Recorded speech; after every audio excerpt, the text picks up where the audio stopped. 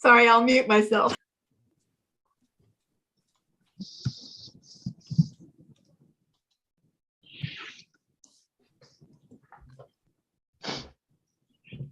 Senator Rafferty, we are live. Good morning, folks, and welcome to the 130th Maine State Legislature. My name is Joe Rafferty, and I'm the Senate Chair of the Committee on Education and Cultural Affairs. This morning, we have 4 public hearings on 4 different bills coming before us. We want to welcome you and thank you for taking part in this morning's session. Please keep in mind we are in a Zoom format, and those of you that are in the audience are waiting to testify. There will be a time when our committee clerk, Eli Murphy, brings you in, and as you make that transition, it may seem like you're a little bit lost in space there, but he'll get you through. So in any case, our only request in terms of committee members is that we are all guests in one another's home, and we keep that in mind in terms of respect and our thoughts and actions. With that said, I'm going to call upon my fellow committee members to give them an opportunity to introduce themselves, starting off with Representative Brennan. Thank you, Senator Rafferty. Good morning. My name is Michael Brennan. I represent District 36, which is part of Portland. Thank you, sir. And Senator Woodson. Thank you. Dave Woodson, District 33, State Senate, York County. Thank you. And Representative Dodge. Thank you, Mr. Chair. Good morning, everyone. I'm Jan Dodge. I represent House District 97, Belfast, Northport, and Waldo. Good morning. Morning. Thank you. Representative Lyman. Good morning, Sheila Lyman, District 74, J. Livermore Falls, and part of Livermore. Thank you. Thank you. Representative McCray. Yes, good morning, folks. Sorry about there being no video, which is probably all right. But I did even comb my hair. So anyway, I'm on the road. This is all new to me doing this myself, and I was hoping to do the whole thing with the video. I'm not able to. But anyway, I am David McCray. From Fort Fairfield, heading south to make sure I'm there for tomorrow's session. Good morning. Thank you. Thank you. Representative Roach. Morning, everyone. Sunny day here in Wells, so it's a nice day. Tim Roach, District 7, Wells. Thank you. Representative Salisbury. Good morning. My name is Sue Salisbury, and I represent House District 35, which is part of Westbrook. Thank you. Representative Stearns. Good morning. My name is Paul Stearns. Excuse me. A little frog in the throat this morning. I represent House District 119, which consists of 12 towns in Piscataquis County. Thank you. And Representative Crockett. Yeah, good morning, everyone. Ed Crockett, District 43, which is part of Portland and part of Felton. Thank you very much. Folks, just to give you a heads up, it is not uncommon that committee members, those present, may have to leave to testify at another hearing, or those that aren't here may join us at any time, as again, legislatures are trying to juggle a lot in this Zoom format, and we'll doing the best we can. This morning's public hearings, as mentioned earlier, I think were 1632, 1777, 1924, and 1789. So the first public hearing is going to be LD 1632, which is an act to update the laws regarding the Maine Educational Center for the Deaf and Hard of Hearing and the Governor Baxter School for the Deaf. Prior to the start of that hearing, I'm going to give Representative Sampson an opportunity to say hello. Can you hear me? Yes. Okay, I was trying to find my buttons. Good morning. I'm Representative Heidi Sampson, representing House District 21. That's Alfred, Limerick, Shapley, Newfield, and Parsonsfield. Good morning. Good morning, and thank you. Folks, so first up Speaking to LD, I'm sorry. I need to introduce our committee clerk and our analyst because they are big help to our committee and I don't want to overlook them. Eli Murphy is our committee clerk. Eli will assist you. Those testifying, he'll be the person getting you in and out and of committee, as well as our analyst, Hillary Risler. Hillary helps us day to day and she does a lot of research, homework, and keeps us on task. So thank you both for doing that. Back to the hearing itself. So the public hearing is now open for 1632. And first up, Eli, of course, my other one shuts down.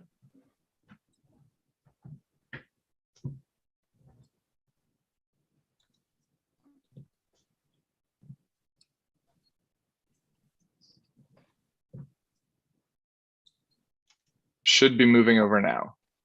Thank you very much. And is that Teresa Pierce? Good Can you hear morning. me? Yes, we can. Thank you. Are you, it's great to see everyone on the Education Committee. Are you ready for me to submit my testimony? We are. You have the floor. Great. Well, thank you so much. Chair Rafferty and Chair Brennan and esteemed members of the Education and Cultural Affairs Committee. I'm Representative Teresa Pierce, serving House District 44, which is the majority of Falmouth. It's a delight to be back in my former committee. I spent 2 terms on education, and if I'd been there in person, I would have definitely shown up with some local cookies as a tribute. I look forward to getting back to those moments in our legislative time, but so I guess I owe you one, I would say. Thank you for the opportunity to present LD 1632, the act to update the laws regarding the Maine Educational Center for the Deaf and Hard of Hearing and the Governor Baxter School for the Deaf.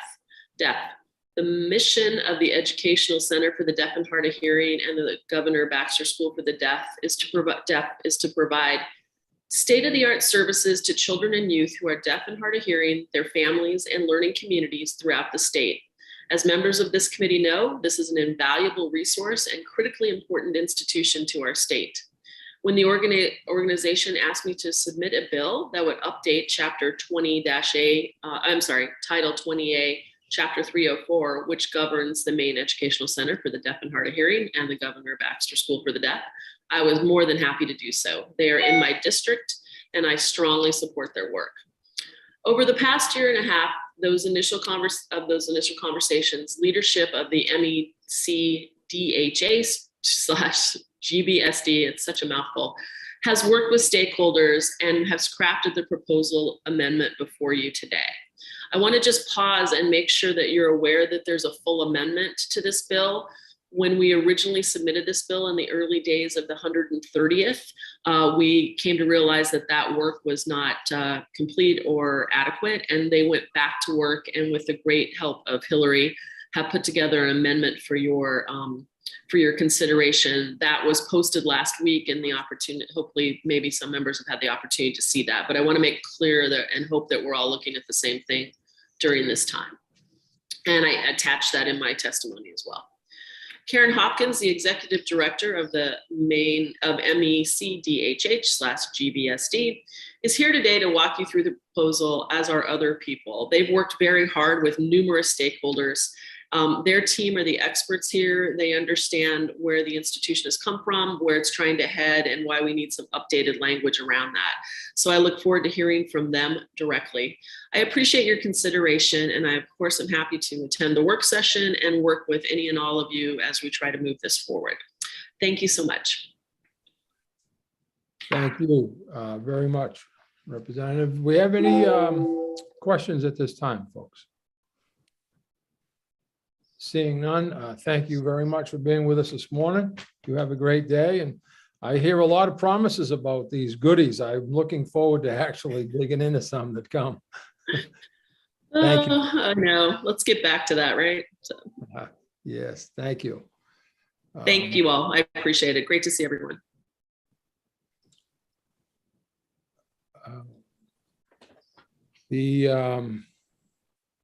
I only have an alphabetical order, Eli. I don't know if you have a preferred testimony list there or not? Senator Rafferty, I believe that Karen Hopkins from the Maine Educational Center for the Deaf and Hard of Hearing is probably the one you'd want to start with today. Thank you very much. I appreciate that, Hillary. Good morning, Ms. Hopkins. Ms. Hopkins, in the attendees list, I see two with the same name. Could the correct one, please raise your hand? Thank you.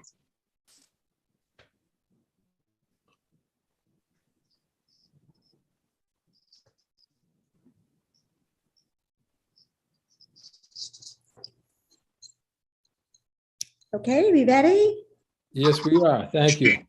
Okay, thank you very much. Good morning, Senator Rafferty, Representative Brennan, and esteemed members of the Education and Cultural Affairs Committee. It's so nice to see you all again. And a special thank you to Representative Teresa Peirce for sponsoring this bill on our behalf. She's been a great cheerleader for us and a great partner. My name is Karen Hopkins, and I am the very proud Executive Director of the Maine Educational Center for the Deaf and Hard of Hearing and the Governor Baxter School for the Deaf. I'm speaking to you today on behalf of the 922 deaf and hard of hearing infants, toddlers, and school-age children that live throughout our beautiful state. I've had the honor of working with deaf and hard of hearing children and their families in Maine for over 25 years. We've seen many, many changes in our organization and watched it evolve from a school on Mackworth Island to a statewide educational agency serving children in every corner of Maine from birth to age 22. While we've made changes based on feedback from the Maine Department of Education, school districts, the deaf community, and most importantly, the families of deaf and hard of hearing children, the current law that governs our work does not reflect the changes we have made and the work we know we need to do. Over the past year, we have held stakeholder meetings and collected feedback from families and professionals throughout our state. The changes proposed in this legislation are the voice of your constituents and are needed to appropriately meet the needs of deaf and hard of hearing children statewide. I would like to highlight some of the important additions and revisions of this legislation. In addition to continuing to provide all the services in the current Chapter 304, LD 1632 adds early intervention services for deaf and hard of hearing children, gives the district where the student resides responsibility for FAPE, including placement decisions with the child's IEP team, clarifies service delivery responsibility of MECDHH and the school districts, clarifies financial responsibility of MECDHH and the school district, ensures MECDHH providers are official IFSP, IEP, and 504 team members, bringing deaf education expertise to every child in our state. It adds additional services that offer specialization based on the family's choice of language, adds coordination of hearing assistive technology and interpreting services statewide for children in schools, allows the expansion of services such as social emotional programming, outreach services, and additional site-based programs throughout the state where we currently only have 2. I am incredibly proud of our work and the support we give children, families, educators, and professionals statewide. We recently completed a year-long process of developing a new strategic plan, which will guide our work over the next 3 years. The need for this revision is evident, and the family stories you will hear today of your Maine constituents are authentic. We can make a real difference for children that are deaf or hard of hearing by passing this legislation. I will look forward to working with you in the work session and taking all the feedback that we get today and making this a bill that can work for children throughout the state of Maine that are deaf or hard of hearing. I look forward to your feedback, your collaboration, and I thank you for your consideration. Thank you very much. Folks, do we have any questions at this time of Ms. Hopkins? Seeing none, Ms. Hopkins, thank you very much for your testimony. We appreciate you being with us this morning, and have a great day. Next up, Eli, can we go to Catherine Lushman and then Laura Peterson and Steve Bailey in that order?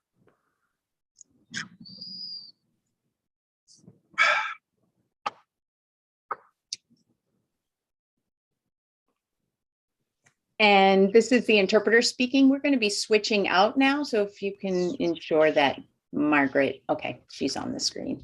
Perfect. Thank you.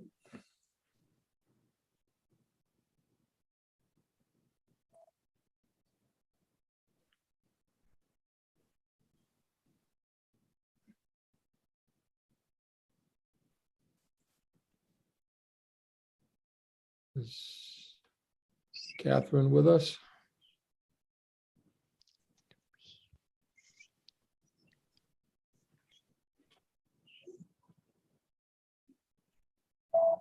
I've sent the invitations. It looks like a couple have joined the meeting, but neither of their videos are on.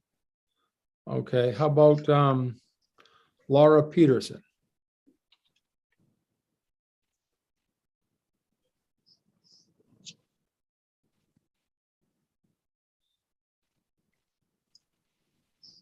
Yes. Thank you, Eli. Good morning.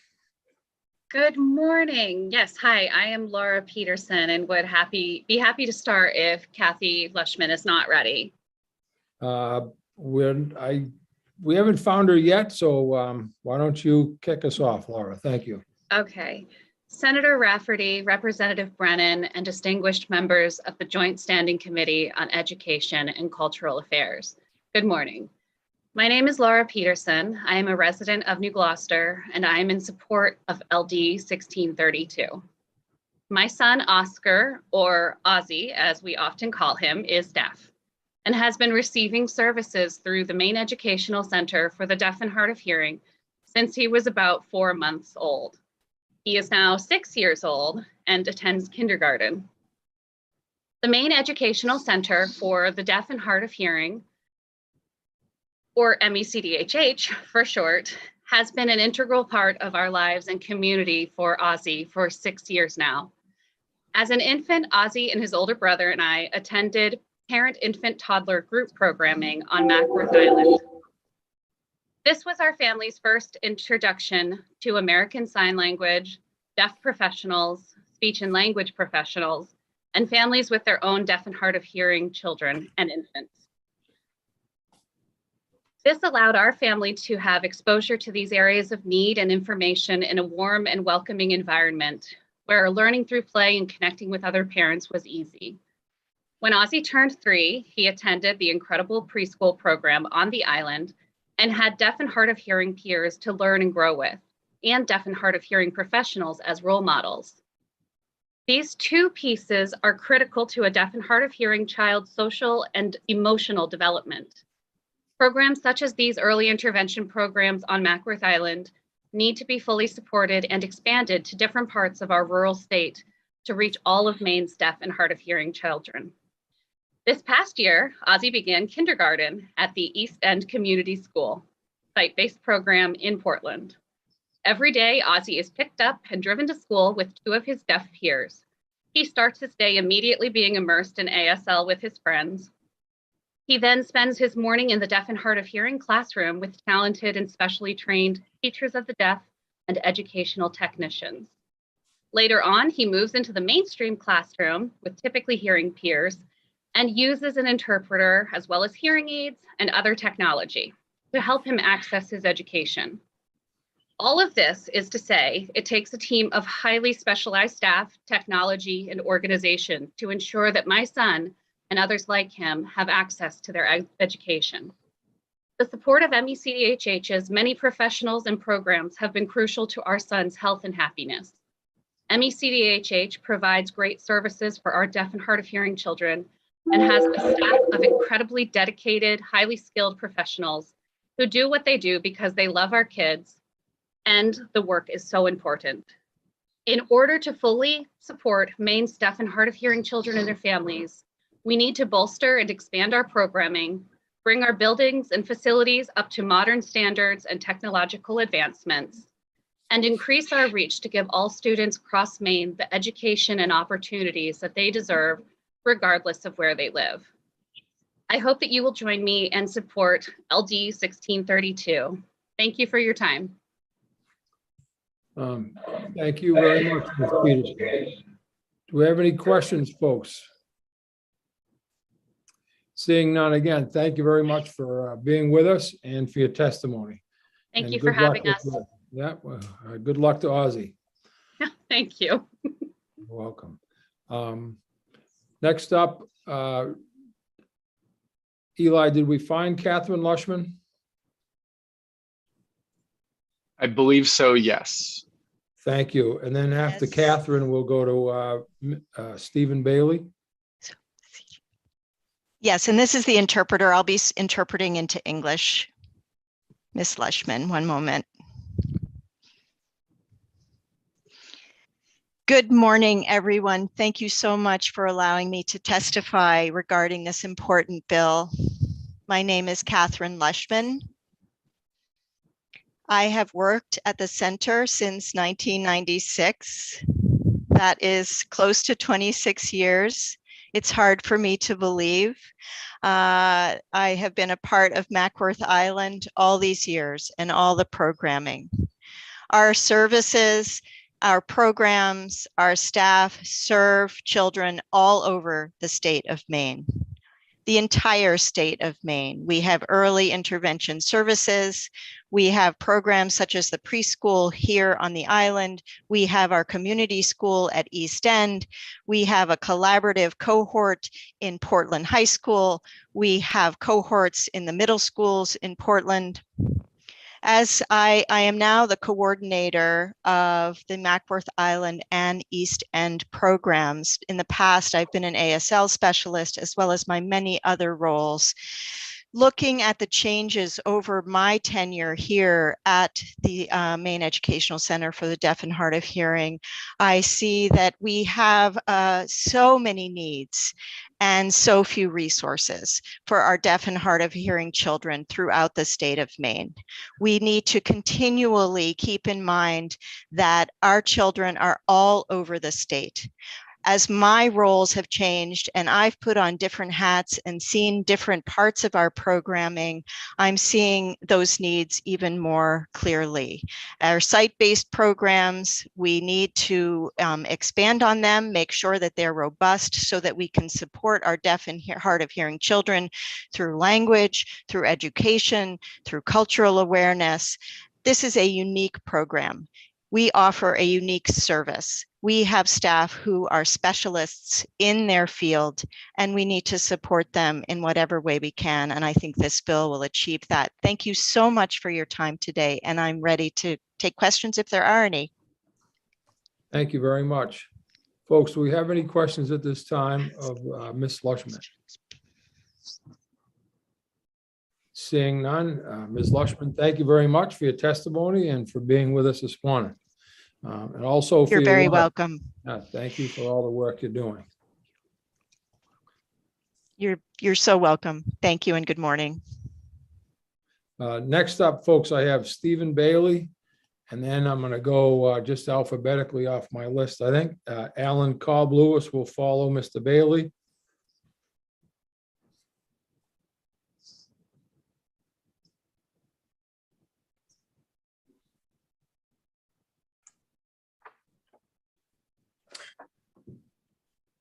Good morning, Senator Rafferty and Representative Brennan and members of the Education and Cultural Affairs Committee. I am Steve Bailey, Executive Director of the Maine School Boards Association, testifying on behalf of the Legislative Committee of the Maine School Boards Association in support of LD 1632. And yes, I am testifying with regard to the amendment that was referenced by Representative Peirce. Our understanding is this bill essentially reorganizes the programs for the deaf and hard of hearing to best serve students and families. It replaces the center school and satellite programs with a preschool program based on Mackworth Island, where tuition will be free, and two site-based programs, one each in the Brewer and Portland school districts. This essentially provides programs for both ends of the state. We appreciate that under this bill, school districts will get credit in their head count for state funding purposes for the students they send to the Brewer and Portland sites. The bill also better defines services that will be provided at the site-based programs and clearly defines funding responsibility that is essentially shared between the legislature and the school administrative units. Finally, the bill requires the Governor Baxter School to do statewide outreach to help identify those students who could benefit from the program. outreach, which we believe will help assure more students are getting the services they need. We're glad to take any questions, and we'd be available for the work session as well. Thank you, sir. Any questions at this time of Mr. Bailey, folks? Seeing none, sir, thank you very much again for being with us. Have a good day. Thank you. You as well. Next up, I have Alan Cobo Lewis, and Alan will be followed by Angela Moore.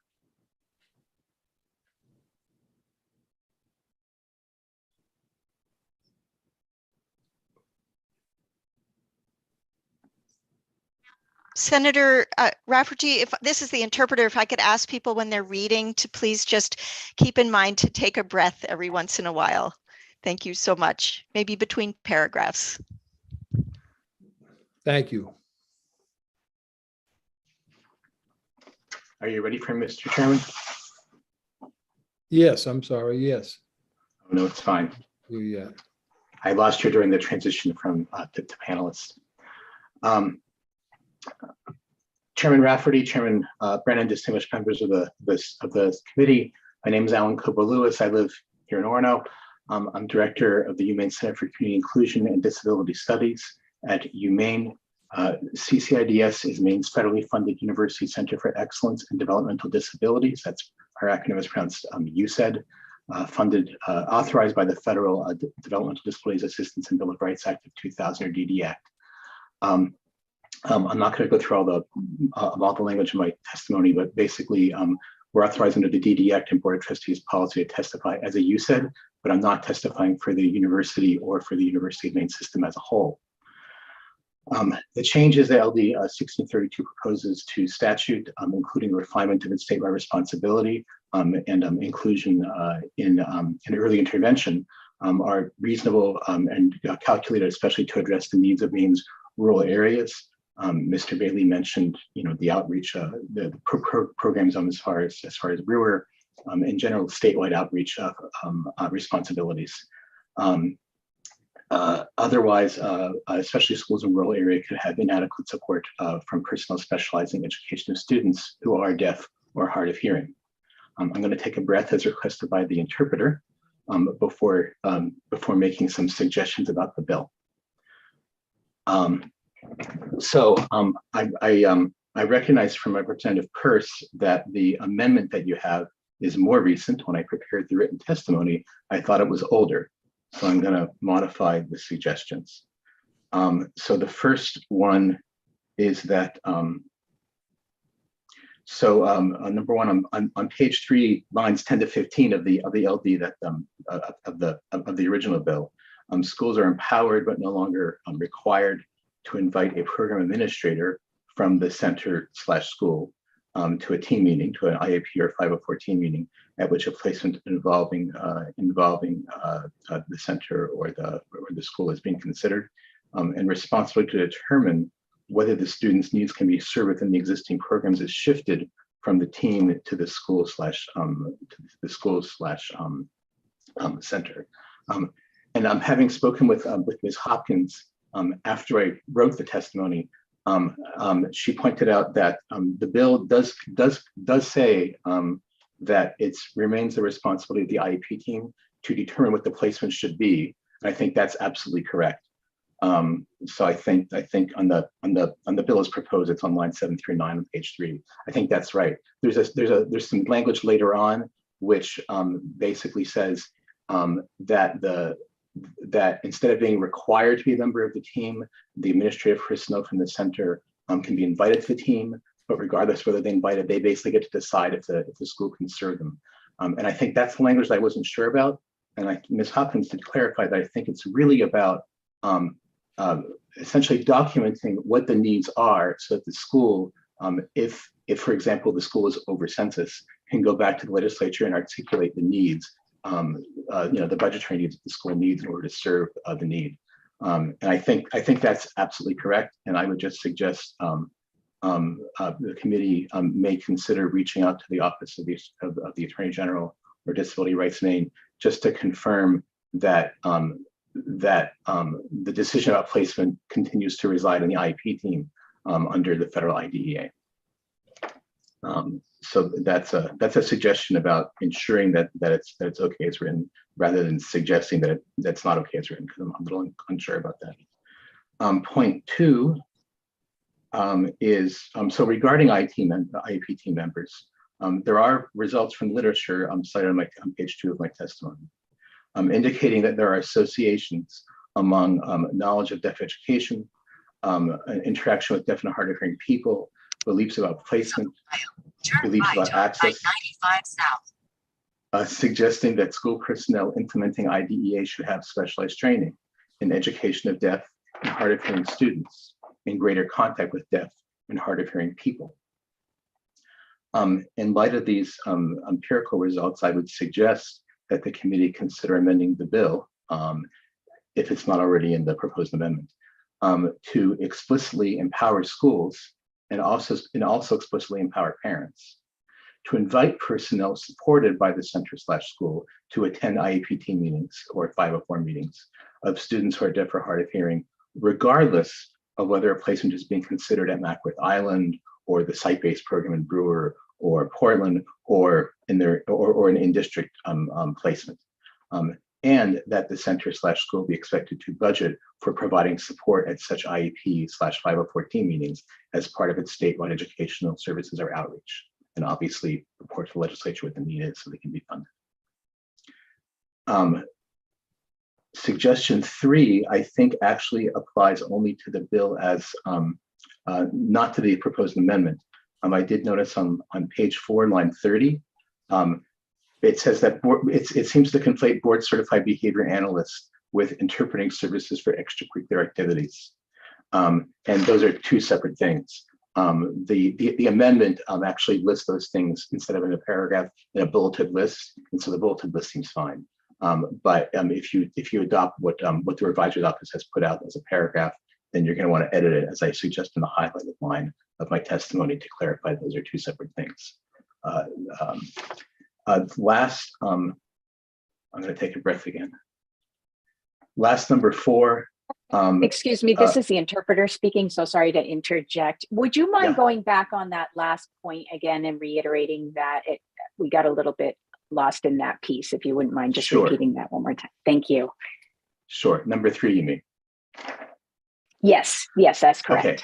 So on number 3, on page 4, line 30 of the bill says a board certified behavior analyst for interpreting services for extracurricular activities. And board certified behavior analysts aren't interpreters, they're different things.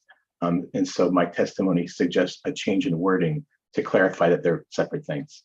The change of wording is a board certified behavior analyst, comma, and interpreting services for extracurricular activities. So those would be two different things that would be the responsibility, I think, of the school district to fund rather than the center to fund.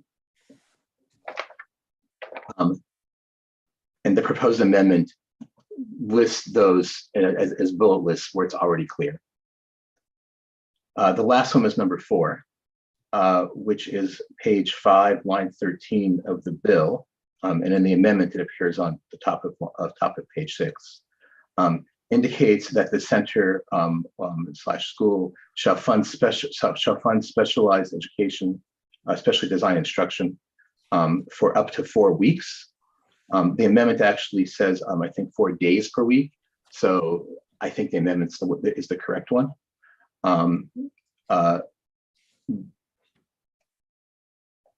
And I would just note that I think this is about assigning what entity is responsible for funding up to that level. That wouldn't, under IDEA, the school can't unilaterally decide that's what a child's eligible for. If a child needs more than that to receive FAPE, then they should get more than that. And I think the intention is that anything that's above the 4 hours per week or the 4 weeks, if it's the bill as posted, would be basically funded by the school, not funded by the center. And so I would just suggest that the committee consider putting in a language explicitly noting that the funding limitations by the school does not cap the amount of service available. It simply assigns who's responsible for what part of the services financially. And having gone rather into the weeds with some suggestions, I would just want to reiterate that it's a good bill. And I can answer any questions you might have. Sure. Thank you very much. We appreciate your testimony as well as your suggestions. And are there any questions, folks, at this time for Mr. Cobo-Lewis? Thank you, sir, for being with us. And again, for your continued work at the university. Have a good day. All is well. Next up is Angela Moore and then Claire Jeffers, please. Senator, I do not see Angela Moore in the attendees list, so we can move to Claire Jeffers now. Thank you very much. Good morning. Good morning. Thank you for having me, committee and representatives here this morning. My name is Claire Jeffers. I live in Portland. My son Milo was born on Christmas Day 2019, and within 24 hours, we learned that there was a chance that he was deaf. 7 weeks later, after he referred multiple times on newborn hearing screenings, his first audiologist test confirmed that he is profoundly deaf. Just weeks into our journey as new parents, this news sent us reeling. Our son was the first profoundly deaf person either of us had ever met. For these early appointments, it's standard to have a follow-up appointment with the same audiologist just a few weeks later, just to confirm the results. This follow-up appointment for Milo happened to be on March 11th, 2020. And the 3-hour appointment ended around 12:30 p.m., once again confirming that he is profoundly deaf and does not have access to any spoken language or to much sound at all. Our newborn lived in the beautiful world of total silence. I'll never forget that as we were packing our things and leaving the audiologist testing booth, my phone pinged with an alert from the New York Times. The World Health Organization had just declared a global pandemic. And if you Google March 11th, 2020, it's now known as the day that changed everything. For my family, this could not be more true. I'm speaking today in overwhelming support of LD 1632 on behalf of not only my family, but many other families in the state of Maine who are here now, who have been here before me, and for the families who are sure to be here after me. This bill is so important, and the time to make changes to access for deaf and hard of hearing families is now, not later. MECDHH has been there for us from the moment we found out Milo is deaf. Thankfully, our pediatrician had already connected us with Child Development Services, who connected us with MECDHH. And within roughly a week of receiving this news that our son is deaf, we already had met with multiple early intervention specialists from CDS and MECDHH, including the early interventionist who turned out to be our main contact for the last 2 years. We meet with her every week along with Melinda Myers, our deaf family mentor. And this is what MECDHH has allowed us to do. Immediately bring language into Milo's life before we decided on any technology. Provided all the support we needed to move through our own process and evaluate and move forward with cochlear implants for him. This support has connected us with other families throughout Maine who also have children who are deaf or hard of hearing. MECDHH has grounded us and gave us a mooring in what first felt like turbulent, unstable waters when we were still learning and adapting to this news, and all while the world was turned upside down by COVID. We met our early intervention specialist, who is also our speech language pathologist, just twice in person before COVID. It would be another nearly 1.5 years before we saw her again in person.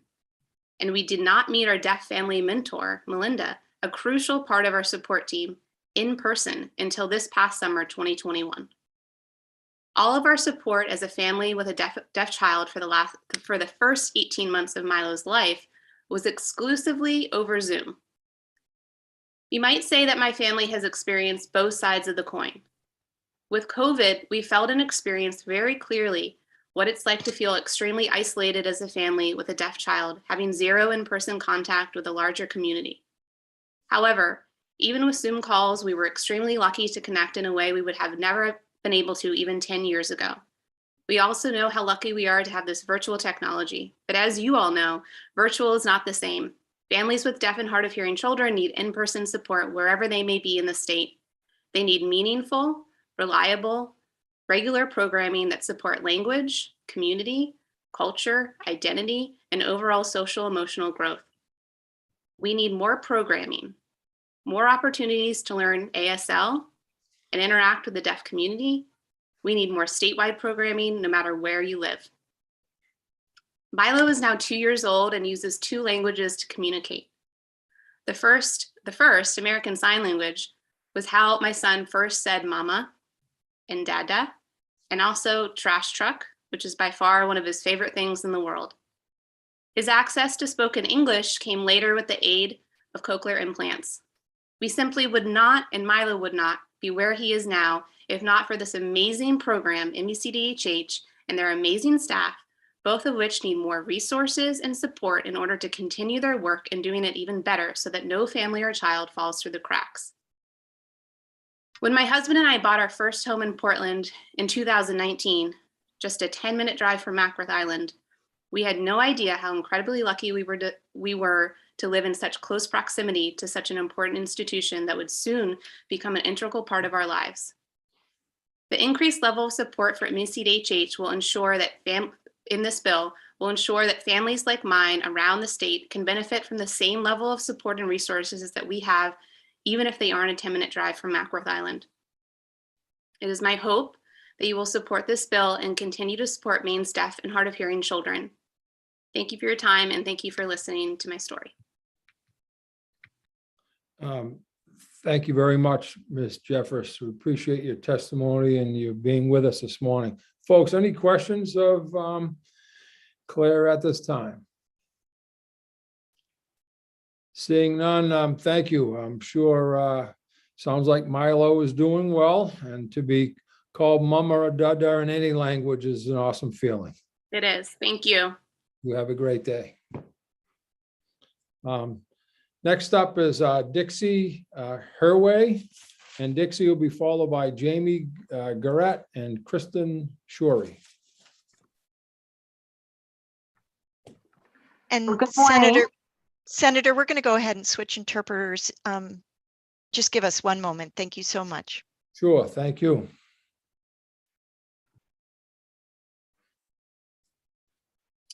Thank you, Senator. We're all set. Okay, thank you.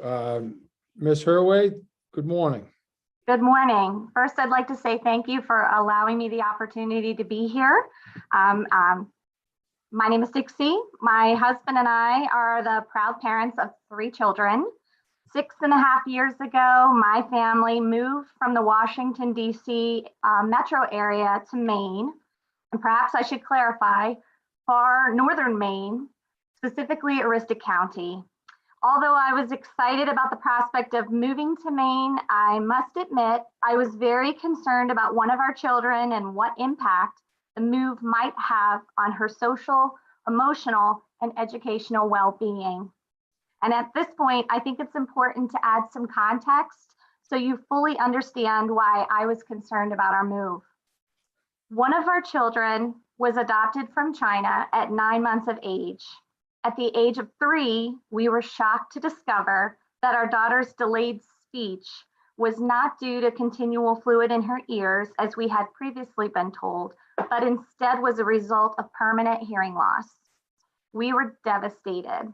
Our family was told at that time that her primary language would be American Sign Language due to the length of time she'd been without access to sound and her level of hearing loss. We were immediately enrolled in family ASL classes, and our daughter began receiving services through the state. Despite the therapies and the classes, our daughter expressed no interest in communicating through sign language. Our local school district insisted that she be placed in a self-contained special education classroom with other deaf and hard of hearing children. Ultimately, my husband and I opted to remove her from public education and send her to private auditory oral schools in Pennsylvania and Washington, D.C. During that time, our daughter was aided initially with hearing aids and later with 2 cochlear implants. I'm happy to share that she flourished in the auditory oral schools, and the little girl we were told would not speak, she doesn't stop speaking. Eventually, we were able to move her from private schools for the deaf and hard of hearing to our local public school in Loudoun County, Virginia. She remained mainstreamed in Loudoun County schools with deaf and hard of hearing support services until we relocated to Maine. As you can imagine, we were concerned about the move and the transition for our deaf daughter. Would a rural Maine school district be able to meet the needs of our daughter? What type of services would be available to a family living so remotely? Is this move in the best interest of our deaf daughter? Fast forward 6.5 years. Our daughter has thrived, both in Maine schools and outside of school, as a direct result of the incredible support services provided to her through the Maine Educational Center for the Deaf and Hard of Hearing. She has entered and won multiple titles in state and local pageants, and we are particularly proud of this accomplishment because a large percentage of the scores participants earn in Maine pageants is a direct result of in-person interviews and public speaking. Our daughter has also excelled at sports such as cheerleading, even making the high school varsity cheerleading squad as a freshman this year. And this weekend, we are proudly going to be supporting her at the Maine State Varsity Cheerleading Competition after her squad qualified for states. Besides socially and emotionally, our daughter has also excelled academically as a direct result of the support services she has received through the Maine Educational Center for the Deaf and Hard of Hearing. This year, our fully mainstreamed daughter successfully transitioned to high school. And for the first couple of marking periods this academic year, she's been on the honor roll. She even decided to try singing in the chorus. How incredible is that? I am here today to express my strong support for LD 1632. This legislation is critically important to make sure families like mine receive the support and services they need regardless of where they live in the state of Maine. Without teachers of the deaf and speech and language pathologists specializing in working with the deaf and hard of hearing, my daughter would not be where she is today. MECDHH has worked in partnership with our local school district to provide teachers of the deaf, provide consultation services to the district, administered specialized testing to help ensure her academic strengths, weaknesses, and needs are identified, and has even sent representatives to IEP meetings to support her educational plan development. It is my hope that you will support this bill, as well as continue to support the deaf and hard of hearing children and families in Maine. I appreciate your time today. And again, thank you for your consideration in this important legislation. Thank you very much, Ms. Hurway. Any questions at this time, folks? Seeing none, it does sound like your daughter is thriving. So glad things have worked out, and glad that you were able to stay in Maine. Thank you. We love it. Wonderful place. Next up is Jamie Garrett. Jamie will be followed by Kristen Shorey. Hi, good morning. Thank you for the opportunity to speak. My story is very similar to the other moms that you've heard of. Definitely very similar to Milo's and similar to Dixie's. As I mentioned, thank you. And my name is Jamie Jarrett. I also live in Presque Isle. So good morning to David. Thank you for representing the county this morning while you travel. Our daughter, Bobby, was born 15 years ago in Presque Isle with bilateral microtia with atresia. So similar to what you just heard, was as foreign as it sounded to us when they handed her to us. We were handed a baby that told by many of the medical providers here hadn't seen a child like this before, and weren't really sure what we were going to do. The first provider we met with handed us a DVD series on sign language and told us she would never hear or talk, and basically wished us the best of luck. If that were the end of our story, it would be very different to what it looks like today. When you live in the county, you kind of come to terms that things could be lonely and difficult to navigate. But thanks to supports from MECDHH and the Baxter School, we have a very different story. We were able to stay here in Aroostook County and get all of the services that Bobby needed. Bobby is now a 15-year-old freshman on the honor roll and navigating the world through spoken language and a bone-anchored hearing aid. We're here to support today just the need for these type of services statewide, but especially the impact that they make for those kiddos like Milo who don't live just 10 or 15 minutes from the island. The supports we've received from the Baxter School for the Deaf have gone beyond just educationally helping our family. They've provided supports with a teacher for the deaf to educate SAD1 staff. Teachers who may not have had a deaf student in their classroom before are now able to help Bobby meet the needs that she has in the classroom without having to go to a different school. It really isn't that many years ago that parents in the county were packing up their kids and sending them south for the semester at 7 or 8 years of age.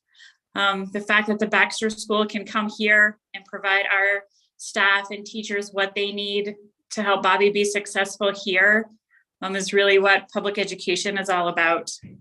Not only educationally, but the Baxter School has provided social opportunities for Bobby that she otherwise would not have had. Bobby has met friends through programs offered statewide. We're thankful that our family is able to travel to these events, but we've also been able to coordinate some here in the county for families who can't make the trip to the island or southern Maine. Just the overall impact the Baxter School and the Maine Educational Center for the Deaf and Hard of Hearing have helped to shape Bobby into the successful honor roll student that she is in Presque Isle. She's a dancer, she's a skater. She certainly has spoken English from the child who we were told would never talk. Having Teachers for the Deaf rate from her first month of age when she got her first hearing aid at 3 months has definitely shaped her into the kiddo that she is today. So as one of the 922 kids Karen referenced, I think it's just important to remember that these kids are more than a number, that kids like Bobby, kids like Dixie's daughter, that's who these services are helping. They're letting us stay here in rural Maine, providing services to coming to our area, and they're just critical. So because of that, I'm here to show my support for LD 1632 to continue to benefit the kiddos in rural Maine and the services that we're able to participate in statewide. Well, thank you very much for your testimony. Folks, do we have any questions at this time? Seeing none, Ms. Garrett, we just, again, thank you for being with us, and good luck to Bobby. It sounds like she's doing remarkably well. Good for her. Thank you.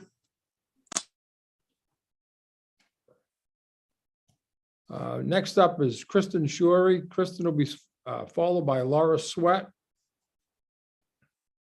Good morning. Good morning, Senator Rafferty, Representative Brennan, and distinguished members of the Education Committee. My name is Kristen Shorey, and I actually live in Penobscot County. I'm a special educator and a teacher of the deaf for the Maine Educational Center for the Deaf and Hard of Hearing, providing educational outreach services to families and children birth to 22 across our rural state, many of whom you will hear from today. I work with and have over the years. I speak before you today in support of LD 1632. As someone who has worked for MECDHH for 15 years, the proposed amendments to Chapter 304 bring clarity to roles, definitions of terminology, and how we can support the deaf and hard of hearing children and their families of Maine, while building capacity of the educators who support them on a daily basis. My specialty and role at MECDHH is to focus on the deaf and hard of hearing children with co-occurring diagnoses such as Down syndrome, Charge syndrome, Usher's syndrome, hemifacial microsomia, and autism, who also need their special education teams to understand language access to the general ed curriculum, and addressing the social emotional needs of these students. Educating these children effectively in our state is challenging and requires a village of specialists. Our organization provides a variety of special education services, from consultation to evaluations, direct services, speech therapy, occupational therapy, American Sign Language, cued speech, as well as support with hearing assistive technology.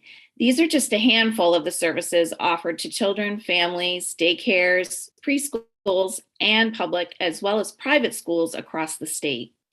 To provide these services, we need your support and the recognition of the funding needed to fulfill our mission. Thank you so much for giving me this opportunity today to share my professional perspective in support of LD 1632. Thank you.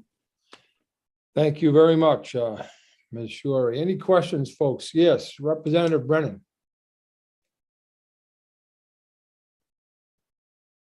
You may be muted, sir.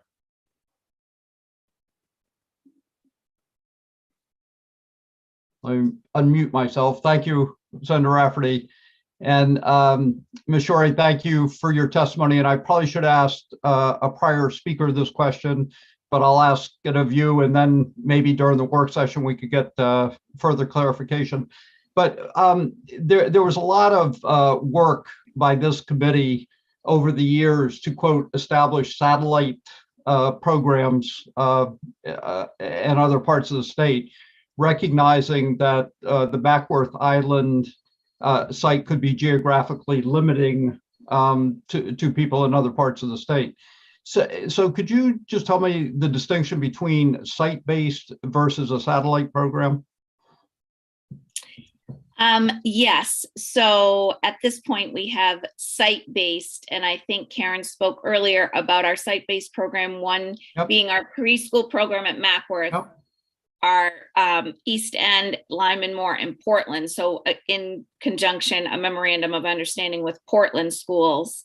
And then also our more recent establishment with the Brewer School Department. And Angela Moore, it would have been the representative or administrative special education director for that program. But we also have staff who are housed within that building and providing services to children who are coming from, I think it's up to, at this point right now, up to 30 miles from that program, and able to then access that as a satellite or a site-based program.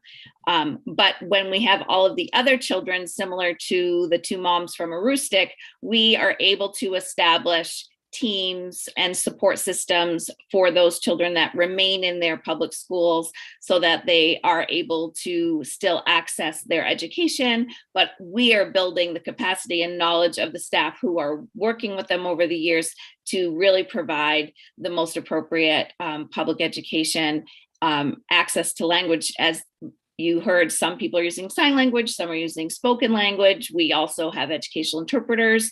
So I feel, as someone who lives in Penobscot County and has worked for MECDHH, and I felt like the people kind of north of Augusta, we are much more creative in figuring out how to make our resources spread in this area. And also with travel, I think that COVID has taught us about a lot of distance technology that we can use to support these teams as well on an ongoing basis. But we would hope that in the future we could have more programs like the Brewer program and Portland. Maybe in Western Maine, we do have, a chunk of children. I always say to people, they say, wow, you travel a lot for your job. And I said, well, I really can't choose where the deaf and hard of hearing children live. Their parents are all over the state and we don't know where they are. But if we can use our resources and combine people in a certain area, I think it's the best way for us. So I think that in this new amendment, we have given that language within there to have this opportunity to expand within our state. Thank you. I appreciate your answer. Thank you. Any additional questions, folks? Seeing none, again, thank you very much for being with us today and for your testimony. It's very helpful. You have a great day. Thank you. You too. Next up, we have Laura. I don't know if it's Sweet, and Laura will be followed by Myatt Zilnair Fairbrother. Hi, can you hear me okay? Yes, thank you. Hi, good morning, Senator Rafferty, Representative Brennan, and members of the committee. My name is Laura Sweet, and I live in Cumberland. I'm speaking in support of LD 1632. I am a parent of a deaf child that received services from MECDHH. I'm here to share our experience and why it's so important that all families with deaf or hard of hearing children receive the support they need, no matter where they live in Maine. Our daughter Jane was born in 2014. She's 7 years old now. Her hearing loss was identified soon after birth because of the Maine Newborn Hearing Program. She received hearing aids and began early intervention services at 3 months old and underwent cochlear implant surgery at Boston Children's Hospital soon after her first birthday. MECDHH has supported our daughter and our entire family from the beginning. We're fortunate to live just 20 minutes away from Mackworth Island, which made it much easier to participate in family events, infant and toddler play groups, special talks by nationally recognized leaders in deaf education, and parent advocacy trainings. Connecting with other families, deaf adults, and professionals was critical, especially in the early months and years as we navigated the complexities of early intervention, communication choices, and language development. These opportunities should be available to all families experiencing the challenges and joys of having a deaf or hard of hearing child across the state, not just those who live within close proximity to Mackworth Island. Our family chose for Jane to receive listening and spoken language speech therapy services from a highly qualified provider called Hear Me Now. We also had MECDHH Teacher of the Deaf and Deaf Mentor home visits as part of Jane's Part C services. Thanks to this early intervention, Jane surpassed her speech and language milestones, so she did not qualify for an IEP or Part B services when she turned 3. MECDHH stepped in and provided a 504 plan for Jane to close the gap until she began school in our local district. Jane attended the Mackworth Island preschool program part-time, along with mainstream preschool programs in our community.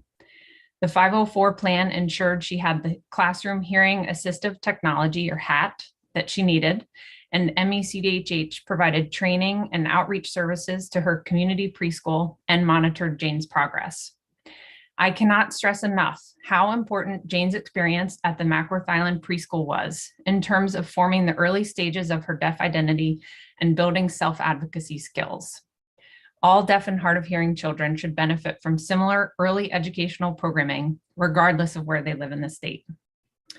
Jane is now thriving as a mainstreamed first grader in our local school district, though she does lament feeling different as the only deaf cochlear implant user in her school. We're very fortunate to have a TOD on staff in our district, but increased connections between MECDHH, public school outreach programming, and our district would greatly benefit staff and students like Jane.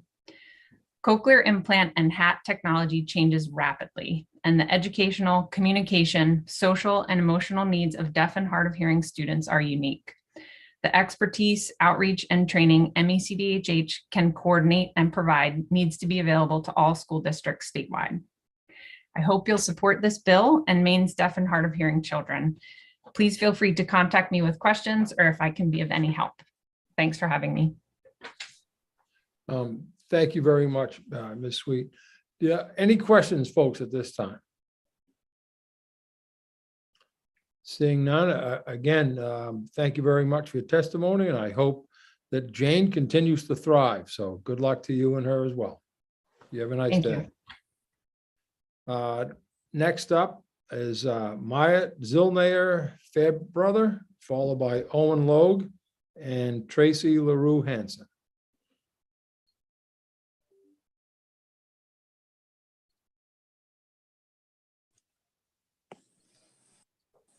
Hi, sorry, can you hear me? Yes, thank you. Good morning. Good morning. My name is Nancy Naeli Fairbrother. I go by Mia. I live in the town, I'm Auburn, and I'm supportive LD 1632. I'm the mother of 2 deaf and hard of hearing children. Bella is my 4-year-old, and Amelia is my 7-month baby. Bella currently attends Mackworth Island Preschool, and my youngest daughter, Amelia, receives early intervention services in home through MECDHH, where they educate us and guide us in regarding the best opportunities for our daughters. And for me, explaining the importance of these programs, it's simple. Without them, my husband and I would have no knowledge of where we are today as parents with children with hearing loss. Many times we get asked how is it that both daughters have hearing loss, especially since it's not in both sides of our family, it's just genetics, and it's a whole new world for us. Sorry. We're afraid of what was going to come about them being deaf and the unknown and how their future was going to look. But from the help from MECDHH and a teacher of the deaf, they helped us and educated us and navigate us through our unexpected journey. We learned about all the resources that our oldest daughter could possibly access, from hearing aids to cochlear implants and learning American Sign Language. Our daughter Bella did not benefit from using hearing aids, nor was she a candidate for cochlear implants. So thankfully, with the help of our teacher of the deaf, we were already learning ASL. So we were thankful because of that, because deafness impacts spoken language, but with ASL, she was able to access the visual language from day one. The teacher of the deaf also connected us with a deaf guide by her side, who came in our home and answered questions about how it is to be a deaf adult and what it's like to have a child who's deaf.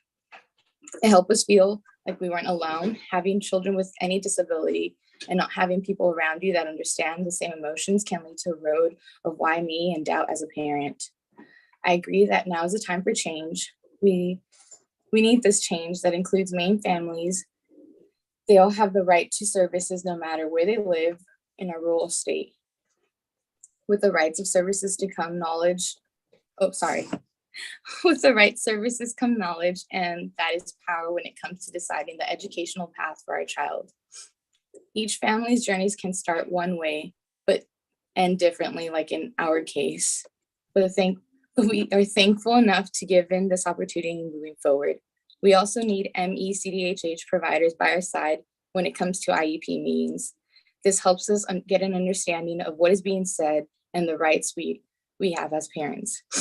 We can also ask for them to guide us and advise us. The changes of Chapter 304 will also help us provide programming in school age programs, social emotional programs, and family activities on Mackworth Island, which is the home of the deaf community in Maine. Families like Maine need the support. We need to help understand deaf culture so we can teach our children.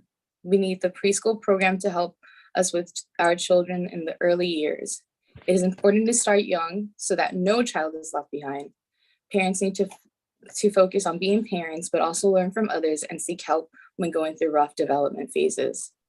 Kids will be kids, but a child with a disability will always need more support. I have learned that it's okay. At the end of the day, with the right support and information, the future of my daughters will just be like any other child. It is my hope that you will support this bill and continue to support Maine's deaf and hard of hearing children. Thank you. These are my 2 little ones.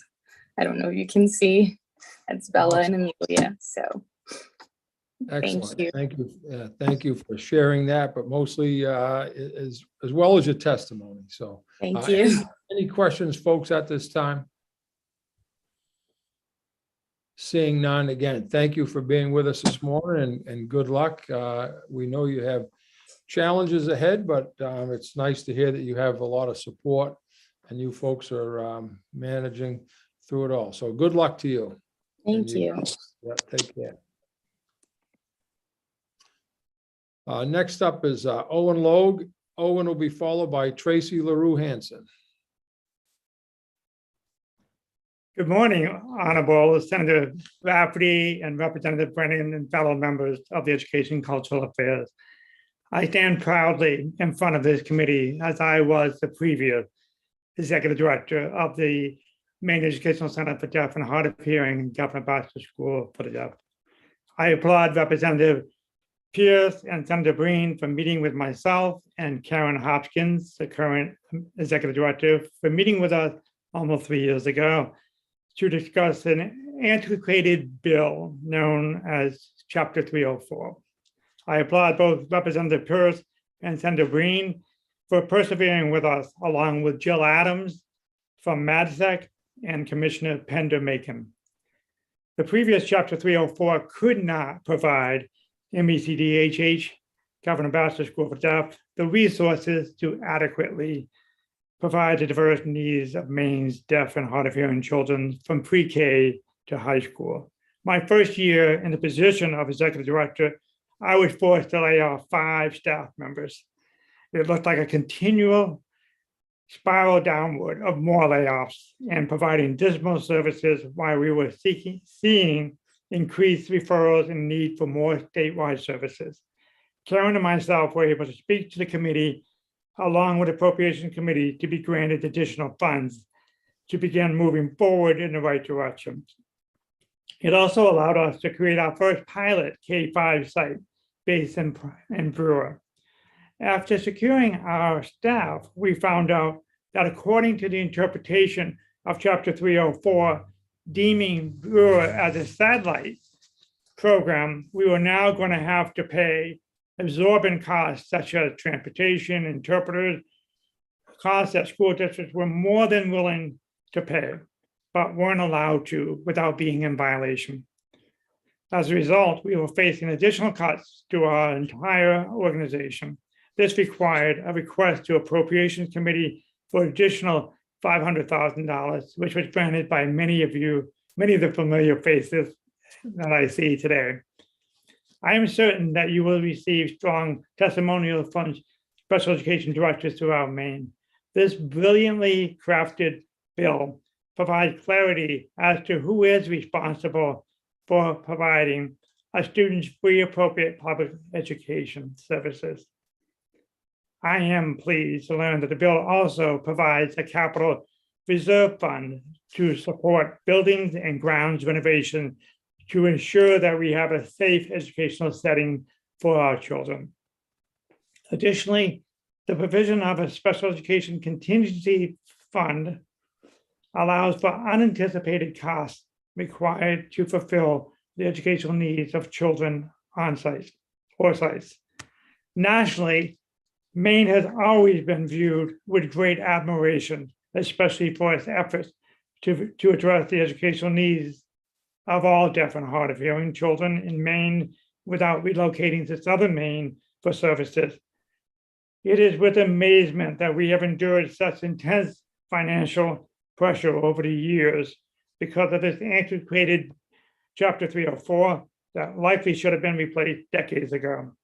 Nonetheless, I am filled with great pride and emotion knowing that we now can have this much needed reset in place to leave no deaf or hard of hearing children and community without the support they need to be successful.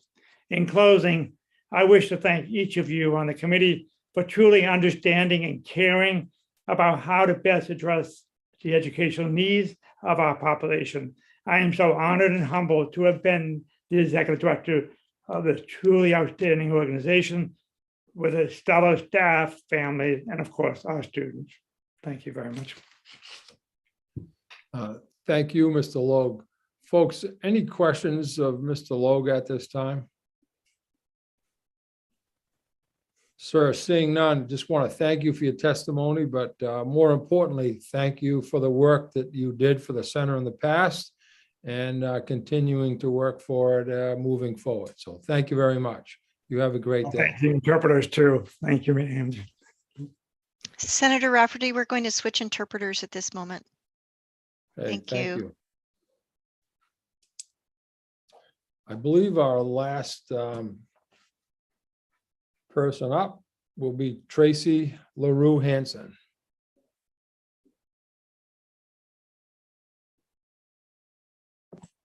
Hello, Good morning. can you hear me?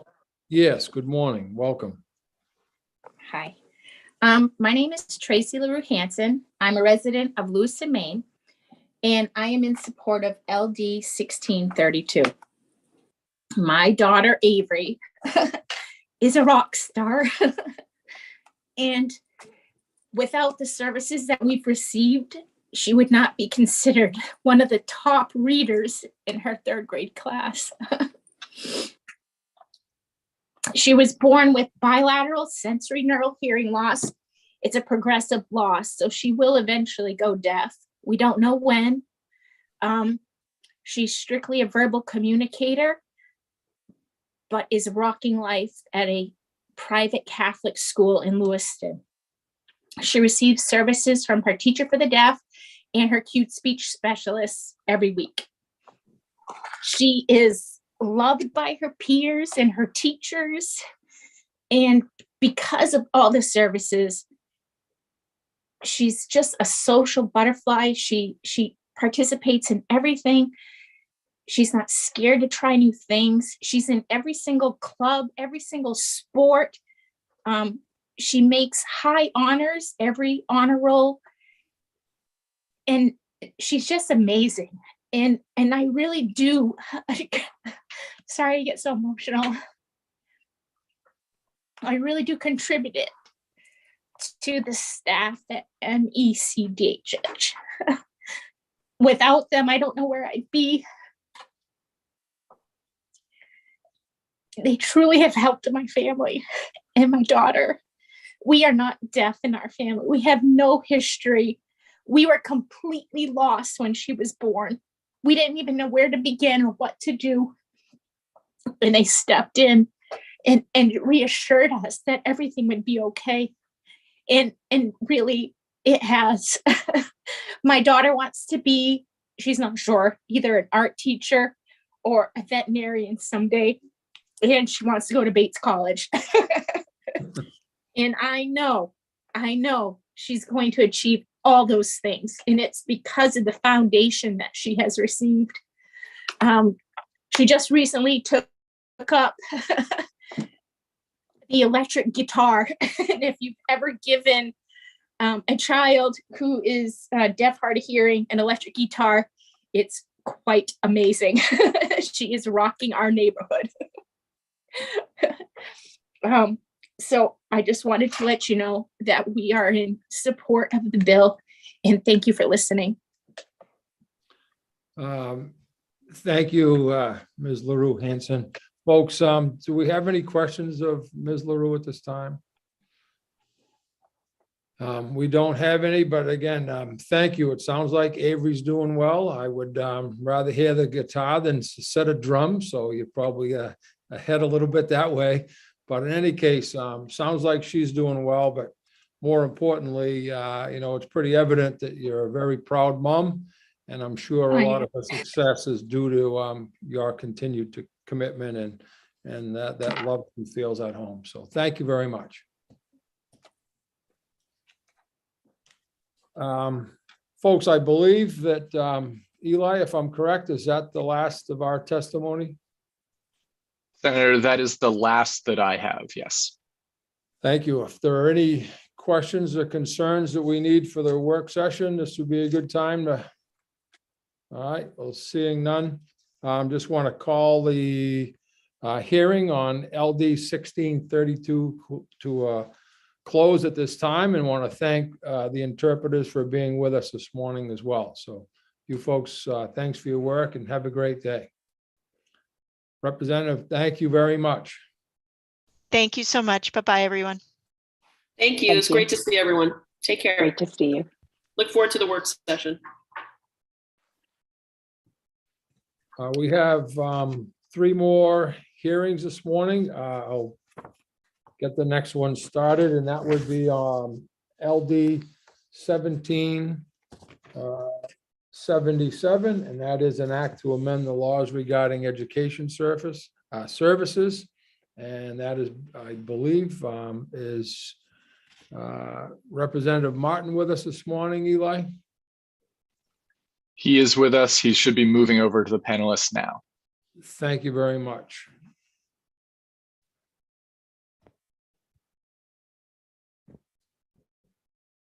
Good morning to the Education Committee, Senator Rafferty and Representative Brennan.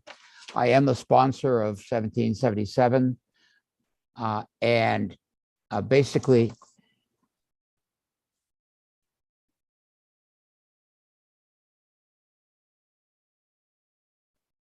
we lost the audio. We back now? Yes. Yeah. Okay. And I represent District 151, which is northwestern Aroostook County. This piece of legislation originates from the original creation a number of years ago of an attempt by the Department of Education to create a new structure, in particular a new school building, in addition to the communities of SAD 27, SAD 33, and Madawaska. And it was a difficult period and has been. And finally, the decision was made to withdraw from attempting to build a new school. The structure still remains and is being used now for services and merged services between the three districts. And it's being very helpful. I don't know what's going on. Can you hear me okay? I believe it was feedback coming through Senator Rafferty's mic when you were speaking, so I've muted him for the time being. Okay. You may continue. Thank you. Let me just, it was an attempt for the three districts to come together and create what would have been a brand new high school and a new educational structure. And the attempt to create the location of the building ended up being a disaster, so to speak. But the communities have stuck together and for administrative purposes, and that continues to this day. But the way in which the original agreement basically would be forever. So some of the board members would like to have an opportunity to be able to review that on a period, and so to see whether or not they want to continue and have an opportunity to vote for it. I believe there are members of the school board who will be speaking following me, who will be able to tell you why it is that should happen. And I know they've been working on trying to work together to find a compromise that all three school districts could come to agree to. And so that's the reason why the bill is before you today. And it is, it really would be, right now there's one superintendent instead of three. And they're moving, a number of services are now being provided with existing structure and personnel to all three school districts. So that's the reason for the legislation. I'll be happy to respond to any questions, but I'm hoping that follow me from the Valley will follow with better answers than I can give you.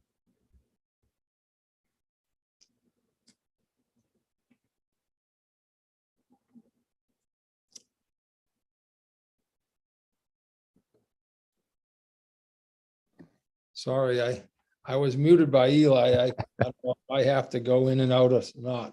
Sorry about that. Any questions at this time, folks? None. Well, thank you very much, Representative Martin. We appreciate you being with us this morning. Thank you for your testimony, and good luck moving forward with this. Eli, I only see actually two names in terms of testifying. It sounded like Representative was referring to potentially others, but I only see Eileen King and John Kaczynski.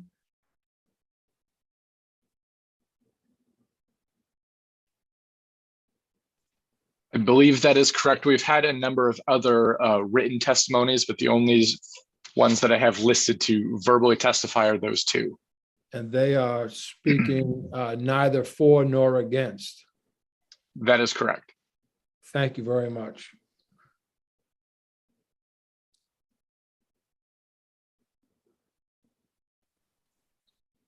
Could I have Eileen King raise your hand in the attendees list, please? Thank you.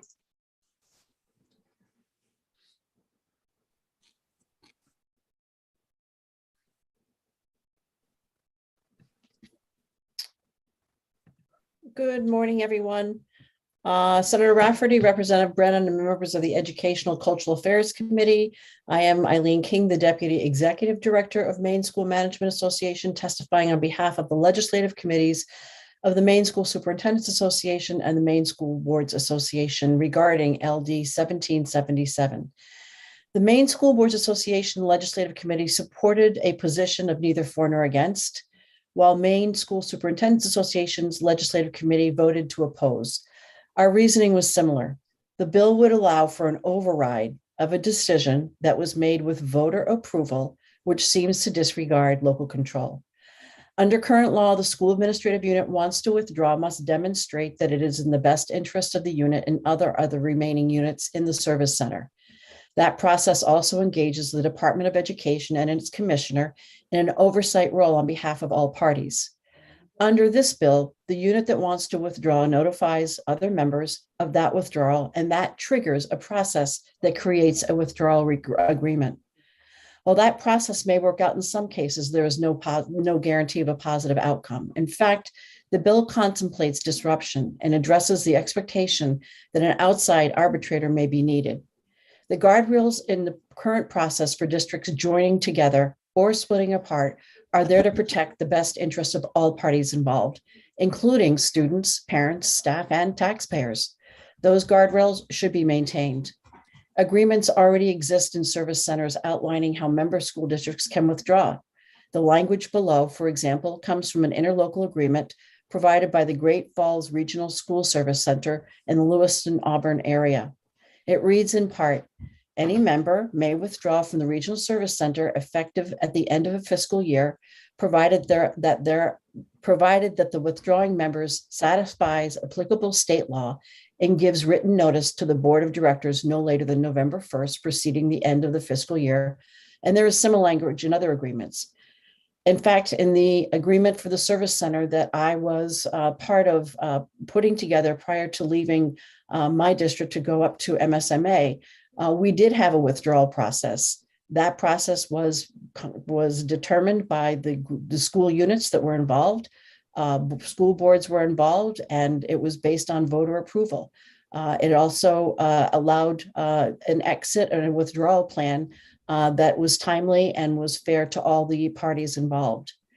We find that more restrictive language that is tied to debt obligations for the service center serving MSAD 27, MSAD 3, and Madawaska, it talks about no withdrawals until June 2043, and we do understand that that is tied to their debt profits.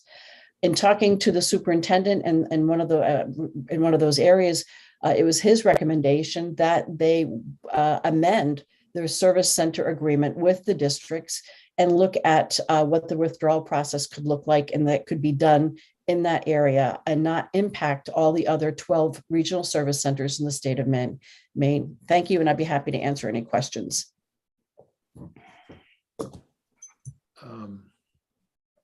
Thank you very much, Ms. King. Representative Brennan.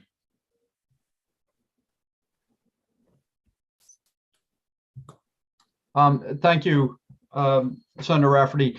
Ms. King, could you amplify a little bit more on the suggestion that potentially this bill would affect across the state each district?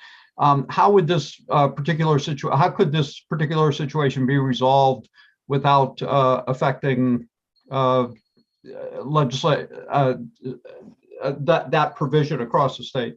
It could be resolved locally. The units could come together, open up their interlocal agreement that pertains to their service center, look at the withdrawal process, make a recommendation on how they could resolve that within their own service center, so that one size fits all is not going to impact the other 12 service centers.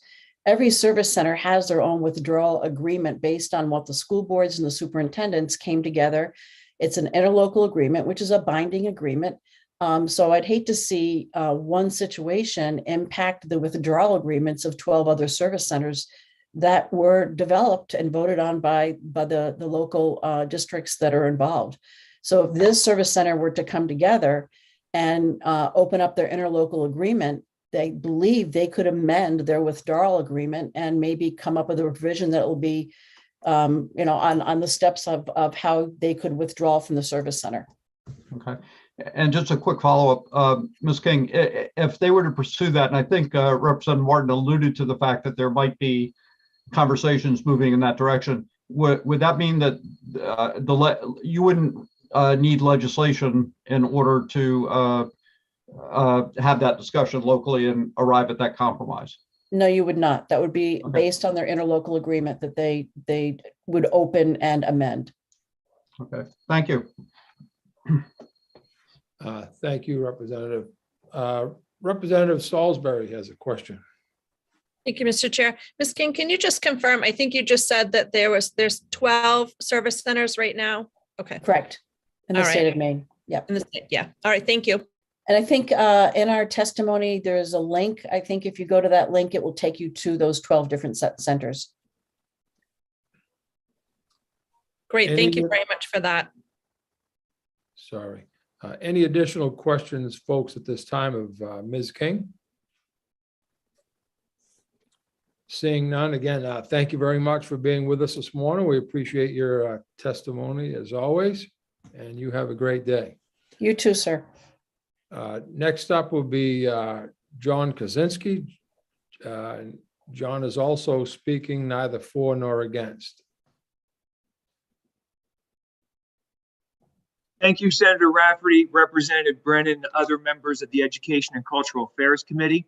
My name is John Kaczynski, and I'm here on behalf of the Maine Education Association to testify neither for nor against LD 1777, although our testimony sort of bends slightly more towards support. We certainly appreciate the intent and understand the concern. The current language in law certainly presents an extreme barrier to any community deciding to withdraw from an education service center. I would point you to the language that is proposed to be repealed, which is Title 20A, Section 3803, Section 13.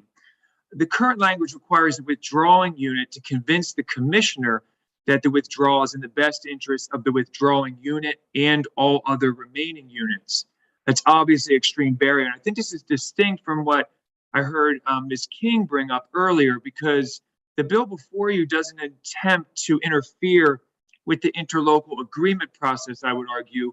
Instead, in looking at this current section of law, I think there's the concern about just the barrier to withdraw for some communities that maybe have second thoughts about the education service center model. But our major concern is about the use of the education service center model in at least one circumstances where services are being consolidated, yet transparency has been lacking. And it's important to note the education service center model was created in state law during the budget deliberations of 2017. These budget negotiations, some of you may remember, led to a 4-day state shutdown. And suffice it to say, the legislative process to arrive at a solution to that stalemate was less than transparent and open. The language creating education service centers was included in that budget. There was no public hearing on the actual proposal that was finally included. Since that time, the legislature has consistently updated the language in law to fix the problems of the enabling legislation, even changing the name of the model. For example, in 2019, the 129th legislature passed a significant bill, LD 1412, to address labor and employment issues along with issues of transparency and oversight. And there, as it was mentioned, there are 12, and there's one in particular, the Southern Maine Administrative Collaborative, which has generated some controversy among educators in the area. It's also often called SMAC. The executive director of SMAC also serves as the superintendent for public schools in Biddeford and Dayton, and now also the superintendent for Saco schools. All of those districts are participating in SMAC. Other partner districts include Madawaska, Caribou, Fort Fairfield, among others. But teachers have raised concerns about the transparency of the operations at SMAC. Over the past year or more, we've seen more services consolidated into SMAC with little or no public debate or scrutiny, and certainly limited consultation with educators in the schools. According to their website, SMAC is providing psychological evaluation services, speech and language, transportation, now professional development opportunities, and there may be great merit in consolidating these services. But we're now regularly seeing positions being transitioned away from local schools into the new SMAC entity as the employer. There are postings online for school psychologists, speech and language therapists, ed techs, and bus drivers, and all posted as employees of the SMAC. But information about these positions is lacking, and this is causing the local concern. In fact, there may be a freedom of access request to better understand, since as of right now, confusion remains. Current law provides the commissioner with oversight of the Education Service Center models, and I included that link in my testimony, but limits oversight to data collection and notification of unsatisfactory performance or compliance. Those are direct quotes from that section of law. But since most, if not all, education service centers are comprised of members of the participating school boards, perhaps it'd be wise to include requirements for the boards of the education service centers to regularly hold public meetings, just like school boards for SAUs. Such a requirement could provide more transparency and perhaps less confusion about the operations of these service centers. Another option may be to include additional language in Title 28, Section 3801.3, and require interlocal agreements to include at least, I say, 6 public meetings per year with regular public notice requirements, so members of the public can better learn the functions and operations of these new structures. We feel compelled to raise these concerns about a specific education center and hope a solution will fit within the purpose of this bill. Thank you for your time and attention. I will do my best to try to answer any questions. Thank you very much, sir. Folks, do we have any questions of Mr. Kaczynski at this time? Seeing none, thank you. Oh, I do have a question from Representative Salisbury, please. Thank you, Mr. Chair. Sorry for the late draw there. Mr. Kaczynski, I'm just wondering, aside from your concerns about that specific service centers, do you have other concerns statewide about this particular bill? No, we don't, Representative. Thank you for your question. As I said in the testimony, I think the proposal makes sense given the current barriers to withdrawal that are in law. As I put in my testimony, I know Ms. King did as well, there are 12 and most of them seem to be functioning well. There might be merit to consolidating the services, and we don't disagree with that. We're just seeing, at least in this one circumstance, where the services are centralized and there's a real concern about that centralization that's taking place. We're seeing school psychologists moved from the Biddeford School into the SMAC. That impacts a lot of things on the employment side for them, but we haven't seen these same issues so far in the other education service centers. All right, and just to follow up, Mr. Chair, I was wondering if maybe for the work session, we can have the superintendent of SMAC come to that session so we can ask questions and hear from him. Thank you. Thank you. Any additional questions or needs for the work session? Seeing none, well, again, thank you, Mr. Kaczynski, for your testimony. We appreciate your help with us today. Thank you both. Mr. Martin as well. You guys have a great day.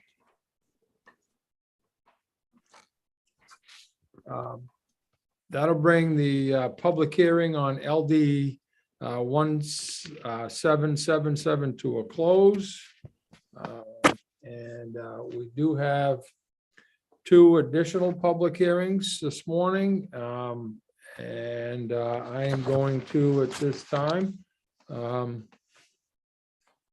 ask that Representative Brennan is going to move in to the chair's seat, and he will do the hearings on LDs 1924 and 1789.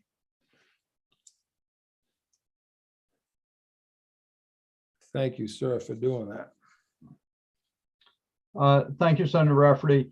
And our intent is to take 1924 next and then 1789, correct? Yes, sir. Okay. So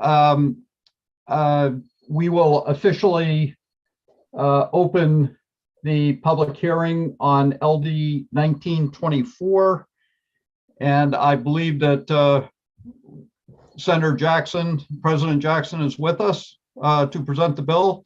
Good morning, and thank you for being with us. And you can proceed. Well, thank you, and good morning to all of you also. Senator Rafferty, Representative Brennan, members of the Joint Standing Committee on Education and Cultural Affairs. My name is Troy Jackson. I have the honor of representing the good people of Northern Aroostook County in Senate District 1 and serving as the President of the Maine Senate. I'm here today to testify in favor of LD 1924, an act to expand access to justice in rural Maine through legal education. All Mainers deserve the same access to justice and legal representation, regardless of where they live. Unfortunately, access to legal representation in rural Maine has reached a breaking point. The reason is twofold. There are simply too few attorneys practicing in rural parts of the state, and many of those practicing in rural Maine are near or past retirement age. This is true not just in Aroostook County, but each of Maine's more rural counties. This leaves our citizens' basic rights unprotected.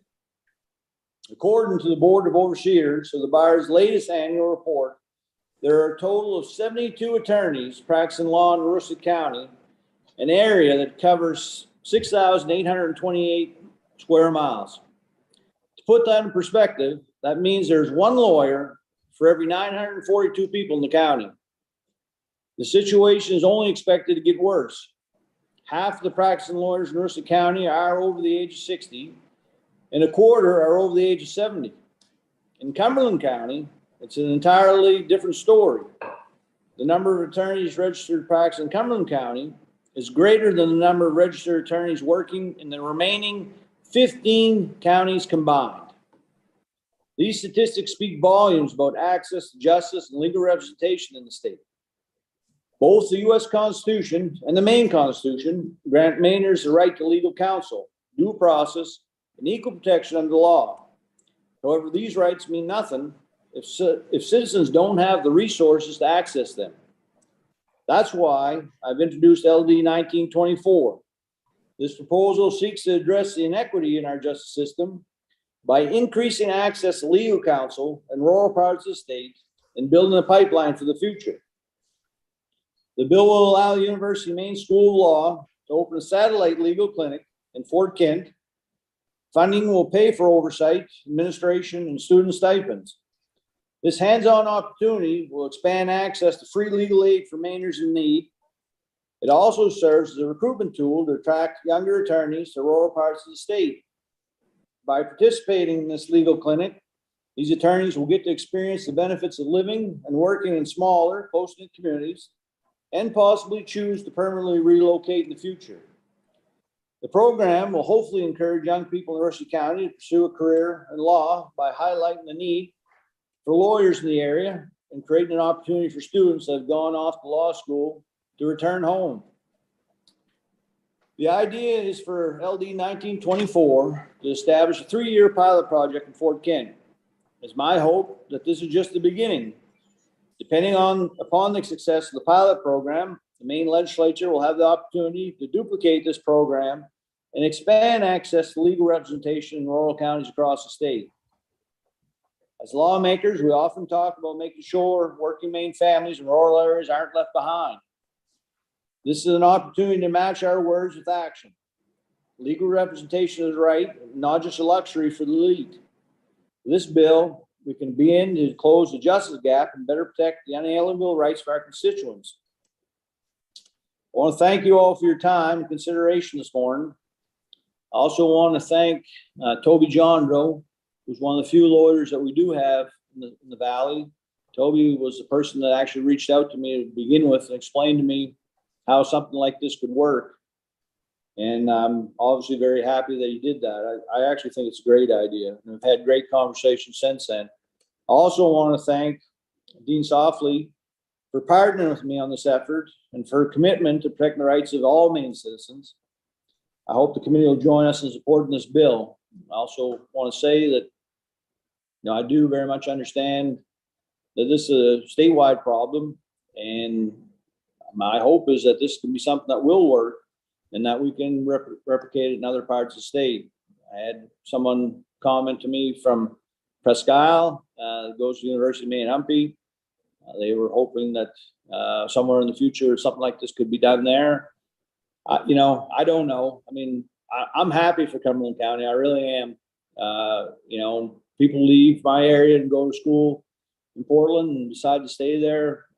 They have every right to do that. It would be nice if maybe we might be able to keep or attract some people to other parts of the state and get their law degree there. Also, I feel very strongly too that not everyone is probably going to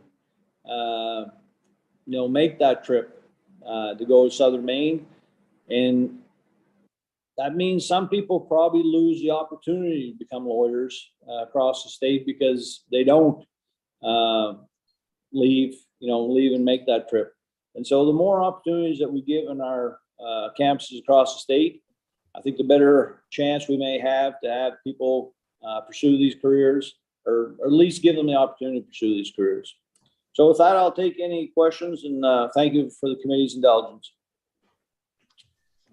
Thank you very much, President Jackson. And again, good to see you here. And I see that there's a question from Representative Crockett. Yes, thank you, Mr. Chair, and welcome, Senator Jackson. Great to see you. Thank you. Clarify a little bit for me. Now, would this be an actual law school current students going up to Fort Kent and preparing to finish their law schooling, or are these graduates of the UMaine Law School that would be committing to a time period up in the county? And I'm assuming the fiscal bill would obviously cover those services. Am I understanding this properly? Yeah. So, I mean, this satellite, pilot project would, obviously still be affiliated 100% with the University Law School, and they would get instruction from there. But at the same time, there would be somebody on the ground at the University of Maine, Fort Kent, that would be helping the students out also. I think these students, could come both ways. I mean, I don't know that somebody from the Portland area or from the School of Law may actually come to Fort Kent, but I think that's a possibility. I think more than anything, it probably is students in that area that take the education that they're getting not only from the law school virtually, but from the instructor that they actually would have at the University of Fort Kent in addition. And so I think I think the dean is, thought this through very well. There's probably still some things to work out, but it's, as far as your question about the students, I mean, it could go either way, but I think more the point is probably students in those areas, the rural areas, getting that instruction. Maybe they still have to finish, with some stuff in Portland. I don't know if that's actually been 100% fleshed out either, but I think it gets them interested in the program and gets the instruction that they need right there in Fort Kent or any other rural campus. Okay, thank you very much, Senator Jackson. And I probably should have looked at the list of people who are following you, because I do see that Dean Softly is here to speak. I'm sure she might be able to answer that question a little more clearly. Thank you very much. Yep. Any other questions for Senator Jackson? Seeing none. Just one quick comment, and President Jackson, I appreciate the comparison with Cumberland County and Aroostook County in terms of the number of attorneys. In the 1980s, Cumberland County per capita had more attorneys than any place in the United States other than Washington, D.C. So, it's using Cumberland County as a comparison with any place else in the It's county not. is probably going to be a little distorted. Okay, I get the point there, Representative Brennan. I tried to soften. I said I love Cumberland County. All right, thank you very much. And Mr. Murphy, am I starting next with Andrea Mancuso? Representative Brennan, there's been a request from the UMaine system for a specific order of their proponents. So if we could start with them, it would be the Honorable Lee Softly, followed by Maine Law faculty Deirdre Smith, a Maine Law student Mackenzie DeVoe, and then a Fort Kent resident of Toby Gendreau. Okay. All right. Well, just keep me in order then. Absolutely. So at this point, we'll call on Dean Softly.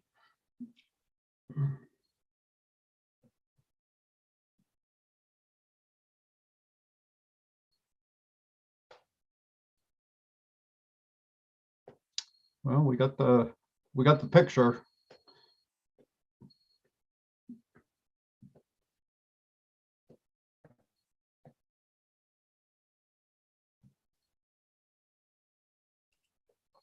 There we go. Good morning, Dean. Good morning, everyone. I apologize. That pause while you go into the black zone before you're moved over is always a little frightening.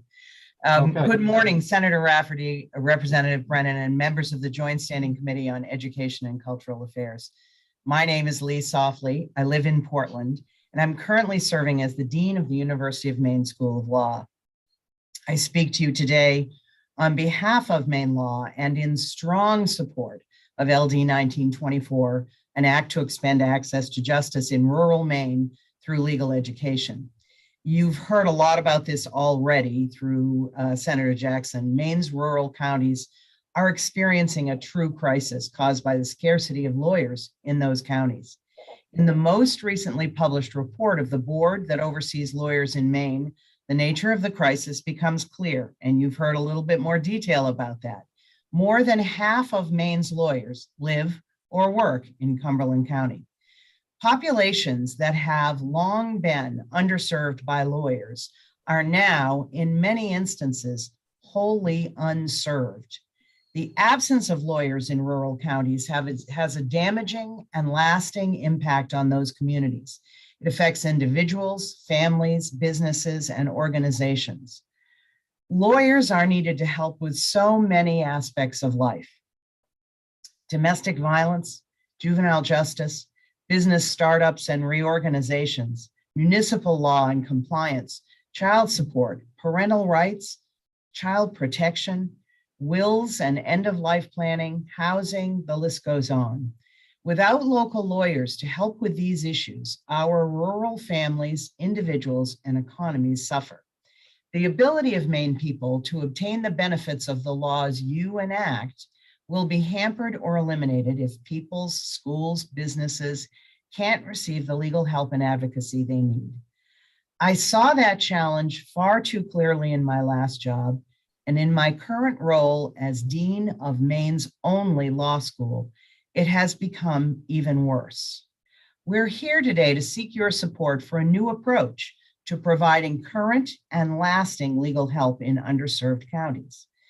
Professor Deirdre Smith, who has led Maine's legal aid clinic for the last 18 years with great distinction and national respect, has been working for several years toward expanding the clinic into our most underserved counties. The Legal Aid Clinic, which just celebrated its 50th anniversary, is where Maine law students receive invaluable hands-on experience and at the same time provide urgent help to those in need of legal services. It's a critical component of Maine Law School's programs, similar to a science lab or a nursing simulator at other UMS universities. Unfortunately, for far too long, Maine Law and the Legal Aid Clinic have been substantially underfunded.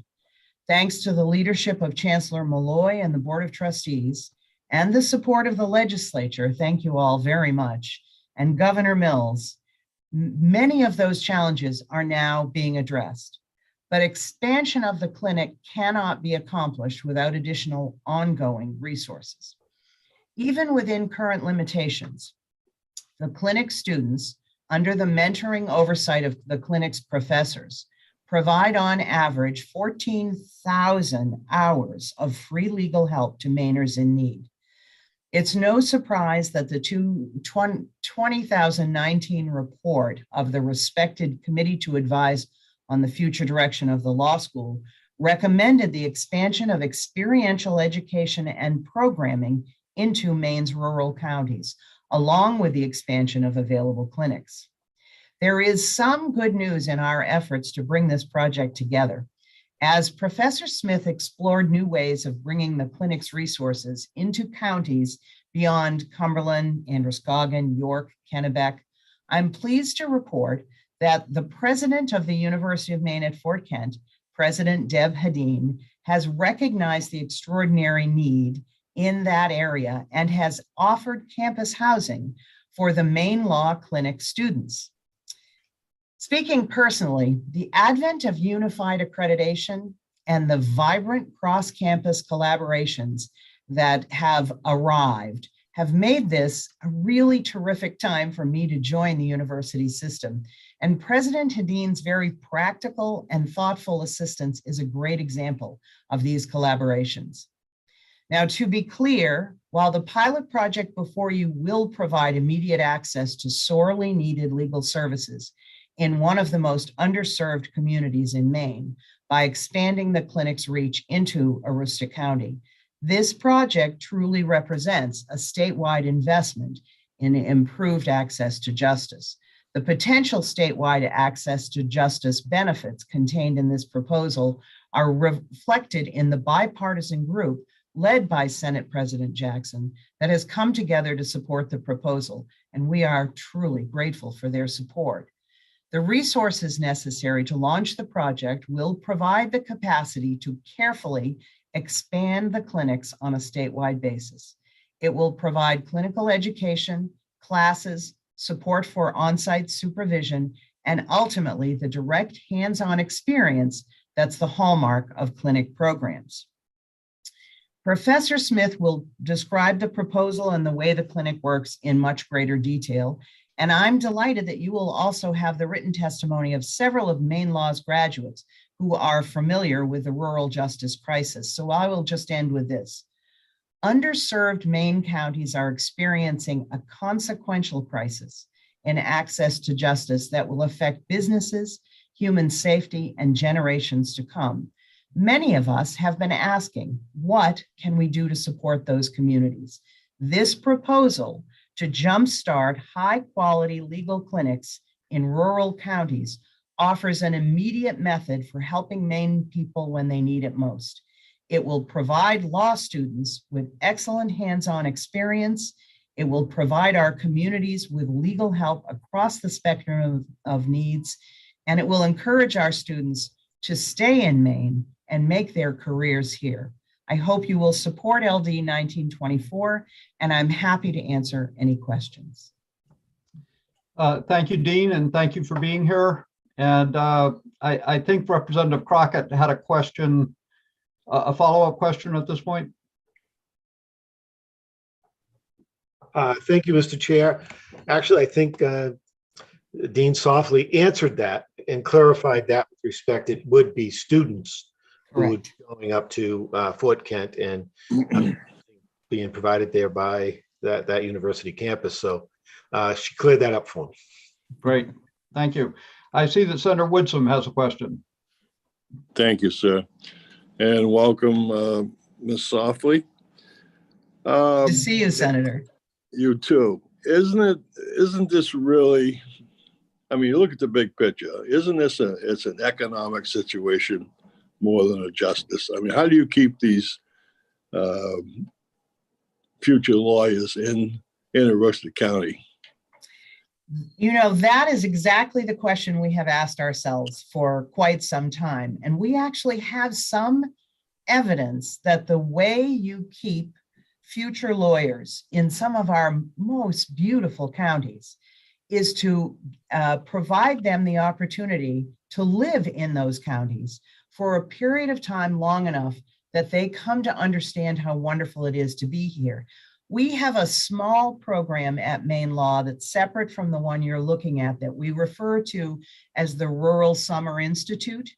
It's only been in existence since 2019. We send 4 or 5 law students for a full summer into our rural counties to work with law firms that already exist. They get mentoring from lawyers in those counties. They get introduced to the communities that they're in, and they get real practice in those law firms. We didn't know when we began this whether our assumption, whether our hope that some of them would fall in love with those counties would come true. But in the few short years that we've run the Summer Institute, we have 3, and I think at this point 4 new attorneys who are full-time moved into rural counties to practice law. So my working theory is some of it is economics, and yet what the lawyers in the rural counties tell us is there is plenty of work. There are new business startups, there are government entities, there are lots of folks who need legal work. So there's plenty of work. The issue is helping those students understand that that's a community where they want to spend a significant part of their career. And we think that happens by letting them see the community, which this clinic would do. Okay, that's a good start. Thank you. Okay, any additional questions from the committee for Dean Softlake? Seeing none, thank you very much. We appreciate you being here, and possibly we will see you at the work session. Thank you very much. Next, we have Deirdre Smith. And Ms. Smith, thank you for being with us, and you have the floor. Thank you. Good morning. Good morning, Senator Rafferty, Representative Brennan, and other members of the Joint Standing Committee on Education and Cultural Affairs. My name is Deirdre Smith. I'm a member of the faculty of the University of Maine School of Law, and I'm also the director of the law school's Cumberland Legal Aid Clinic, a statewide program through which law students assist low-income Maine residents with legal matters in state, county, and federal courts and agencies. LD 1924 would provide funding to expand the law school's clinical legal education program by launching a rural practice clinic pilot project, and to strengthen and grow the Cumberland Legal Aid Clinic program generally through increased administrative staffing. This investment in the law school's signature, experiential, and public service program would increase the number of law students who learn key lawyering skills by helping clients in underserved Maine communities, and would provide more Maine residents access to legal help for some of the most urgent problems a person can face. So just a little background on the clinic. The law school established the clinic in 1970 as an experiential learning program through which law students could enhance their knowledge of substantive law and hone lawyering skills that would serve them throughout their careers, while the students provide free legal aid to the public. Through the clinic's various programs, 2nd and 3rd year law students who are specially licensed under court and agency rules to practice as student attorneys. They represent clients while working under the close supervision of faculty members who are experienced practitioners and members of the Maine Bar. As you heard, there's quite an impact from the students' work. Every year, at least 40 Maine law students participate in one or more of our programs. They provide thousands of hours of free legal aid to hundreds of Maine residents throughout the state. The student attorneys receive academic credit during the school year, and they're paid interns during the summer. And the clinic handles a wide range of legal matters, including family, criminal, juvenile, probate, elder, protection from abuse, immigration law, among many others.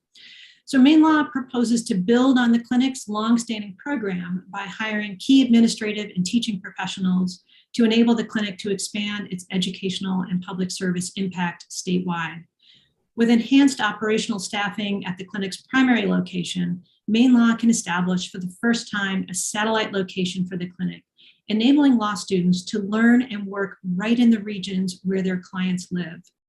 Through the pilot program envisioned for the rural practice clinic, Maine Law students would practice law in Aroostook County as student attorneys under the supervision of a newly hired clinical professor who would work on site with the students in the county, providing the same high degree of supervision, training, and mentoring that students receive at the clinic's primary location.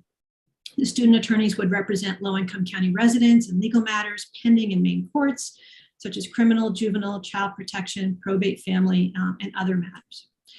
And one of the aims of the Rural Practice Clinic is to address the shortage of attorneys in rural communities throughout Maine. As Dean Sockley just explained, the Rural Practice Clinic would not only expand the law school's experiential learning program, it would represent a new and important component of Maine law's overall strategy to train law students to serve rural communities throughout Maine.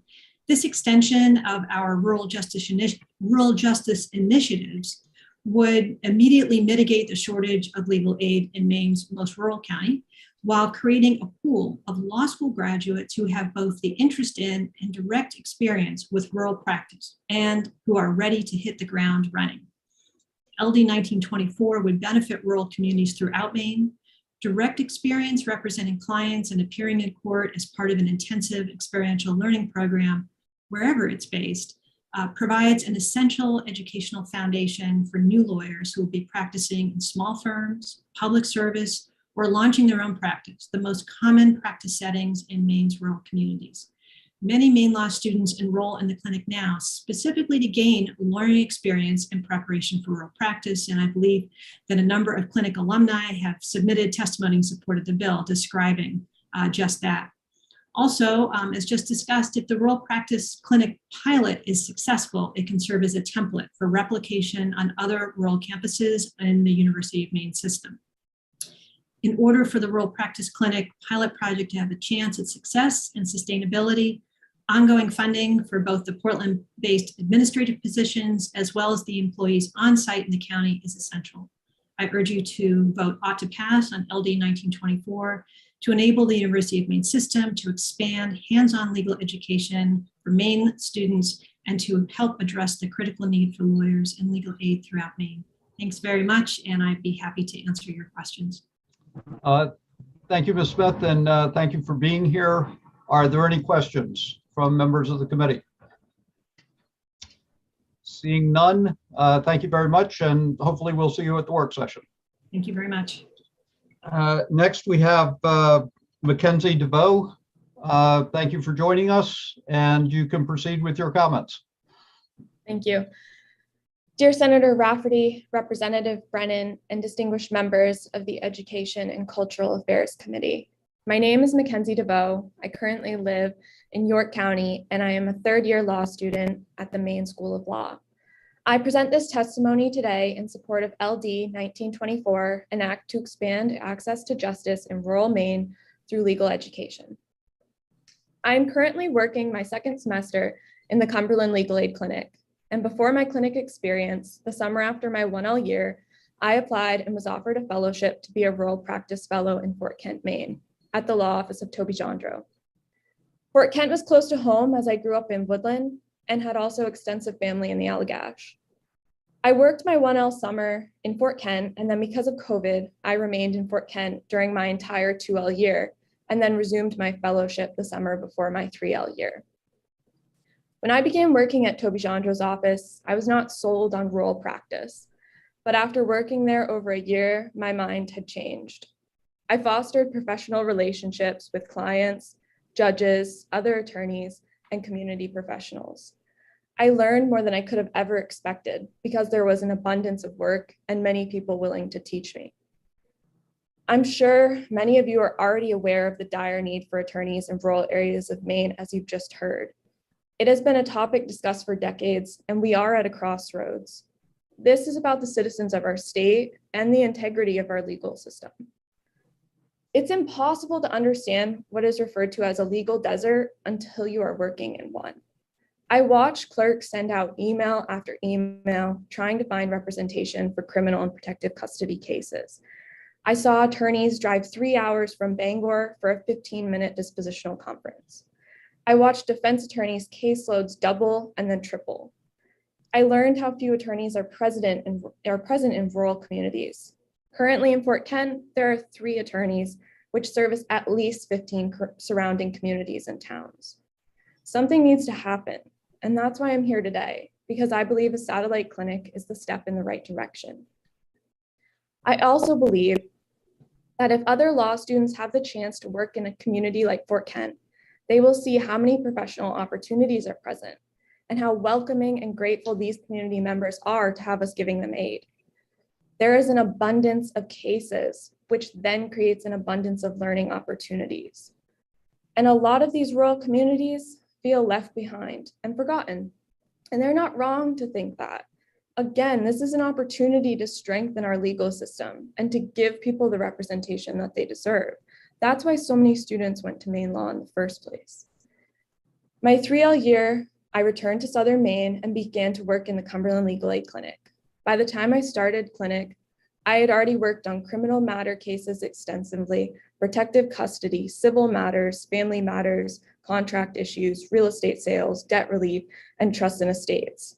I had worked in nearly every area of law thanks to my work in Fort Kent.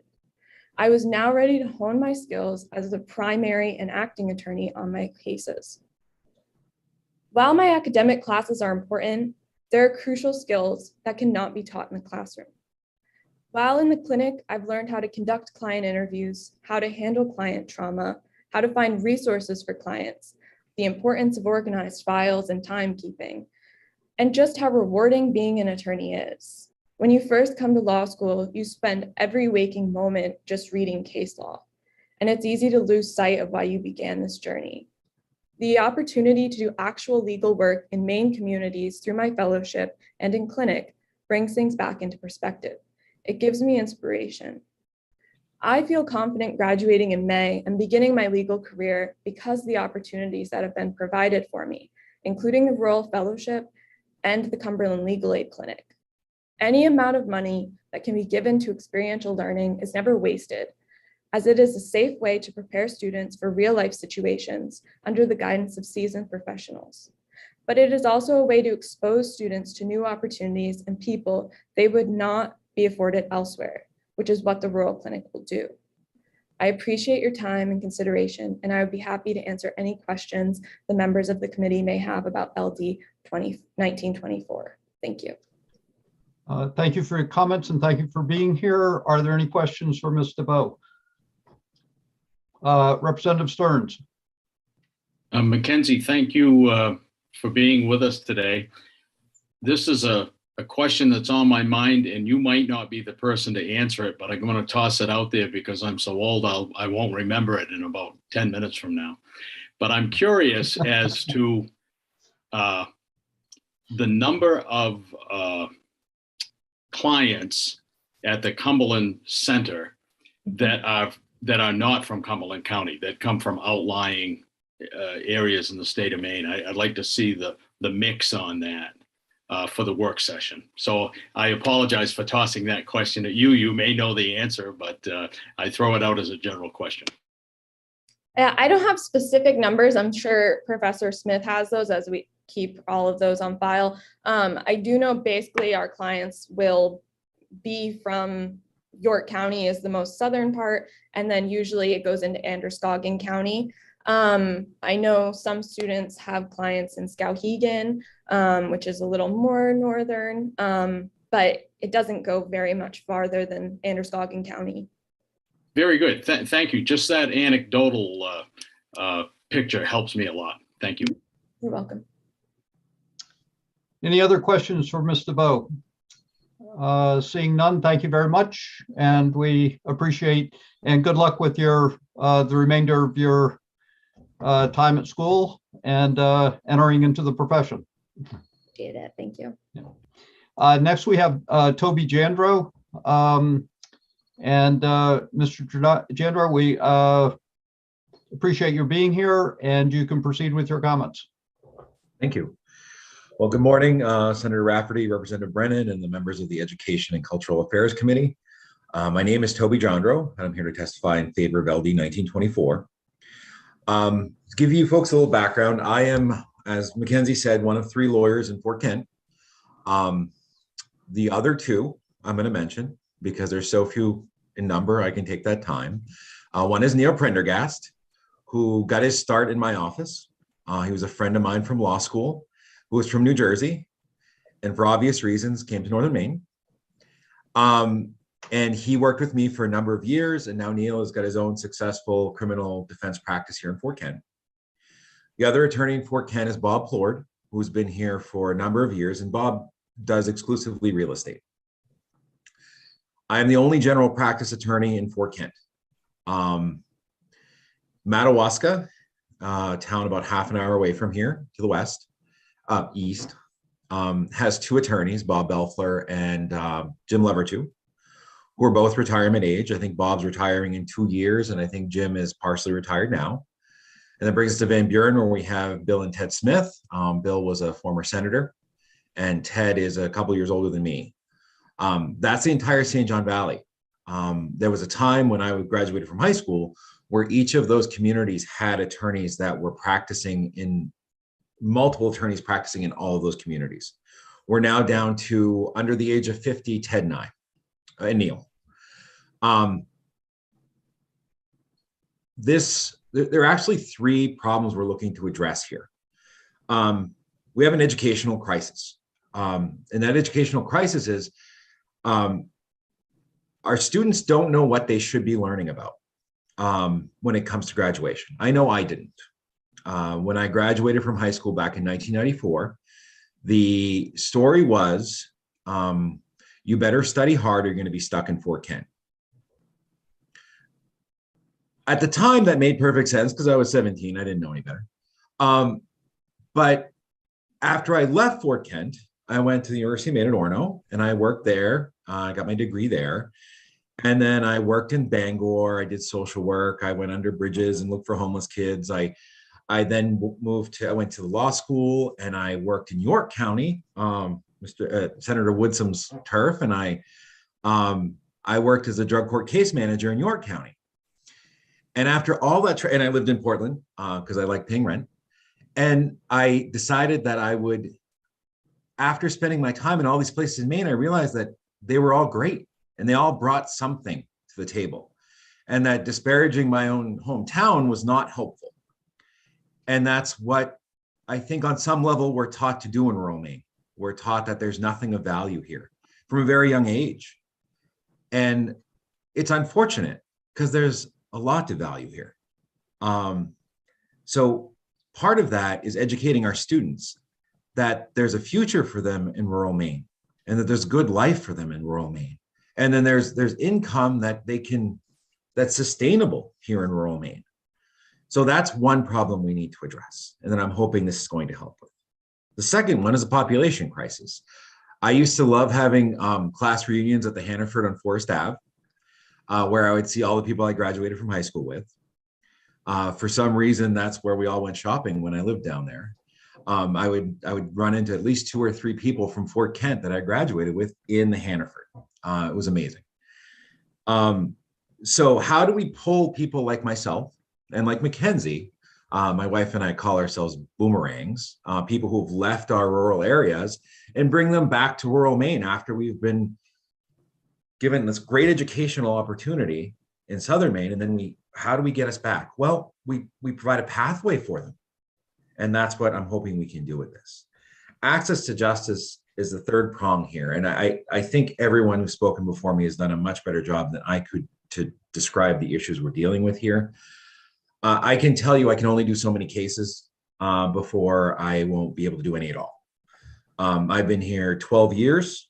My first phone call for a potential client, I had a rider truck, a 4-month-old baby, and my wife in Wallagrass, which is just outside of Fort Kent. We were unpacking the rider truck, and my father drove up in the driveway and said, "There's somebody wondering where your office is going to be." We hadn't even unpacked the bed yet.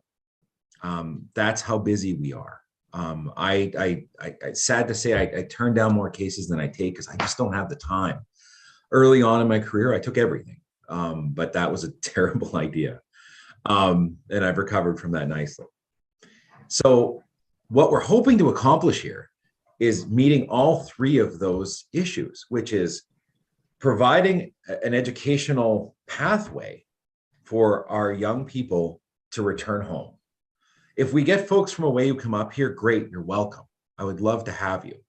But I think our best bet are on folks who have roots in the area. And that's why involving UMFK was so important.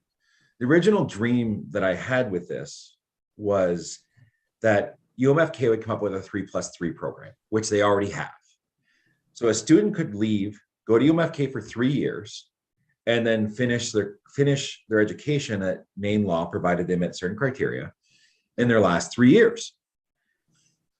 And then for me, the icing on the cake would be they would spend their last year or last couple semesters or the summer before their last year back in their hometown practicing with a local attorney. So they'll have spent some time here home, getting their undergraduate, some time in Portland, seeing what that looks like and engaging in the rich opportunities of learning in the school, and then coming back and applying that education that they've acquired back in the community they love and they came from. So we're showing them a pathway back home.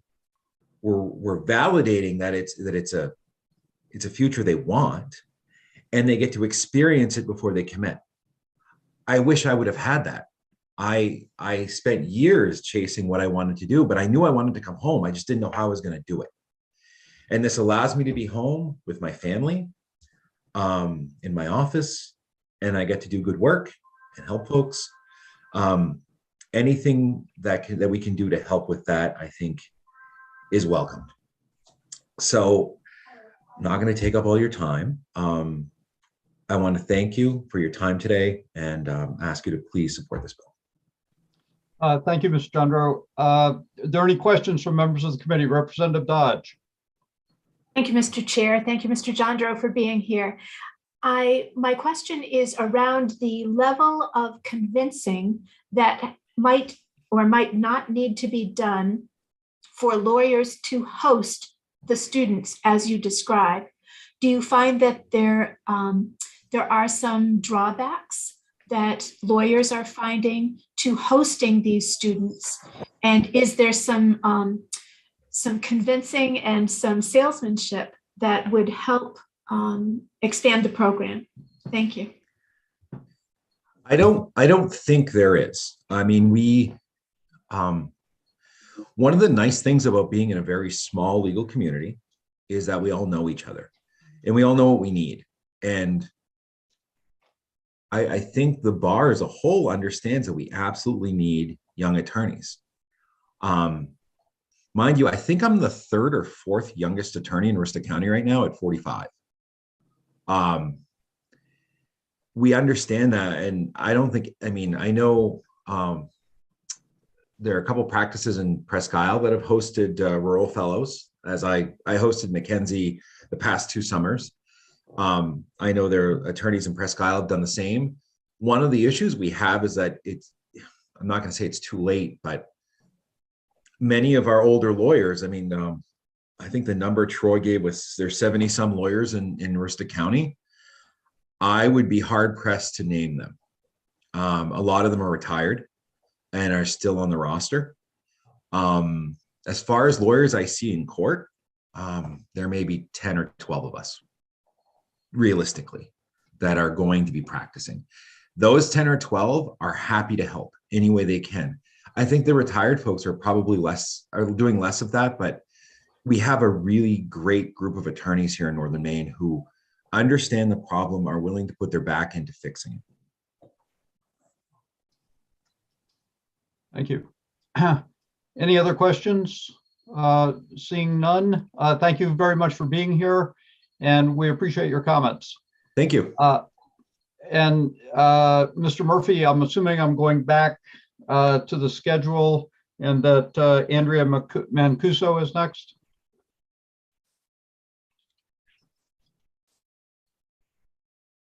Yes. Yes, okay.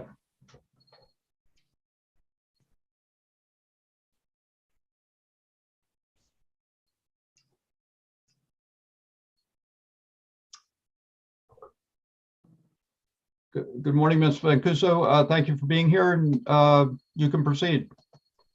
Thank you. Good morning, Senator Rafferty, Representative Brennan, distinguished members of the committee. My name is Andrea Mancuso. I'm the Public Policy Director for the Maine Coalition to End Domestic Violence, and I'm here today to offer our support for LD 1924. Access to social services, including legal assistance, reduces the probability of future domestic violence, and at least one study found that the availability of legal services in a survivor's county of residence was the single greatest factor in reducing the likelihood of future abuse.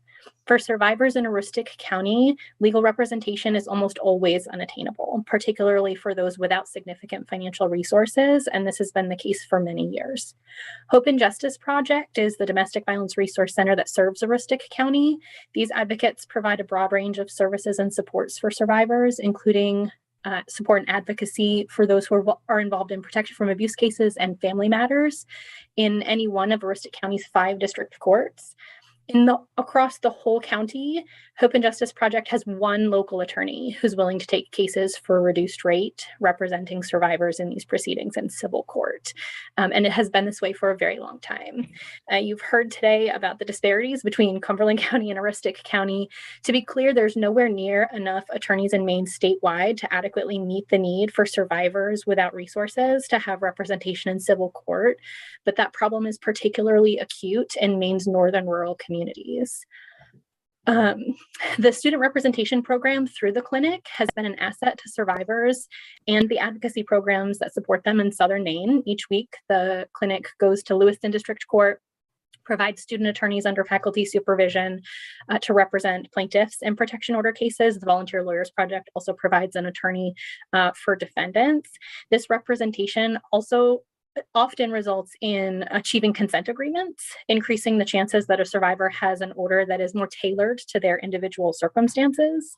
Where a case does require a hearing, the trained students are then able to represent survivors, which greatly increases the likelihood that an order that is needed will be granted.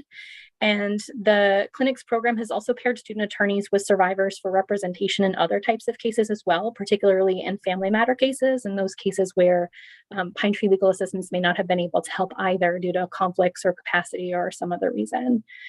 Beyond helping to fill the critical need for representation that currently exists in rural Maine, we see this program as potentially having another important benefit, which is it will increase the number of attorneys that are practicing in Maine with training and experience on how to provide trauma-informed legal representation.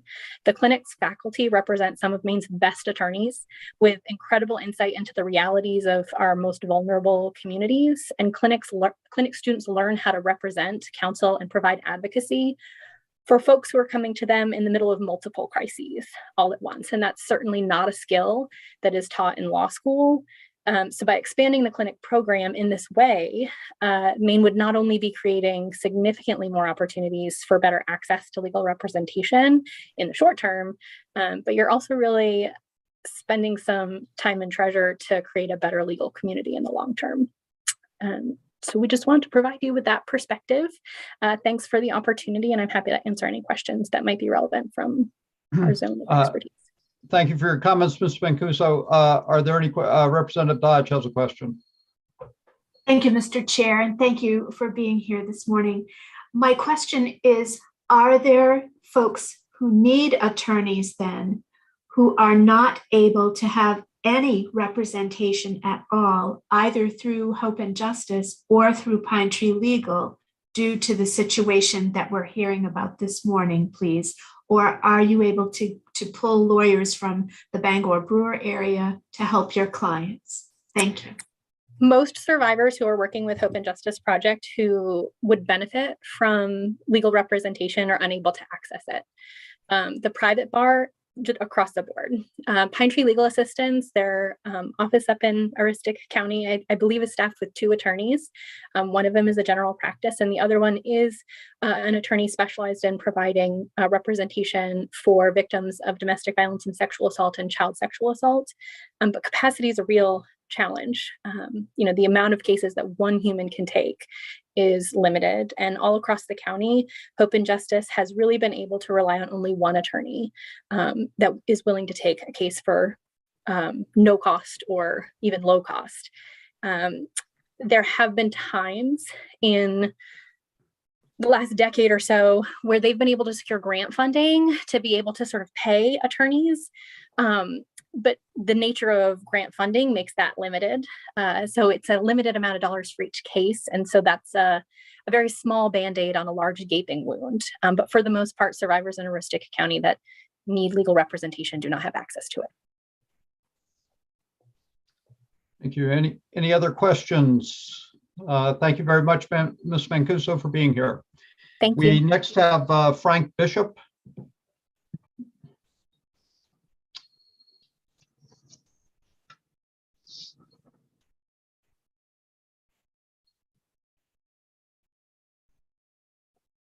Or I have sent the link a couple of times. I've also sent it to Julie Finn.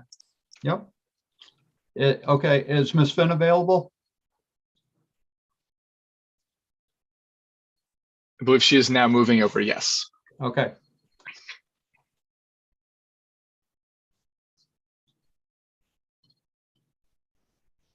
Hello, I am available.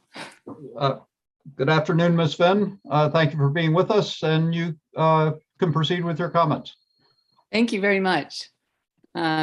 Representative Brennan, Senator Rafferty, and members of the Joint Standing Committee on Education and Cultural Affairs. My name is Julie Finn, and I represent the Maine Judicial Branch. I am here today to provide testimony in support of this bill. LD 1924 would provide the funding to open a satellite branch of the Cumberland Legal Aid Clinic affiliated with the University of Maine School of Law in Aroostook County. As you have heard this morning, the clinic is a small legal services provider in which Maine people are represented by student attorneys who are law students specially licensed by the state to provide legal assistance to low-income parties. The student attorneys are supervised by fully licensed attorney faculty members. They represent individuals in 4 southern Maine counties in several case types, including civil, including protection from abuse cases, juvenile, child protection, and family law matters. There is a great need for an expansion of civil legal services for those who cannot afford an attorney throughout Maine. A majority of family law matters and protection from abuse cases proceed with 1 or more parties unrepresented. This is particularly acute in rural areas of Maine where the numbers of practicing attorneys are dwindling. Navigating the court system is very challenging for an unrepresented person. For example, that person does not know what type of complaint to file, what to say in the complaint, what court to file it in, what supporting documents to provide, who to serve with the complaint, and which issues can be raised in a particular case type. Our court clerks, who are frequently asked these questions, are very well trained, but they are not able to dispense legal advice and thus cannot answer such inquiries.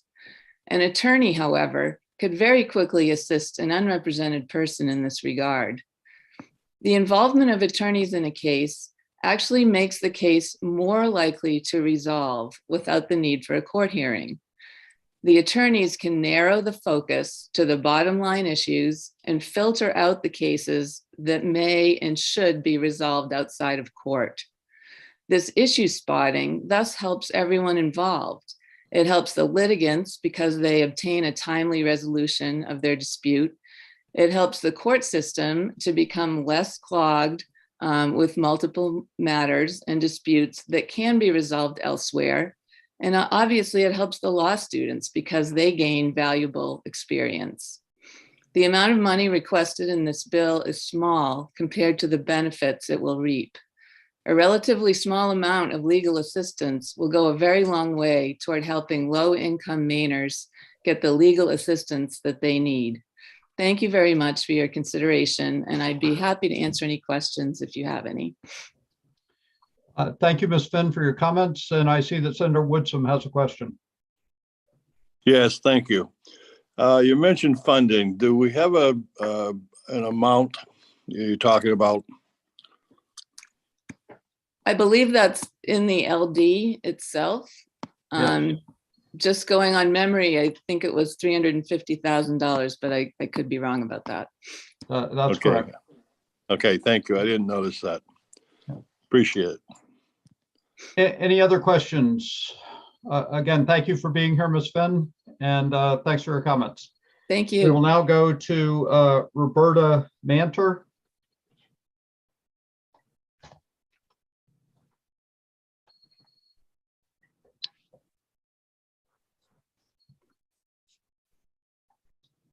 Welcome, Ms. Manter, and thank you for being here, and please proceed with your comments. Senator Rafferty, Representative Brennan, members of the Committee on Education and Cultural Affairs. My name is Roberta Manter. I live in Fayette in Kennebec County, and I'm the founder of Maine Roadways, which is an acronym for Residents and Owners on Abandoned and Discontinued Ways. LD 1924 would be a great step towards making affordable legal representation available to those who need it most. Maine Roadways often encounters people who could benefit from such a program as is offered through the Cumberland Legal Aid Clinic. Establishing a satellite program in Aroostook County holds promise of expansion to other areas of the state. This bill's co-sponsor, Representative Danny Martin, can tell you that Maine Roadways has fought long and hard for Mainers who live on or own property on abandoned or discontinued roads. I'm sure you will remember the case of Pelletier Avenue in Frenchville and Madawaska. Even after the court declared the road to be a town way and ordered the town of Frenchville to repair it, the town refused responsibility. Two families moved rather than face further legal fees necessary to fight it. I've also worked with people in Parham, Woodland, Dune Limerick, Linnaeus, and Amity.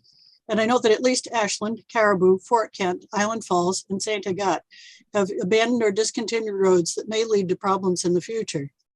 Many residents on abandoned or discontinued roads are people on low incomes who buy the land because it's what they can afford. Often, as is in the case of my husband, they're veterans with PTSD looking for a place off the beaten track where they can hide from society.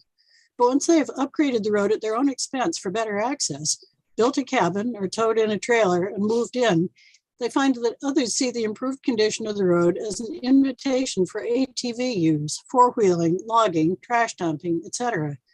This results in rapid destruction of access by those who may see no obligation to contribute anything to maintenance. And yet these roads often remain open as public easements, which gives the public the right to use the road with no obligation to provide any maintenance whatever. In 1980, my husband had to sue a logger who destroyed the discontinued road he had rebuilt.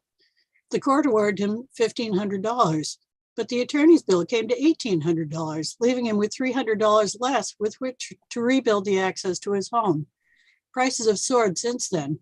The attorney noted that raising his rate to $1 a minute troubled him. Now it's 4 to 5 times that. Maine Roadways is often asked, can you recommend a good attorney? Sadly, the cost of court action may be more than the value of their land. They may be better off pouring all the money they can spare into the road and having something to show for it, at least temporarily, than paying more than they can afford to an attorney in the hope of a more permanent solution. If legal aid could be made affordable for those in need, I believe many road disputes could be kept from escalating into full-blown feuds, such as we have seen all too often, when a person feels they have no other option than to take matters into their own hands. We have reports of people brandishing a machete, an iron bar, a medieval-style battle axe, a pistol, even firing shots. Affordable legal aid could prevent such actions. This is the sort of thing that happens when a person has been trying to keep a road passable to their home, only to have members of the public come in and destroy that road, and it seems like there's no legal recourse for them. In short, when Maine Roadways is contacted by someone having a problem with an abandoned or discontinued road, I'd love to be able to refer them to a program such as the Cumberland Legal Aid Clinic. Please vote in favor of LD 1924 to expand this program to Aroostook County. Thank you. Thank you, Ms. Manter. Thank you for being with us. And are there any questions? Seeing none, good luck. And again, thank you for being here and making your comments. We'll now go to Taylor Asen.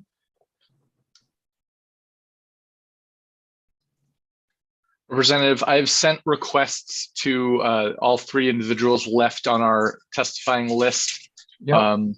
Folks, if you are in the attendees list, please look out for a request to join as a participant. I just sent one to Taylor Asen. I will send another one to Mr. Bishop as well. And then I do not see Tina Nadeau in the attendees list. If I'm mistaken, please raise your hand. Thank you. And just for the committee's information, as soon as we're done with this public hearing, we intend, Senator Rafferty and I thought that a 15-minute break might be appropriate before we start the next public hearing. So I see that Mr. Asen has joined us, and we will proceed with his comments, and we'll see if the two other people also join us. But at the conclusion of this public hearing, we'll break for 15 minutes. So, Mr. Asen, good to see you. Thank you for being here, and please proceed with your comments. Thank you, Chairman Brennan, Chairman Rafferty, and distinguished members of the Joint Standing Committee on Education and Cultural Affairs. My name is Taylor Asen. I'm a lawyer at Gideon Asen and an adjunct professor, I'm proud to say, at the University of Maine Law School. I'm also one of the dreaded Cumberland County attorneys, though in my defense, I do practice all over the state, and I used to be a New York City attorney, which is even worse. I'm here as a member of the Maine Trial Lawyers Association to express our strong support for LD 1924. You've already heard really fantastic testimony, and I'm going to try not to repeat it. I think that you all know the magnitude of the problem here. I just want to point out a few things. One thing I wanted to note is that access to justice has obvious consequences, many of which have been discussed, but there are many collateral consequences. There was a study recently done by two public health professionals that demonstrated the correlation between lack of access to justice and public health, for example. And that seems strange, but it's not surprising given the fact that, for better or for worse, lawyers play a vital role in helping our neediest citizens get public benefits, make sure they have safe housing. So the consequences of inadequate access to justice are really profound. The other thing I would point out is that, and I think this is synthesizing what you've already heard, but to me, a clinic of this nature, while it's obviously not going to solve the entirety of this crisis, is a really good first step for several reasons. One is that it, in the short term, provides more lawyers. And there's been, and my written testimony discusses this in more detail, but I point you to a study that was recently done by, among other people, my former clinic professor, Jeff Selbin, that looked at law school, that looked at results in one single court where folks were either pro se, meaning they were representing themselves, they were represented by law students, or they were represented by attorneys. And here's what it found. Not surprisingly, results were much worse for people when they were representing themselves. But what was interesting was results were quite similar, statistically identical, when they were represented by law students and lawyers. Lawyers have more experience, but law students work very hard, and they provide very good representation, especially when they're supervised by somebody as talented as Professor Smith. In the long term, of course, the goal is to encourage more people to work in rural Maine as lawyers.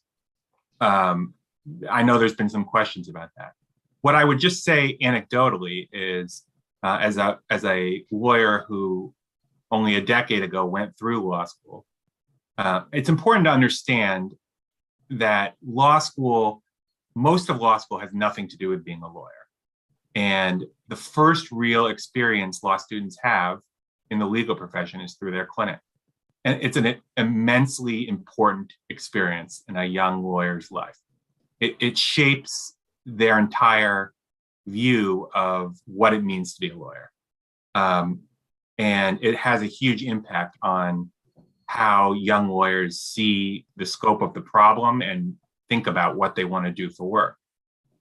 I'll tell you that law students, although being very bright, are also tend to be risk averse and tend to sort of follow the path that is easiest. But a lot of that just has to do with a lack of understanding about what's available. And when I was a law student, I worked in a veterans clinic. It was sort of just by happenstance, I enrolled in it. And it was a life-changing experience for me. I don't specialize in veterans work, but that work completely changed the way I understood veterans issues. It's one of the reasons that I do the work I do, representing a lot of poor people. And I still, a decade later, follow that clinic very carefully. You know, I applaud for that clinic. It's a really meaningful experience. So I think it is, you know, I don't have data to prove this, but I would be very surprised if over a period of time, we don't see this clinic making a concrete impact in this crisis. Thank you very much for your time. Well, thank you very much for being here, and thank you for your comments. Are there any questions for Mr. Eason? Again, Taylor, thank you for being here, and I hope everything's going well for you. You as well. Thank you. Take care. So, Mr. Murphy, I need your help. I see the name Neil Pendergast, but I don't have him on my list. Yes, he was a late registrant, so it is at the chair's discretion whether you would like him to speak or not, based on kind of our internal policies. I've brought him in, seeing how we had a couple of others who were not able to speak. That's fine. And so we, for Mr. Bishop and Ms. Nadeau, we don't have at this point. Correct. Okay, so we will now go to Mr. Pendergast. Thank you for being with us. And right now, you're the last person we have to testify. Thank you, sir. I appreciate that. And I appreciate being a late registrant, being allowed to speak. I appreciate the courtesy of being allowed to testify in favor of this bill. As Toby Gendreau mentioned my name earlier, as you can tell from the color of my beard and my hair, I am not young. I am, however, 46 years old, and I am one of the two younger attorneys that practices in the northern half of Aroostook County. There are 2 or 3 other attorneys I know who are probably younger than me, but the vast majority of us are all somewhere 45 or so and above. And it's kind of odd to be in a place where at 46 years old, I'm one of the younger people. Well, it's not necessarily a bad thing either in a certain way, I suppose. But I would just like to testify in favor of this bill because it's been said a lot, but we in Aroostook County are constantly getting phone calls from people who just simply can't afford an attorney's services. I did the Cumberland Legal Aid Clinic years and years ago.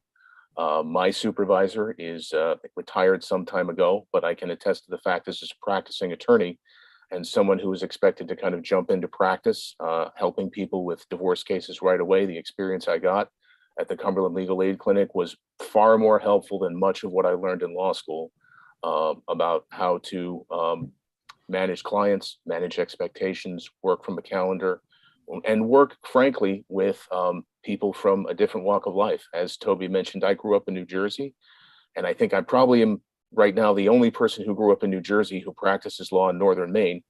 And so that comes with certain personality quirks and other things that don't always play with people. But at the same time, I can tell you that the reason that I landed here was that I knew Toby, and it's a beautiful place. It's a good place to raise a family. And when I was practicing in southern Maine and wasn't really happy about it, I moved with my wife, who completed her degree at UMFK, up here, and we have had a real successful run since then. I can only imagine that if we can get more people to come up to Fort Kent to see how beautiful it is, and that the local bar is full of attorneys who are very experienced but will like to help, I can only imagine more of them will choose to stay. And that will be a good thing to help everyone. It is extremely difficult to start your own law practice with no experience and not knowing what's going on. And this is this will especially assist with people like myself who may have never even considered moving to the county, to open up a whole new perspective on what they might want to do with their careers. So with that practical testimony, not so much philosophical, I'll leave that to some others. That's all I've got for you. Thank you for listening. I appreciate it. Well, thank you very much for making the effort. We're apparently we've heard today from 2/3 of the attorney in Fort Kent. So that's right. that has been helpful. I'm sorry that you didn't have a good experience in Southern Maine. Obviously, you didn't live in my district, but I'm glad that things have worked out in Fort Kent. Thank you. Any questions for Mr. Pendergast? Seeing none, thank you very much, and we appreciate your comments. So at this point, we have exhausted our list of people to testify on this bill. Is that true, Mr. Murphy? Okay. So Senator Rafferty and I have agreed that a 15-minute break is in order at this point, and we will then come back and start the public hearing on 1789, and we will close the public hearing on LD 1924. But does anybody have any questions that they'd like to direct to Ms. Risler in preparation for the work session? Seeing none, we will see. Let me see, what time is it right now? It's 12:23, 12:24. Why don't we plan on being back at 12:45? Joe, Senator Rafferty. Yeah, just a reminder that during the break, you want to shut your microphone off, and I would shut down my video. Okay. Basically, Senator Rafferty is saying, make sure you don't say anything or do anything that you want to be made public. No one wants to watch me eat. Okay, so 12:40, we'll be back at 12:45. Thank you.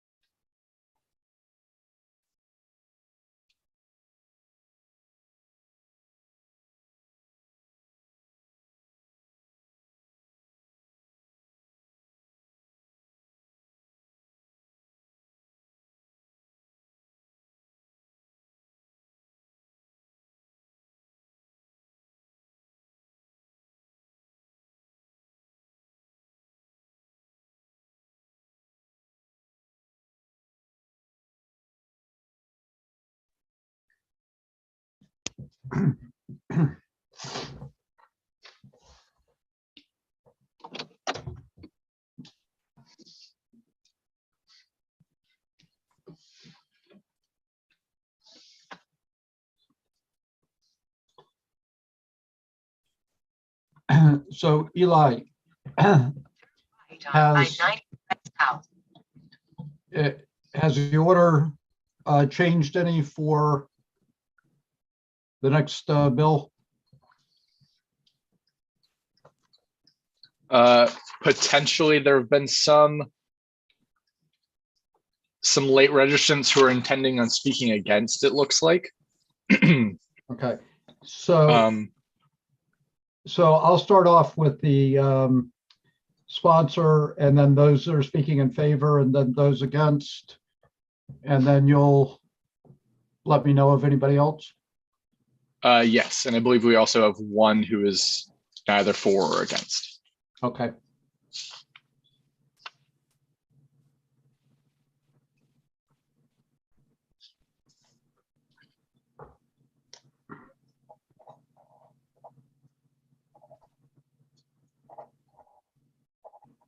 It looks like the list of those in favor is the same, both current and as well as the one that I sent you.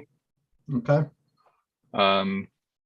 Speaking against on the list you have is Eileen King and Howard Tuttle. I also have Jeremy Ray. Okay. And then there's the single individual, neither for nor against. Okay. So it looks like the only addition is Jeremy Ray. Okay, great. Eli, this is Representative McCray. Can you hear me? Yes. I'm not going to have the ability to ask a question, really. If you could mute me so that I don't have to fiddle with buttons and stuff, that'd be great. Absolutely. Okay.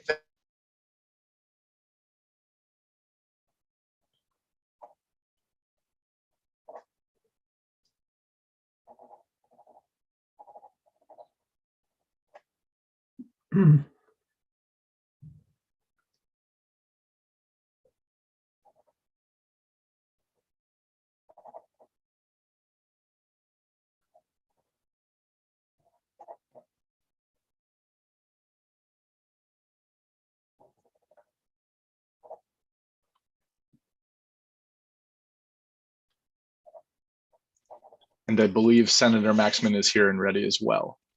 Right. Okay.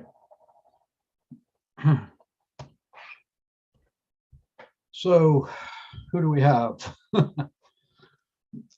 We have Senator Woodson, Representative Stearns, and myself. Up, we have Representative Crockett. Senator Rafferty is gone until 1 o'clock. He's at another committee. And Representative McCray is on his way. Okay, well, I'm not going to be able to go on video. I understand I'm not supposed to do that driving. So I have been listening to every word and will continue. Well, that's probably a good idea. Well, yeah. So we have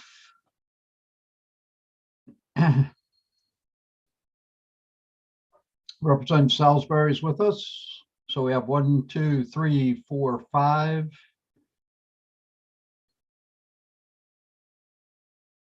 And I know Representative McCray is with us. Senator Maxman is with us. Thank you. We're not quite ready to start, but we're getting there.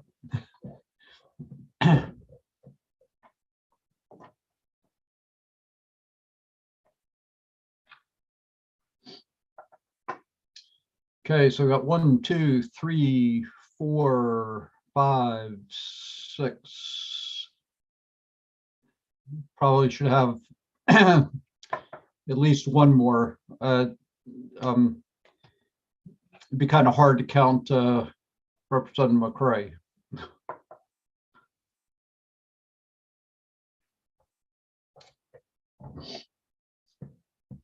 1, 2, 3, 4, 5, 6.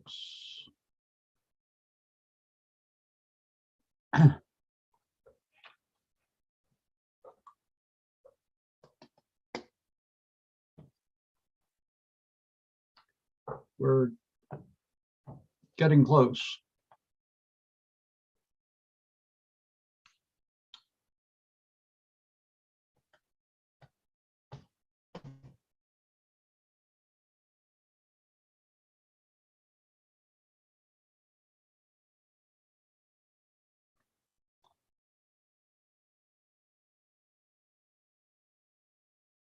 Representative Blyman, are you with us?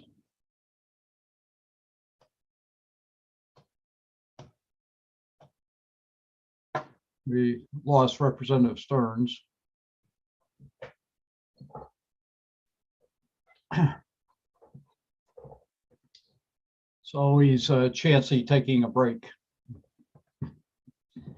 We end up losing people. Up.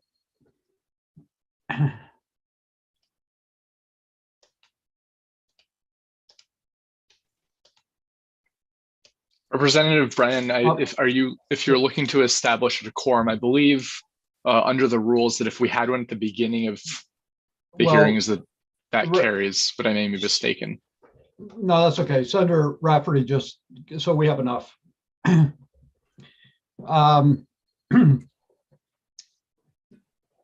So let me say we got 1, 2, 3, 4, 5, 6, 7. So we will go ahead and start. I'll open the public hearing on LD 1789. And we do have Senator Maximum with us to present the bill. And Senator, thank you for being here and welcome. And you can proceed. Thank you so much, Senator Rafferty, Representative Brennan, and honorable members of the Education and Cultural Affairs Committee. I apologize for not looking directly at the camera. I'm double public hearing right now, so my computer Zoom is occupied. My name is Chloe Maxman. I represent Senate District 13, which is all of Lincoln County except for Dresden, plus Washington and Windsor, a total of 27 towns in the Mid-Coast. Thank you for the opportunity to speak in support of LD 1789, an act to modernize funding of publicly funded tuition students attending career and technical education programs. I represent 2 town academies, Erskine Academy in Windsor and Lincoln Academy in Newcastle. I am also a proud alum of Lincoln Academy. For my 4 years there, and to this day, I always have to explain, Lincoln isn't really public and it's not really private, but we can go there for free like a normal public school. Often during my times at Lincoln Academy, this middle status meant that we were under-resourced and understaffed. Now, as a legislator, I have learned how town academies in Maine face an intricate set of challenges that threaten their survival, and therefore the opportunity for many Maine students to attend a quote-unquote public high school. These challenges are neither greater nor lesser than the challenges faced by traditional public schools. They're simply different and they require our attention. LD 1789 addresses one of the hurdles facing town academies, funding for CTE education. The funding formulas behind this are very complicated and taken me a while to get my head around it. But I point you to Jeff Burrows, who's here today. He is the head of school at Lincoln, and he can explain the nuances and answer your detailed questions. In the meantime, here is a quick overview. Under current law, a school that receives publicly funded tuition students who are enrolled at CTE centers may charge a tuition rate of only up to 2/3 of the maximum allowable tuition, the MAT rate. This means that the school does not collect 1/3 of the tuition to send a student to a CTE center. For schools like Lincoln, this is costing them almost an extra $250,000 a year simply to allow students to attend a CTE center. Loss of this 1/3 hurts all students, not just those attending CTEs, as it takes money out of pocket from the town academies that otherwise could go towards in-school services. Many schools, both public and private, accept publicly funded tuition students, but this particular issue most affects town academies as they are composed almost entirely of publicly tuition students. Traditional schools are not penalized when a non-tuition student chooses to attend a CTE. This bill would remove the limitation of a 2/3 maximum on schools approved for tuition purposes. It also phases out this repeal over 3 years to make it easier on the sending town. Schools will contribute more directly to support CTE and be provided a place at the CTE table. Part of the challenge here is that the MAT is far below the actual high school cost in Maine, and the sending school must also provide transportation to the CTE center. So the real costs are not reflected in the funding provided or allowed in statute. These schools, like Lincoln Academy, must still fully support the students attending a CTE program and still provide full services. There are 2 more points that I'd like to make. First, one may ask, where will this additional 1/3 come from? It does come from the sending towns, but it is phased in over 3 years. Towns haven't been paying the full MAT for town academy students attending CTE centers. As Mr. Burrows can explain, the total cost per town for only the students attending CTE centers is actually quite small. Second, many of the stakeholders behind this bill have been meeting with DOE for a total of 5 times since September in an effort to find a compromise around these challenges. I know as well that there was tension last session in this committee around challenges facing the town academies. I've learned a lot about this issue and the dynamics over the past year, and I ask for open minds as we move forward. The people who suffer if we cannot fix this are the students who seek CTE education. Let's fight for their opportunities. Thank you all, and I'm happy to answer any questions. Thank you, Senator. Are there any questions for the Senator at this point? Seeing none, thank you very much, and good luck with your other hearing. And at this point, just following protocol, I do see that Representative Crafts is scheduled to speak, and typically we would take another legislator right after the sponsor presented the bill. So if Representative Crafts is available, we would go to her. Should be joining now. Okay. Thank you, Representative. Good to see you. Yes, nice to see you too. Thank you for having me. Good afternoon, Senator Rafferty, Representative Brennan, and members of the Joint Standing Committee on Education and Cultural Affairs. I'm Representative Lydia Crafts from House District 90. I'm here today to testify in support of LD 1789. I'm a co-sponsor of LD 1789, and I'm also a step-parent of a high school student. As a resident of Newcastle, I have the unique opportunity and privilege to send my stepdaughter Amelia to Lincoln Academy as a publicly funded tuition student. As an incoming freshman during COVID-19, I was amazed by the rich programming, dedicated staff, and caring community she entered into during uncertain times. Lincoln Academy continues to provide an excellent education and, in my observation, has worked exceptionally hard over the last 5 years to ensure that all students have access to programming that fits their learning needs and their educational goals. I recently attended the open house at the Bath Regional Technical Center, BRTC, where my stepdaughter is applying to attend next year. I'm grateful that Lincoln Academy students have the ability to choose BRTC, and I was frustrated to hear that because of this choice, Lincoln Academy would receive a reduced share of our town's tuition toward her education. I want Lincoln Academy and other schools in their position to receive equitable financial support for tuition students, regardless of their enrollment status in a CTE. While I understand and have been reassured that town academies will continue to support CTE programming regardless of this legislation, I believe it's our state's responsibility to rectify this error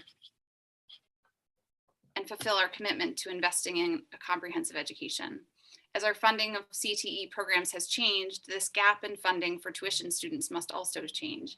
I hope this committee will join me in supporting LD 1789 today, and I'm happy to answer any questions. Thank you very much for being with us. Are there any questions from members of the committee? Seeing none, thank you very much, and we look forward to seeing you tomorrow. Next, just for the committee's information, we will receive testimony from those people who are speaking in favor of the bill. We do have people speaking in opposition to the bill. And right now we have one person speaking neither for nor against. So we will go in that order. And the next person we have is Ben Lucas speaking in support of the bill. Thank you. Good afternoon, Senator Rafferty, Representative Brennan, members of the Committee on Education and Cultural Affairs. My name is Ben Lucas. I live in Portland, and I am here today representing the Maine State Chamber of Commerce. The Maine State Chamber of Commerce is pleased to be testifying in support of LD 1789. It is well known that one of Maine's greatest economic challenges is the pending workforce crisis. The Chamber represents a network of 5,000 businesses, and the number one thing we hear about from our members is the worker shortage. Employers of every size, sector, and in every part of Maine are challenged to find workers, and workers with the skills or credentials Maine employers need to operate, succeed, and grow. This is why we support LD 1789, because it will eliminate a barrier for students who attend town academies and want to participate in CTE programs. You will hear today from individuals in the educational sector who can speak to in greater detail about the challenges the current law poses on town academies in Maine. But from our perspective, this change in law would create fairness to all Maine students who wish to participate in CTE programs and allow them every opportunity to have the best educational experience possible. We believe in eliminating barriers and expanding CTE opportunities for students because we know how important career and technical education is for preparing students to enter either the post-secondary education or the workforce. It is a pipeline to create Maine-based talent to fill the record job openings we currently have. We also believe expanding CTE participation falls in line with Governor Mills's 10-year economic plan and the goal to attract 75,000 people to Maine's talent pool. A report last year noted that over the next 5 years, 158,000 people will be leaving Maine's workforce to retire. We need to act urgently to solve this crisis, and we believe that LD 1789 is a step in the right direction. To conclude, thank you for allowing me to testify today. Maine State Chamber of Commerce strongly supports LD 1789.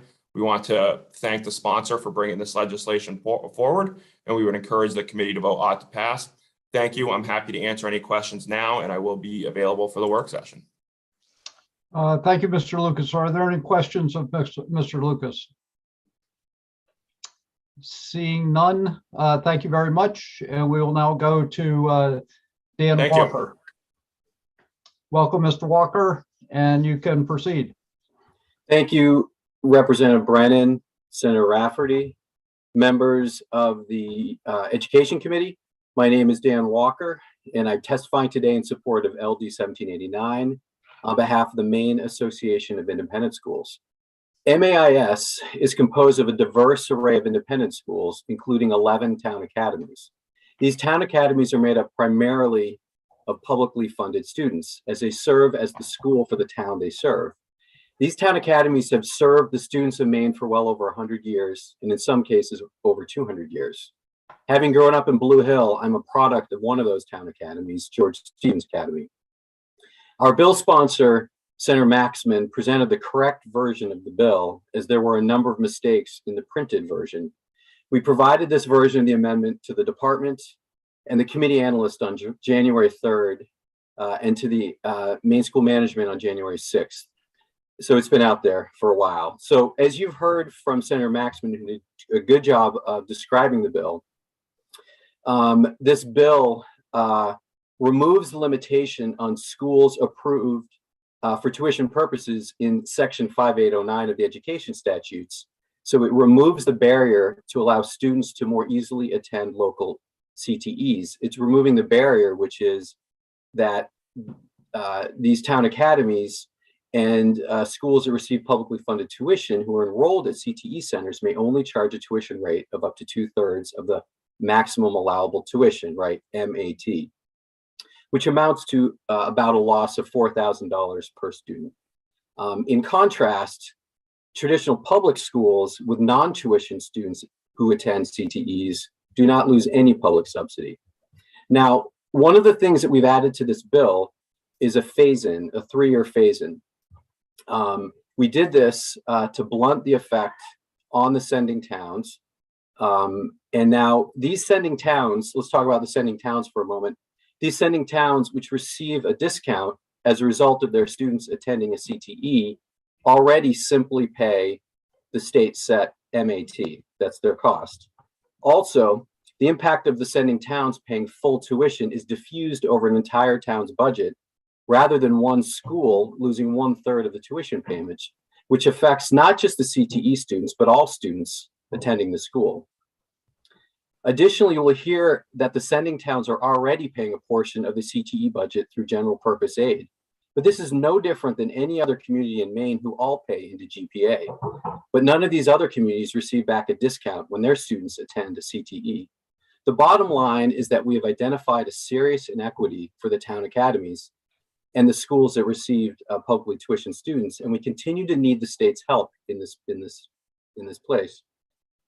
The burden currently falls too much on the town academies and its publicly funded students. Now, as current law provides, the CTEs in Maine are funded by all taxpayers through the EPS formula. So 1/3 of the tuition retained by these sending towns when their students attend CTEs is not used to fund the CTEs. Any CTE budget overages are the responsibility of the district or the region. So we've also included in the bill a direction that each school, which is approved for public tuition purposes, to enter into a cost-sharing agreement for the purpose of determining the school's per pupil contribution toward the cost of any budget shortfall for the CTE center serving that school. We also understand from reading the CTE Association and the DOE's testimony that this could be interpreted as requiring a cost-sharing agreement for this purpose. When you look at the statute, it's a may. They may enter into a cost-sharing agreement. So we don't want to require it, but if there is one, we'd be okay requiring these schools to enter into the cost-sharing agreement if it has been or will be adopted. So this sharing in the cost of the CT center will directly help and offset the costs of the district and the sending towns in funding and maintaining the CTE. Now, you also heard that MAIS participated in a work group over the last 5 months with the MSMA, the MSBA, and the DOE over 5 meetings in order to better understand each other and to work on a solution to this issue posed in this bill and talked about in many other bills. There had been much misinformation and lack of knowledge about the workings of the town academies, and the commissioner brought us together to try to work things out.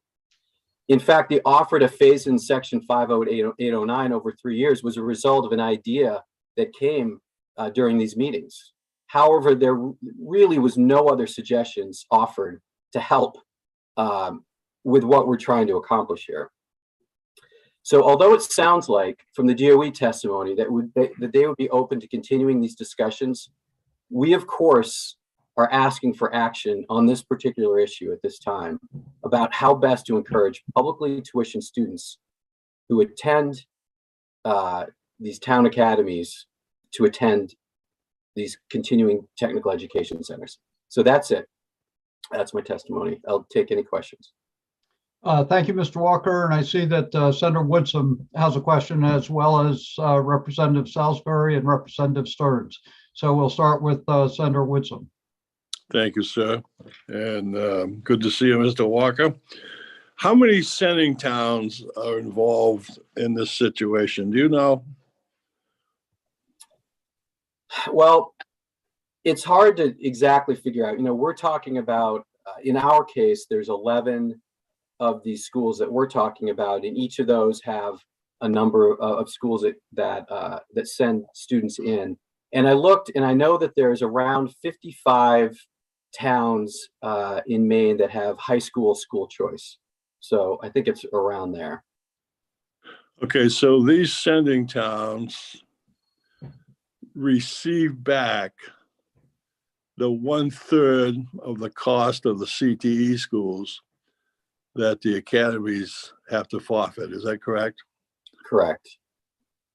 And how is that money, do you know how that money is used in these sending towns? It goes back into the budget. And I think some of the towns expect it, and some, maybe, and some of them don't expect it. But I think they do get these back, and I think it just goes back to offset local costs. But what I was saying is that, various districts who have schools support schools in there. Some of these school districts that you've heard do not support schools. So their responsibility is simply the MAT. And so they pay the MAT. And then if someone goes to it, so they pay the MAT the first year someone goes to school, freshman year, they pay sophomore year. And then junior year, if that student then decides to do some programming at a CTE, that school or that academy then loses 1/3 of the tuition, and they still need to keep the lights on. They still need to hire the history teacher. They still need to have the nurse. They still need to have sports programming. There's no less cost that would require loss of 1/3. So under the current state statutes or laws, these sending towns actually are getting a bonus compared to other towns that are paying their fees to these CTEs. If it hadn't been for the academy, these towns are going to be paying the full amount. Correct. They get a discount, right? And so once upon a time that 1/3 I think went to funding CTEs. Now it doesn't. And now we've offered to work with those sending towns to pay for anything over the cost of EPS to help pay. So it's more of a direct line to paying for the CTEs. So in essence also though, isn't the CTE schools losing money by this 1/3 going back to the towns?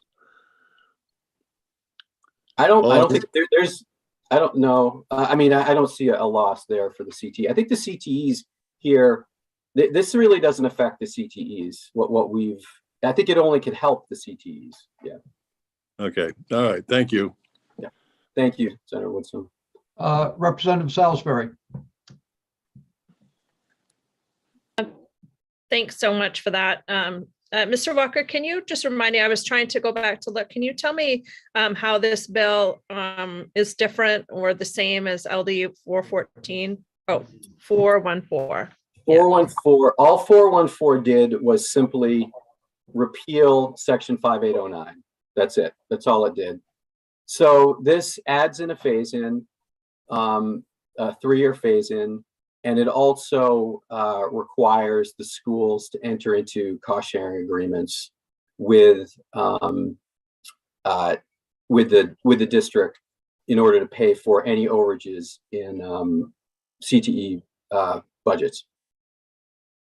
So the other part is part of the discussions, if I remember correctly, that we had were the discussions to be had between the sending academies, and local school districts to kind of hash out a deal or sort of talk through this and come up with, a plan that would help everyone. I remember conversations about that. How has that been going?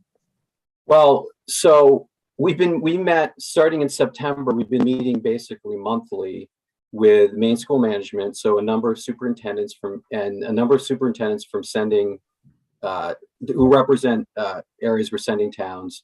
They also represent the Maine School Boards Association and the DOE. And a number of us have been meeting. Like I said, we met for 2 hours, easily at a time. We accomplished a lot of ground. The one, like I said, the 3-year phase-in came up as a result in those discussions. So we included it in the bill, and we were really hoping for more suggestions. But it was a lot of us putting up ideas and not having a lot of suggestions about how to make it better. So, but we met a lot, and we did our best to try to come to an agreement. And a follow-up question, Mr. Chair? Yes, please. So do you feel like when I look through the testimonies that are being provided, it seems to be that in favor are presented by town academies, but I don't see in favor being presented by sending towns. Do you feel like there's still some work that needs to happen? Are they not in agreement, or what do you think that might imply?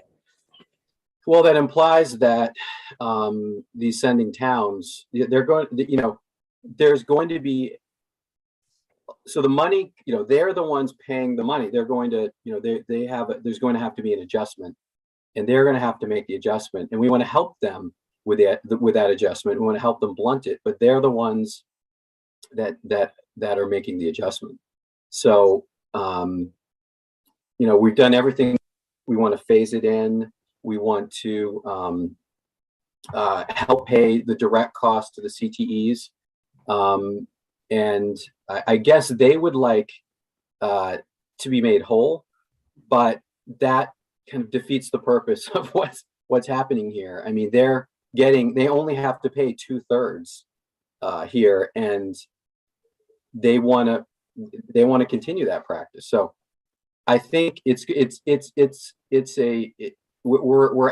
we have a conundrum, and we have to elevate it out and hand it to you. And I don't know if there's going to be an agreement at the end of the day. You should ask some of the other folks coming up after me that question, because they have direct contacts with those folks. Thank you. Thank you, Representative Stearns. Thank you, Mr. Chair, and thank you, Mr. Walker, for being with us here today. If one of the regional CTE centers or regions, or however it might be set up, if they have a major capital improvement project, construction costs, those kinds of things, the folks in the Big 11 required to participate financially in that? Not currently, and that's why we added that to this bill. We thought that was a good. Did you give any thought to pulling back some of the insured value factor that the districts pay to the privates in order to cover those costs? No, we didn't. I mean, that insured value factor, I mean, we don't get to participate in any of the school construction processes through the DOE and otherwise, and that's actually absolutely crucial to that. So IVF wasn't something that we talked about IVF and described what it was, but that's not somewhere where we went. Interesting thought. We'll think about that. Thank you. One more question, if I could. Sure. My second question on that is, it seems to be that you're chasing the elusive equity. We're looking for equal, and I'm wondering if if your clients would be willing to also live under the rules that the public schools live under regarding a budget cap of 5% or less. Some of the testimony I heard today sounds like some of the schools might be very strapped. So I'm wondering if that would be an offset where most of their students come from contracted large contracts with the towns. I'm going to defer that question to the folks who are going to come up after me. Fair enough. Thank you. Yeah. Any other questions from members of the committee? Mr. Walker, I have a couple. Last year when we had discussion about this bill, and really, in my mind, the difference between this bill and the one submitted by Representative O'Neill last year are hard to find. And I don't think anybody has defined yet the difference between that bill and this bill. But that aside, many or several members of the committee last year expressed concerns about Representative O'Neill's bill because eventually it would increase local property taxes. And this bill, once you're done with the 3-year phase-in, that would have the effect on those local municipalities. Is that true, that it would increase their property taxes? It may slightly, but we're also helping with direct payments to the CTEs. So I think you can't just look at the tuition. You also have to look at our offering to share in the overpayments, or the overages to the CTEs. So yes, it's going to cost the these sending towns a little bit more, but I think what we'd like to put out there is these sending towns are getting a very good deal, and they're getting a huge discount when someone goes to a CTE. When a student from who lives in Augusta and goes to Coney goes to a CTE, the school does not hand back the city of Augusta 1/3 of its state subsidy for that student. So we understand that there's going to be an effect, and we'd love if the state wanted to help out, maybe to blunt that effect. But we do understand that there's a local effect. No, I understand that, and I guess I'm disappointed that given the comments and the discussion that this committee had last year about this very issue, that you met 5 times with the Department of Education, and we still don't have an agreed upon compromise or resolution. And we're basically back, other than the 3-year phase-in, discussing exactly what we discussed last year. The 3-year phase-in plus, sorry to interrupt, but the 3-year phase-in plus a requirement to participate in any cost sharing agreement to pay for the direct costs of the CTE. So both of those are there. And you can only work on an agreement if, there's 2 sides to all this, and we did our best. Okay, thank you. I see no other questions from Mr. Walker, and we next have testify in favor, Dave Aronstim. Thank you. Oh, good. Thank you for being with us, and you can proceed. Thank you. Thank you, Senator Rafferty. And I wanted to thank you and Representative Brennan and the members of the Education and Cultural Affairs Committee. My name, as you said, is David Aronstam. And as I listened to the testimony this morning on the various bills, I'm somewhat struck by the fact that I am not an administrator, I am not a legislator, I am not a lawyer, I am an English teacher. And I wanted to come to you and talk to you a little bit about this bill and speak to you, as I said, as a teacher, as a union negotiator, as a former president of the Thornton Academy Teachers Association, and just basically give you my impressions of how this new law or the changes to the law will affect us. My understanding under the current law, as many of you have said, is that a school that receives publicly funded tuition payments may only charge 2/3 of the state established maximum allowable tuition. And for those students who are enrolled at a CTE facility. For me, a teacher, to make this real, that means that some of my students may only be charged 2/3 of the standard tuition rates when they are enrolled at Thornton Academy, and they also enroll at the Biddeford Center of Technology. In other words, Thornton would receive for each of those students, and I have a number of them, for each of those students, the school would receive $4,000 less per student for each student enrolled in the local vocational program. A program that I was literally talking about to my class about an hour ago. But this same scenario would not play out if the hypothetical student lived in Biddeford and went to Biddeford High School and enrolled in the same vocational program. It hardly seems equitable to me. And on a personal note, I see, as someone who teaches, so as I said, many vocational students in my classroom every day, it just doesn't seem right.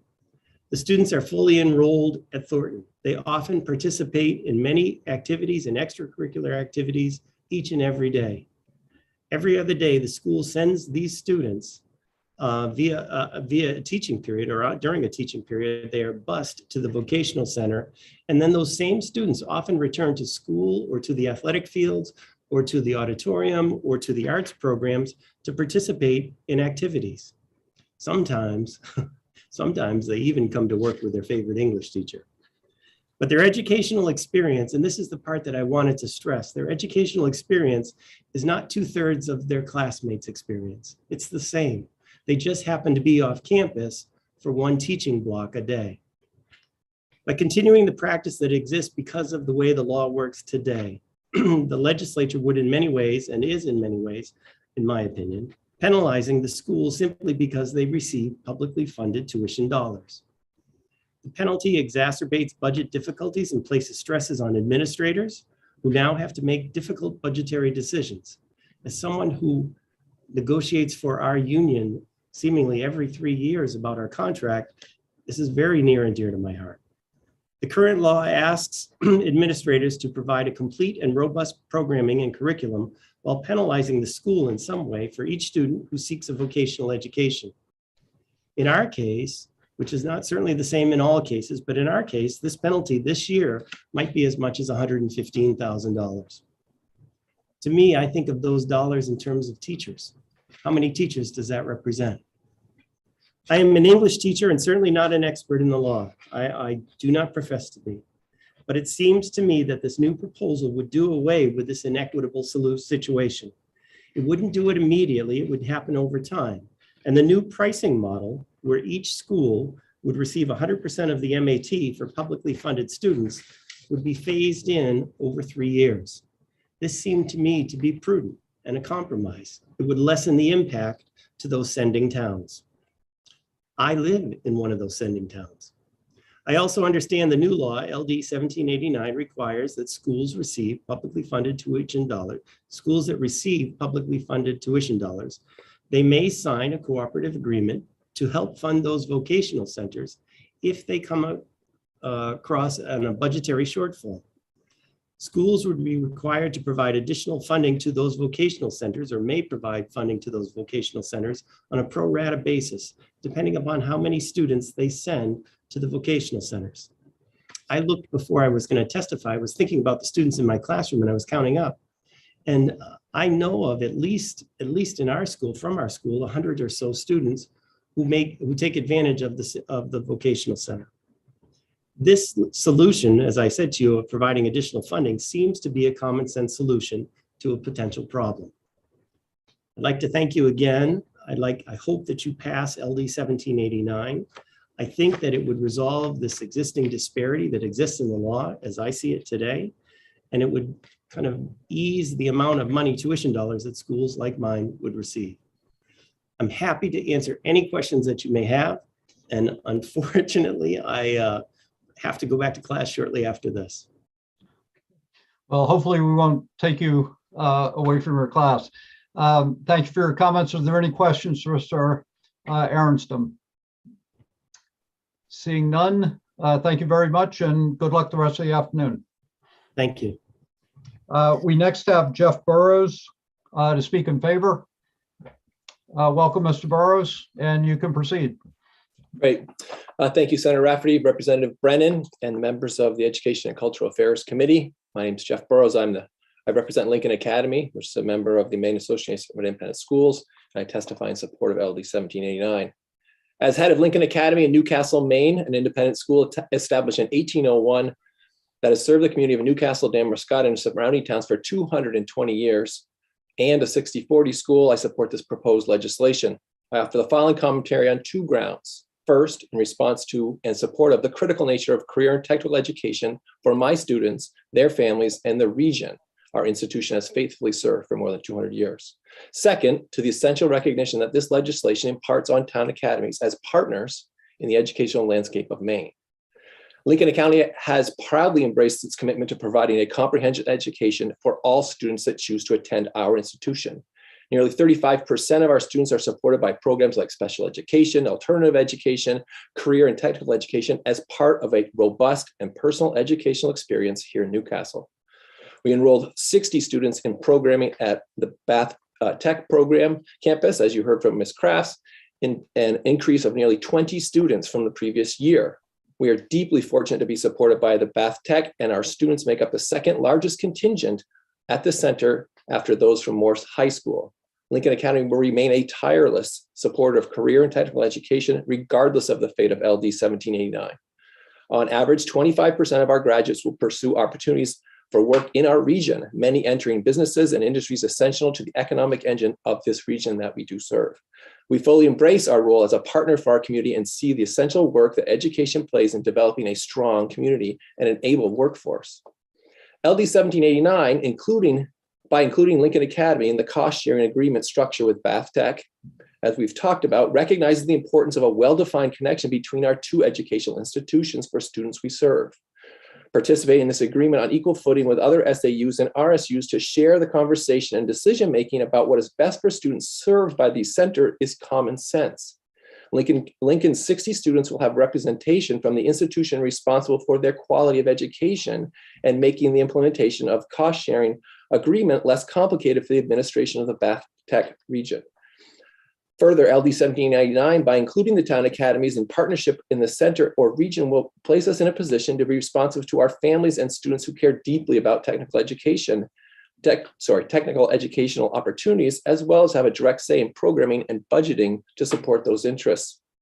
It's been my pleasure to be part of a working group established for in the last legislation session by Commissioner Macon, and I found the 5 meetings to be filled with honest discourse, earnest attempts to understand disparate views, and a welcome opportunity to share a common commitment to all of Maine's students. In these meetings, we have established 2 important facts. The first, the average calculation that determines MAT for schools approved for tuition does not include the cost for attending a career and technical education center. Those averages, we take those costs out. So the cost of educating a student in Maine is what MAT is. It has nothing to do with CTE. That's the law. I didn't make it up. That's how they do the calculation. The second, as we've already been said, the EPS funding model now says everybody across the state of Maine, whether my kid grows up in Bremen or they live in Biddeford, whether they live in Dresden or they live in Damariscotta, we all pay into that fund that now funds the CTE centers. This is exactly the right thing to do so that programming can be determined by the centers and the communities they serve and not be held up in terms of trying to start new programming by budgeting problems. In summary, the effect of LD 1789 places our schools in direct partnership with the communities that we serve, and to allow for our schools to be more responsive to community needs and more effective at helping support and participate in the essential role of career and technical education in our communities and regions across the state of Maine. There seems little doubt in our meetings that we've had. One thing we've agreed, 5809 is a holdover and nobody even knows why it was started. The historian couldn't figure it out either. It was not intentional that in the new EPS funding model, people forgot 5889. They forgot it because it didn't matter to the vast majority of people in the state of Maine. It does matter to us. It matters to us, and it matters to people in RSU 12. Mr. Tuttle's going to talk about these costs are real, but there is a solution to this for all of us. It only affects a certain percentage of our towns and our kids, and this is the right thing to do. I urge you to support this. Thank you. I'll answer any questions. Thank you, Ms. Burrows. Are there any questions from members of the committee? Ms. Burrows, I have a couple. Mr. Walker referred not to the bill, but to the amendment that was presented to the committee, which is substantially different than the bill. And maybe I misread it about the shall and the may. I read it more a shall than a may on the cost sharing agreement. But what would happen if, in fact, a community and a community school were not able to reach an agreement on a cost sharing? If Mr. Walker is right and says that it's may, and there's not an agreement on cost sharing, what happens? I think, thank you, Mr. Brennan. I think there's a question in terms of how that structure actually works from 313, right? I think there's a question about how this would actually work, which is raised by the CT directors.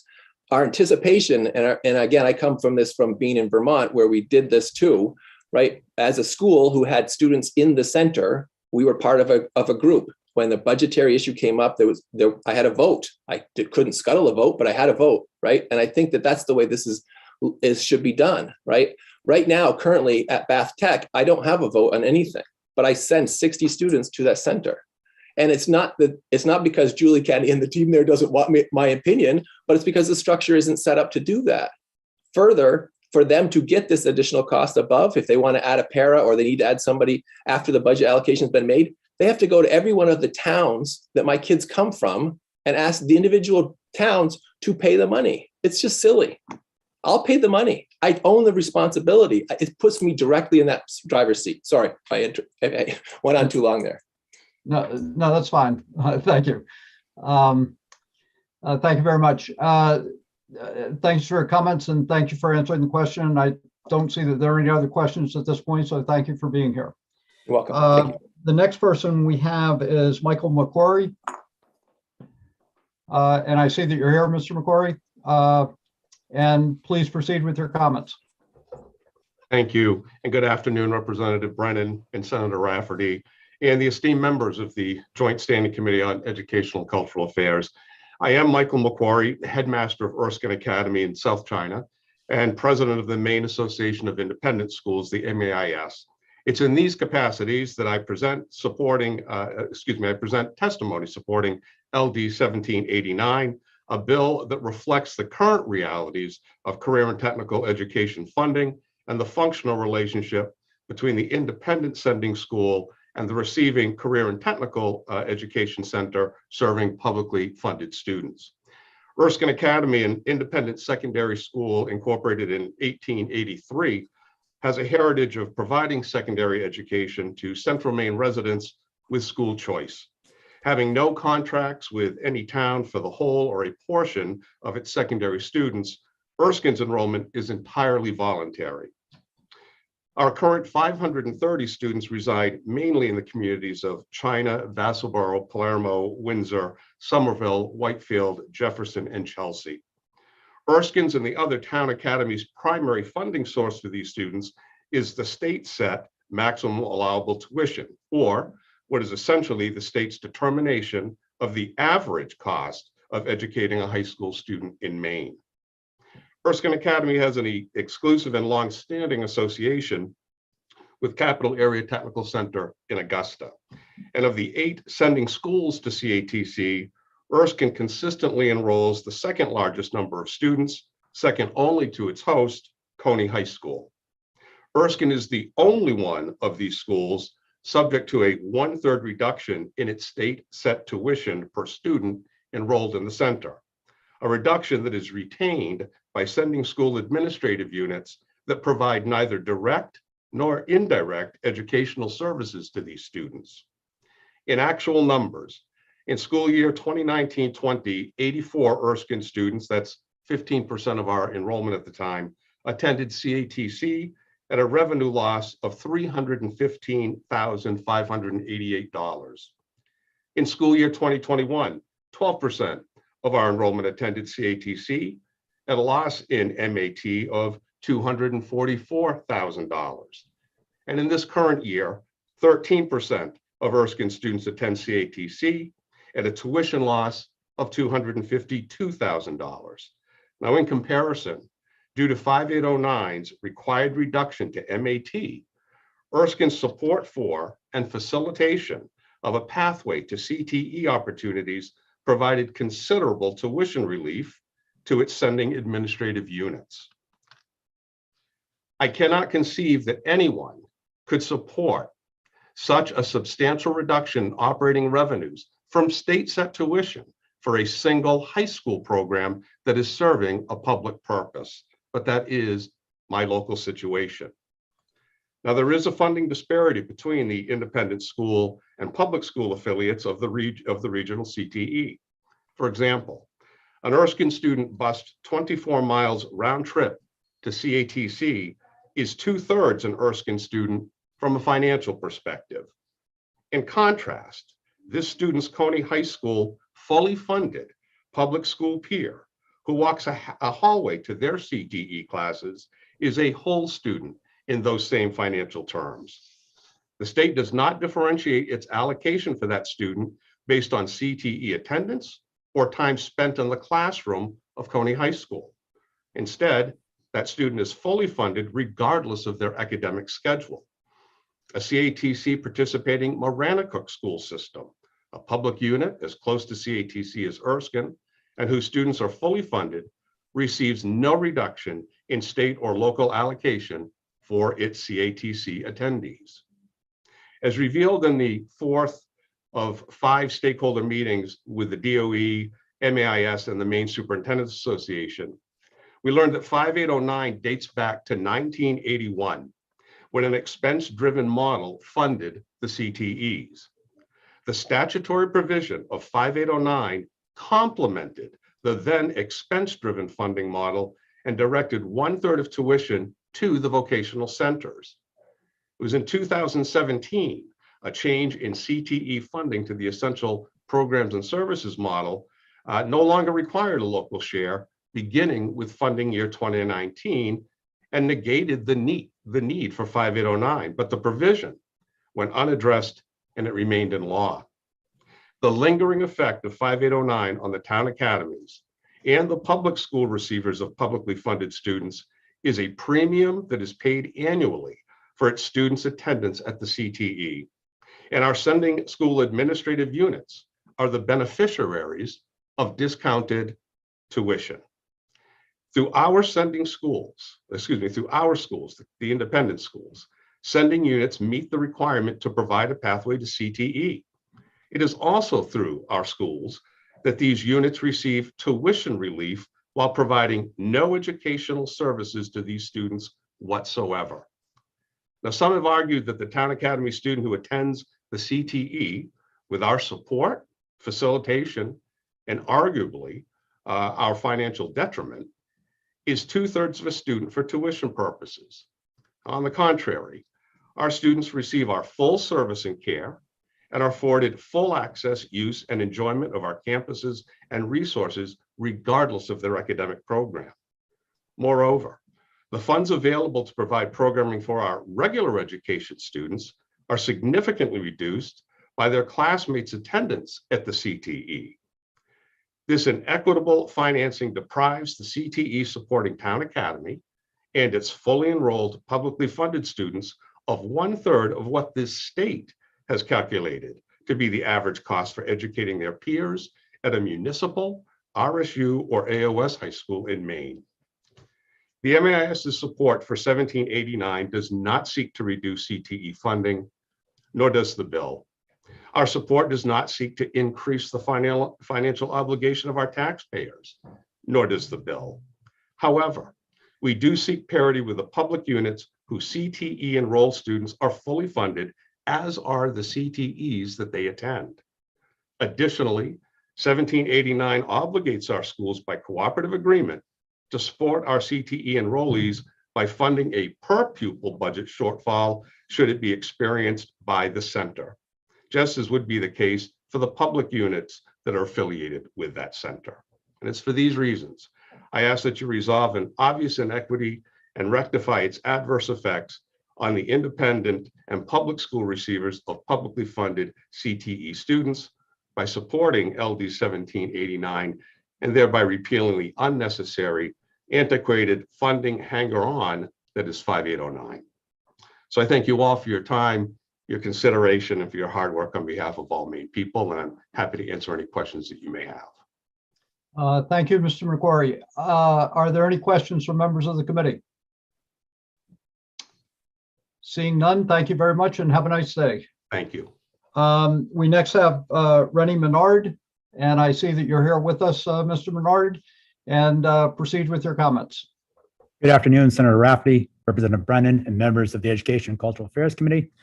My name is Rennie Menard. I'm the headmaster at Thorne Academy in Saco, and I thank you for the opportunity to testify today. There are 1,100 publicly funded students in my high school. Every time a student chooses to access CTE programming, their publicly funded high school loses 1/3 of tuition, or approximately $4,000 per child. The impact of that loss is borne by all 1,100 publicly funded students and their tax-paying families. When programs and services are cut due to this loss of tuition, tax-paying families don't understand why their publicly funded high school doesn't receive the full tuition rate that the DOE says it costs to educate a student. Families don't understand why their child's school isn't fully funded. They pay their taxes and expect their children to receive equitable funding.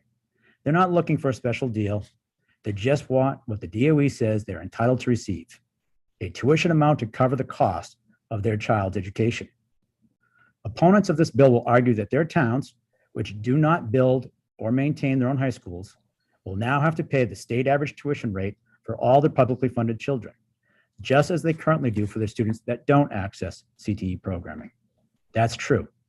The arbitrary discount goes away in the process of fully funding the schools that educate their children. There is no logic behind any argument you may hear today that this bill will somehow require towns to pay twice for CTE expenses. If that were true, it would be true for every other community that maintains their own municipal or district high school. The fact is, all taxpayers in Maine pay for CTE through the general fund.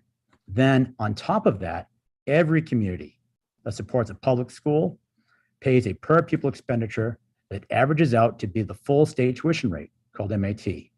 This bill simply closes a loophole to ensure that every publicly funded student in Maine receives an equitable funding, and every community pays what the state calculates is their fair share of expenses for public education, just like every other taxpayer in Maine.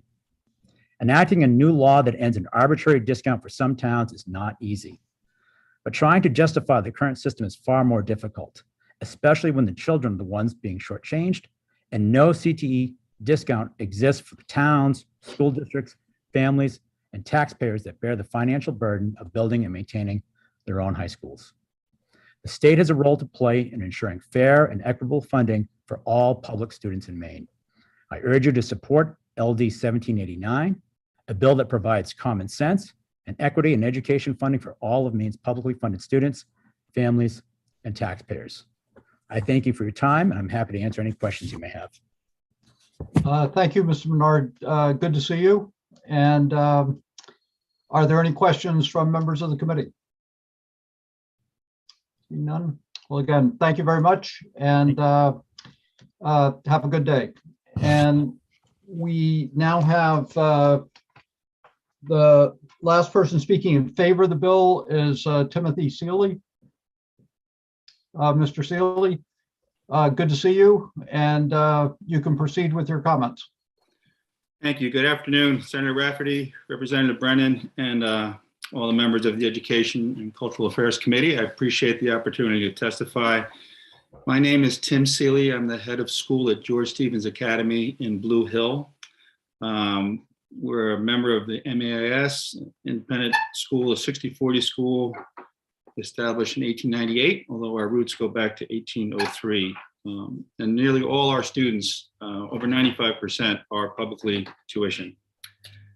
Although there are many reasons why I support the bill, I'm going to highlight just one in my testimony. It's the one at the heart of it, and you have heard it before, the issue of fairness and equity for the school children of Maine.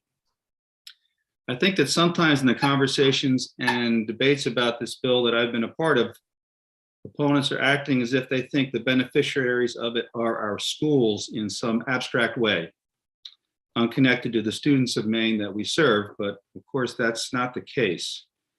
When our funding is unfairly reduced, as it is currently, it means the funding for our students is unfairly reduced and they suffer. The way the law works currently, every student who chooses a town academy or private school suffers a reduction in funding when any student in their school opts for the CTE path, because their school receives about $4,000 less in funding for each student who chooses CTE. This does not happen when a student in a public school chooses the CTE path. Their home school does not suffer any reduction in funds. In our case, for example, if we have 12 students who choose to avail themselves of the programs at Hancock County Technical Center in Ellsworth, we lose $48,000 in revenue. That's $48,000 less in funds to serve all our students. Those are the CTE included, but everyone else as well. That reduction does not happen when students who choose Ellsworth High School, for example, choose CTE. That is fundamentally inequitable, unfair, and contrary, I think, to the spirit of the legislature and Maine Department of Education's expressed desire to promote CTE pathways. I do not believe that either the legislature or the Maine Department of Education intends for Maine students whose families choose town academies or other independent schools to suffer from the existence of the CTE pathway, or our promotion of it amongst our students, which we do, or our work to facilitate students choosing that pathway, which we also do, in our case, providing transportation at our expense to HCTC. But that is the clear and obvious effect of how the current funding works. We suffer a reduction in the revenue we have available to serve all our students, but public systems do not. LD 1789 corrects this inequity. Its passage would mean every school child in Maine will be treated in the same way by the CTE funding model, which was the case before the change in the CTE funding model that moved all expenses to the state level. I will just add that in all the conversations that I've been in, no one has ever responded to this issue of fairness or equity, nor defended the current law as fair or equitable, or even frankly making sense. It is as if those issues just don't matter to those who oppose LD 1789, although of course I know they do. Yes, it will cost money. Equitable education costs money. Making systems more equitable always costs more money. But shouldn't we choose treating all Maine students equitably over arbitrarily saving money to the detriment of some of them? Thank you so much for considering my testimony. I'm happy to answer questions. And again, I appreciate the opportunity. Thank you for being with us, Mr. Seeley. And I see that Senator Woodson has a question. Thank you. Mr. Seal, I probably should have asked this of the headmaster at Erskine, but you mentioned it also. Was the DOE involved in this discussion of 5 discussions? Yes, they organized the meetings. The commissioner was at, I think, 3 of the 5, and there was always representatives from the DOE there. Was there ever a discussion that of the inequities of the law, how it changed, but was not corrected as time went on? No, I know that we brought it up more than once, but it wasn't something that was particularly discussed in those meetings. Do you have any idea why? As I often tell my students, I hesitate to ascribe motives to other people, but the funding's complicated, and I understand why people are hesitant of doing things that they know may have a tax implication, although it may not be as bad as some people say because of some of the parts of our bill. So I suspect that it's the funding piece that has caught people, but that's my best answer. I don't know for sure, sir. Yeah, well, we've been dealing with a lot of updates this year, the different statutes and laws and stuff, and I would think this would fit into that. But thank you for your answer. Thanks, sir. Thank you. I see Senator Rafferty has a question. Yes, thank you, Representative Brennan. So, Mr. Seeley, you were part of the conversations because, again, as a committee member, we really anticipated that working group, so to speak, to come back with something a little bit more concrete than this, I guess, maybe more in unison, apparently. So can you give us some insight, like what is the, what exactly was the breakdown from your view? Why couldn't that actually happen? Thank you for the question, Senator. Excuse me? Is it the tax implication or is there more to it? Thank you for the question. I will say that personally, I was also deeply disappointed. I know our group was. There were times it felt like we were making progress. And I will say that we entered into this sincerely looking for a path to agreement. I do believe it was a tax implications because it seemed every time it looked like the group was maybe moving towards some consensus. The issue of tax impact seemed to be the thing that came up, and a fear of how it might affect mill rates and town budgets.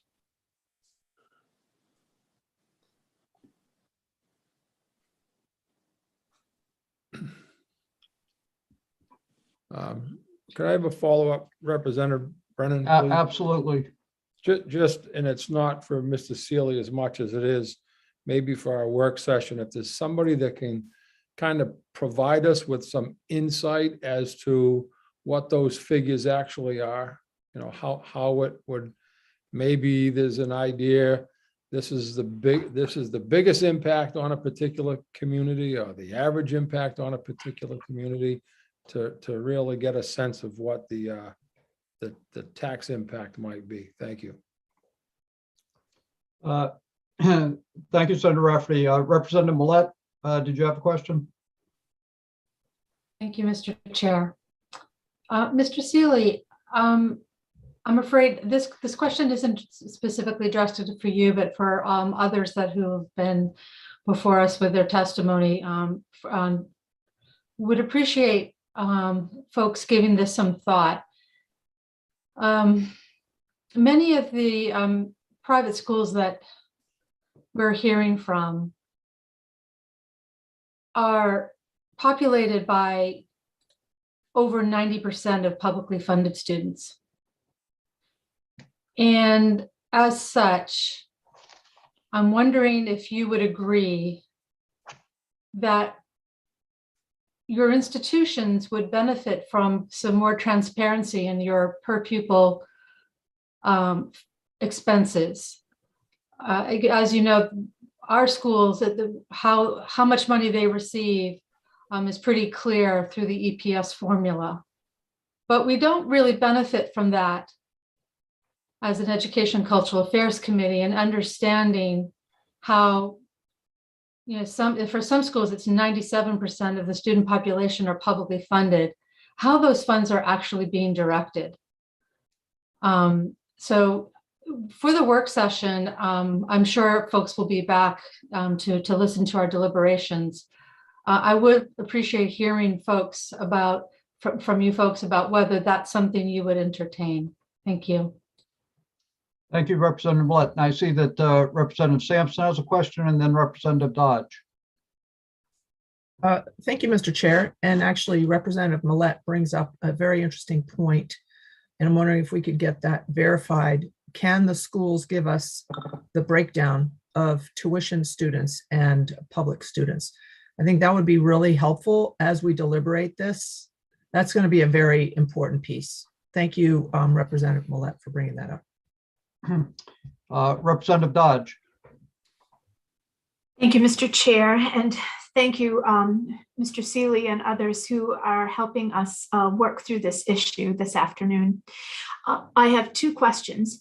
The first is, for the work session, I am hoping to hear a bit of discussion about what folks would say to small towns who do not host a public high school, whose taxes are going to increase exponentially after the 3-year phase-in, to my understanding, what folks would say to those citizens who will say, I don't understand about these added expenses. That's question one. Question two, if I may, Mr. Chair. Yes. Thank you. The second question is, in the tuition breakdown that has been requested by Representative Millett and seconded by Representative Sampson, could we also make sure that there are amounts that are presented to us that represent the foreign tuition breakdown, where it's my understanding that there are a number of students from out of the country who are contributing to the functioning of your schools. Thank you very much. Thank you, Representative Dodge. Are there any additional questions of Mr. Seeley? Seeing none, thank you very much for being here. Thank you. We're at this point of the public hearing that we will now, we've heard from everybody who has signed up in favor of the bill. We will now turn to opponents of the bill. We have 3 people speaking against the bill, and we have 1 person speaking neither for nor against. The first person we have in opposition is Eileen King, and I believe that we have Mr. Bailey instead. So welcome, Mr. Bailey, and we assume that you're substituting for Ms. King, or vice versa. Yes, we've been fluid today, back and forth in terms of who had other responsibilities. So I am here, very glad to be here today. All right, well, thank you. And you can proceed with your comments. Thank you. Senator Rafferty, Representative Brennan, and members of the Educational and Cultural Affairs Committee. I am Steve Bailey, Executive Director of the Maine School Management Association, testifying on behalf of the legislative committees of both the Maine School Boards Association and the Maine School Superintendents Association in opposition to LD 1789. Our association, along with the invited superintendents who send students to the state's private academies, have been meeting with academy heads to discuss, among other topics, equitable payments to the academies for students who spend half of their day, half of their week in career and technical education classes. The group was called together in part because of this proposed legislation that is once again attempting to increase tuition to 100% for CTE students. The similar bill, LD 414, was defeated by this committee in 2021. In talking to our districts, we've determined the vast majority of the public schools that send students to the academies already pay 2/3 of the private schools' tuition, even though many of their students are spending at least half their day in career and tech ed programs. We've attached a list of the private academy tuition rates to this testimony. LD 1789 proposes a 3-year ramp to 100% cost of tuition, again, for students not present in these schools 50% of the time. If we are writing a bill to address one segment of the funding formula for 11 schools, why aren't we looking at the entire funding formula for all Maine public schools? The 1/3 tuition increase seems to be extreme for student time not spent at the private school. Others who may testify today can demonstrate the impact of those increased costs to the districts. And I've heard in the last few questions that have come up, what will the tax impact be for these schools, for these communities who are sending the students to both the private schools as well as to the CTE programs. Our working group has also discussed ways the private academies could be more transparent around their budgets, perhaps determining per pupil costs through a formula that looks at expenditure by cost centers. The simplest analogy would be adopting a funding formula similar to the essential programs and services model public schools use to determine a baseline budget. As this committee knows, what public schools spend per pupil is public information. I believe meeting with our private academies counterparts has been helpful, and our hope is we can find common ground on many of these issues. I would like to respond to a couple of quick questions that were raised earlier. One by Senator Woodson, I believe. He asked the question of what happens to the tuition that goes back to the sending schools. In my case, and I will represent that I was a superintendent in the area that sent students to Lincoln Academy, we were only billed that 2/3 tuition. We were never billed 100% tuition with 1/3 of the tuition coming back to the communities. So we only budgeted for the number of students that we anticipated going to the CTE programs. So there was never any kickback of additional funding that came back to our community that was just later generally just put into the general budget. So that didn't happen. So that would be one thing that I would say with regard to the questions that were raised earlier. And I would be certainly here for any questions that members of the committee might have. Definitely would be available for the work session. Thank you very much, Mr. Bailey. Are there any questions for Mr. Bailey? Ms. Bailey, I just have one question. It was alluded to that this 3-year phase out was put into the amendment. I won't say at the request, but it was an idea that came from your organization. Based on your testimony, I'm assuming that you don't support the 3-year phase out in the amendment. The ramp up was, and I'll just say it right out there, it was my idea. It was a single person's idea. And I very clearly said, this is not the idea coming from Maine School Management, nor Maine School Boards Association, nor the Maine School Superintendents Association. I was looking for a possibility of taking a look at what might the impact be, because I knew that last year's bill, it was going to be, a matter of fact, the first bill that we saw was just going to be a 1 year. Okay, here's 2/3, here's 100%. Go at it, towns. And I knew that the towns would never be able to, sustain, that type of an increase. I still don't think it's going to be possible after 3 years out in terms of looking what it's going to cost, for those individual towns. And yeah, they're small towns, but many of them have double-digit students, that would be attending these particular programs. So it's going to be large level impact. The bill's been in place for 40 years.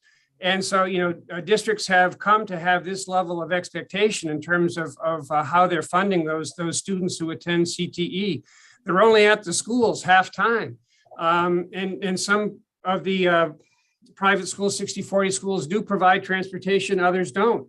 But in the meantime, the students are not at those 60-40 schools, for more than half of their day. I mean, both half of the day or half their week, depending upon how the schedule is set up within the CTE programs. Okay. Thank you. Are there any other questions for Mr. Bailey? Seeing none, thank you very much, and I'm sure we'll see you again sometime soon. Yes, thank you. All right. We now go to Howard Tuttle. And Mr. Tuttle, I see that you're here, and please go ahead with your comments. Thank you. Good afternoon, Senator Rafferty, Representative Brennan, and distinguished members of the Joint Standing Committee on Education and Cultural Affairs. My name is Howard Tuttle. I am Superintendent of RSU 12. I'm speaking on behalf of the Sheepscot Valley RSU 12 School District, the RSU 12 Board of Directors Finance Committee, and RSU 12 Towns. This testimony is in opposition to LD 1789, which is titled An Act to Modernize Funding of Publicly Funded Tuition Students Attending Career and Technical Education Programs. I also submitted written testimony, which I encourage you to read. Sheepscot Valley RSU 12 encompasses the following small towns: Palermo, Somerville, Windsor, Whitefield, Chelsea, Alna, and Westport Island. RSU 12 does not have a high school and pays tuition for high school students to be educated as part of a school choice model. We send students to both public high schools and private high schools. I'm here today because I oppose LD 1789 because it will be a significant new cost for the towns in RSU 12 and for any school choice district that tuitions high school students. I would first like to say that RSU 12 collaborates with all of its receiving schools in order to support the education of our high school students. Our students are fortunate to have high school choice. Our students attend 18 different high schools, both public and private. I have been part of the committee discussing this bill with town academies and appreciate the struggles on both sides and witnessed the earnest efforts to solve these problems. While we disagree on this topic, I look forward to continue to work with our receiving schools. The costs of LD 1789 will be significant to the towns of RSU 12. The RSU 12 Finance Committee has estimated the cost of the proposed LD 1789 three-year ramp-up. In year one, RSU 12's cost to the taxpayers will be $112,000. In year two, RSU 12's cost will be $232,000. In year three, RSU 12's cost to taxpayers will be $363,000. The total cost to local property taxes during the three-year ramp-up will be $708,000. That's a lot for these small towns. And then, of course, it continues to go up as maximum allowable tuition continues to rise. The RSU 12 Finance Committee also estimated the total cost of LD 1789 during the three-year ramp-up by town. The costs as part of our cost-sharing formula are estimated as follows. There's no way to avoid an increase in local property taxes. For Palermo, it would be $84,000. For Somerville, it would be $36,000. For Windsor, it would be $183,000. For Whitefield, it's $135,000. For Chelsea, it's $186,000. For Alna, it's $52,000. And for Westport Island, it's $28,000.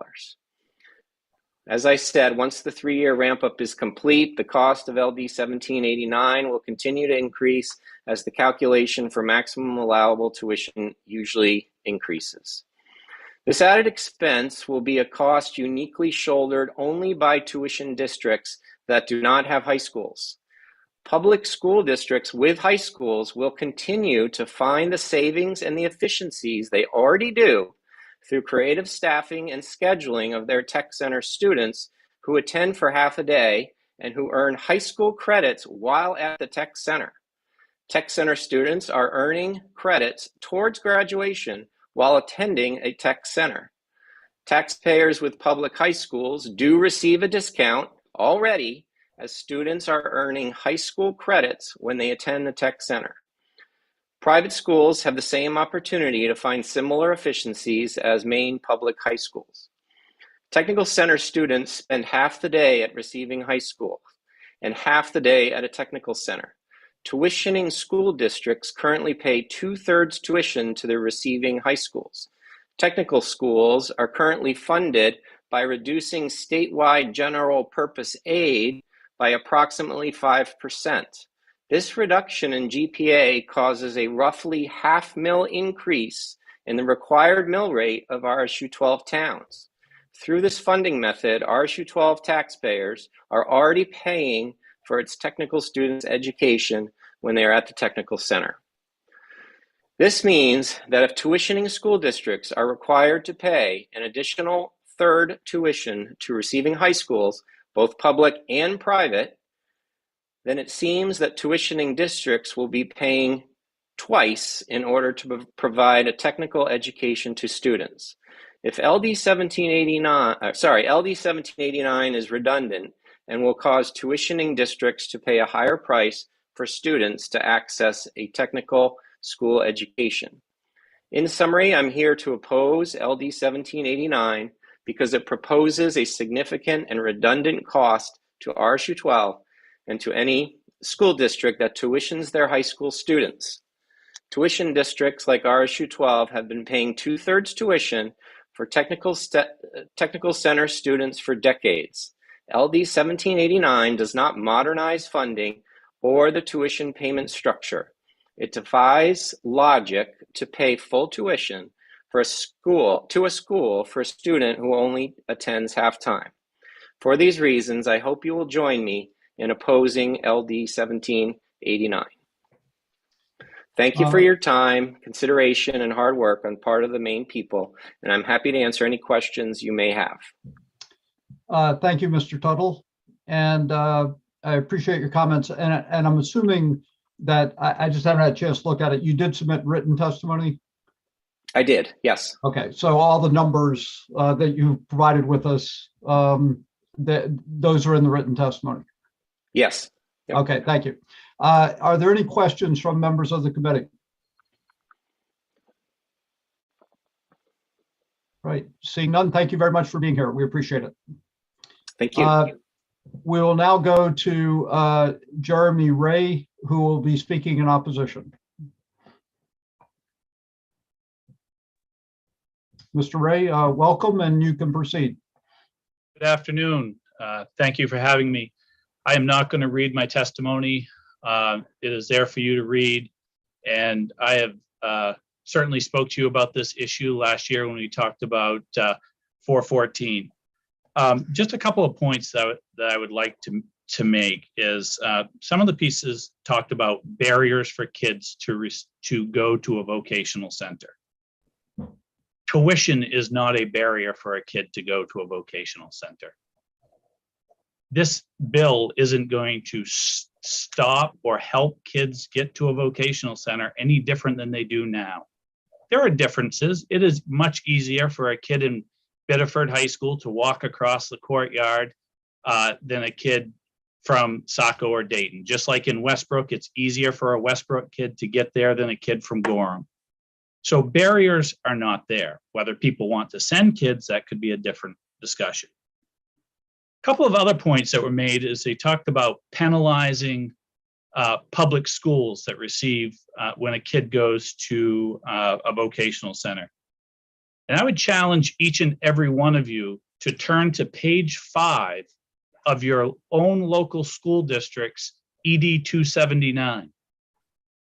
And on page 5 of the 279, you will see that your students are not fully funded in your school district. The state pays a percentage of that. The rest of those funds come from the local taxpayers. Another point that's important to make is that approximately $61 million goes to fund vocational education across the state. We all can agree the importance of vocational education for our students. But the $61 million comes directly off the top of general purpose aid. Let's pretend that it didn't go off the top of general purpose aid and that $61 million was included in your state subsidy locally. The kind of rule of thumb has always been that $10 million of general purpose aid equals 0.1 of the mill rate. And as I said here today, for a few of you, I did some quick calculations.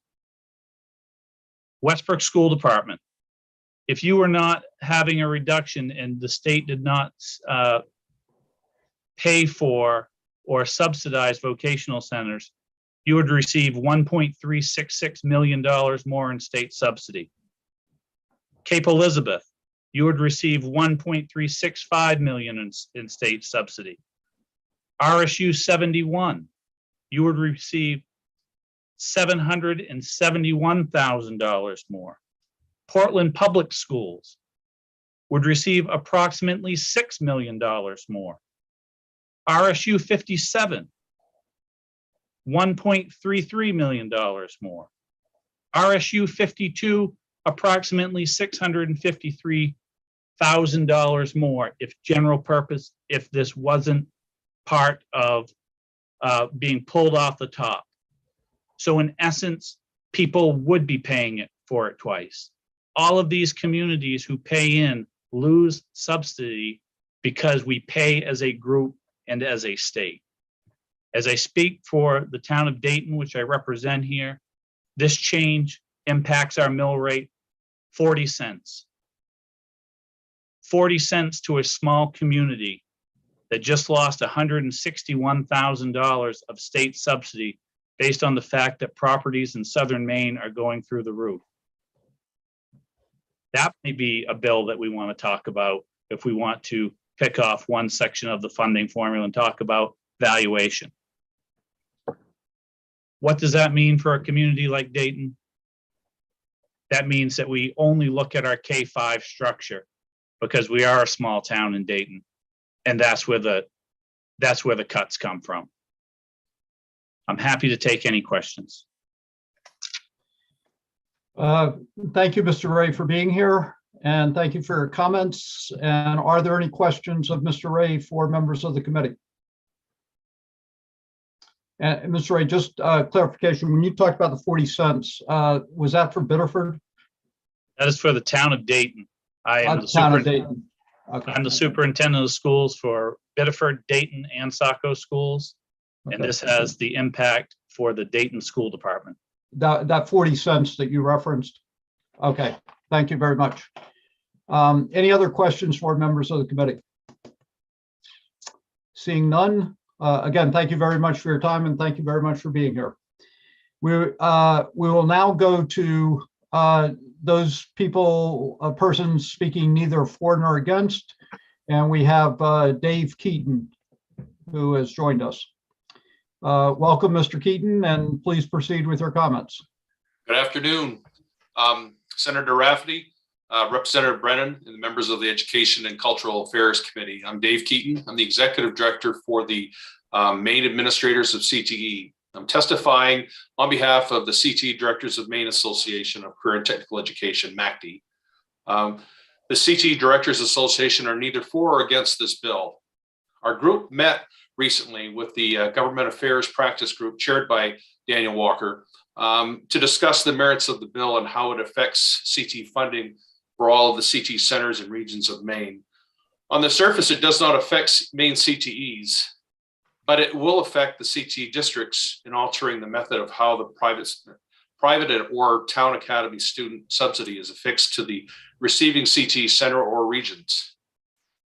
We have deep reservations that this bill, alternative methods of changing the student's full subsidy between how it is now calculated and the method that's being proposed here, will harm local sending communities and local school units. Our MACTE group has concerns about the bill's alternative method of subsidy distribution and our current Maine Department of Education's Chapter 313 that outlines the method of the CTE Center's cooperative agreements. Currently, Maine CTE cooperative agreements does not include private schools or town academies into the fiscal matters and assessments. If this bill proposed method of the state subsidy is altered, then the main chapter 313 also needs to be updated and changed to include private school and town academies into each of the CTE cooperative agreements in the same arrangement that is outlined for SAUs of the local CTE centers or CTE regions. I've affixed a copy of the main education statute 313 on my testimony that outlines the main CTE advisory board and cooperative board configurations for main CTEs follow. Thank you for your consideration for the Maine CTE Directors Association comments as it permits to this bill. I can answer any questions that you may have. Thank you, Mr. Keaton, for being here. We appreciate your comments. Are there any questions from members of the committee? Senator Woodson. Yes, Mr. Keaton, will you be at the work session? I certainly can. Yep, thank you. Are there any other questions for Mr. Keaton? Mr. Keaton, just one quick question. I just want to make sure I understood your comments. You're saying if in fact 1789 would pass, that we would have to make an adjustment to another part of the formula related to CTE, which the amendment that's proposed now does not make that change? Correct. We all have to follow a cooperative agreement.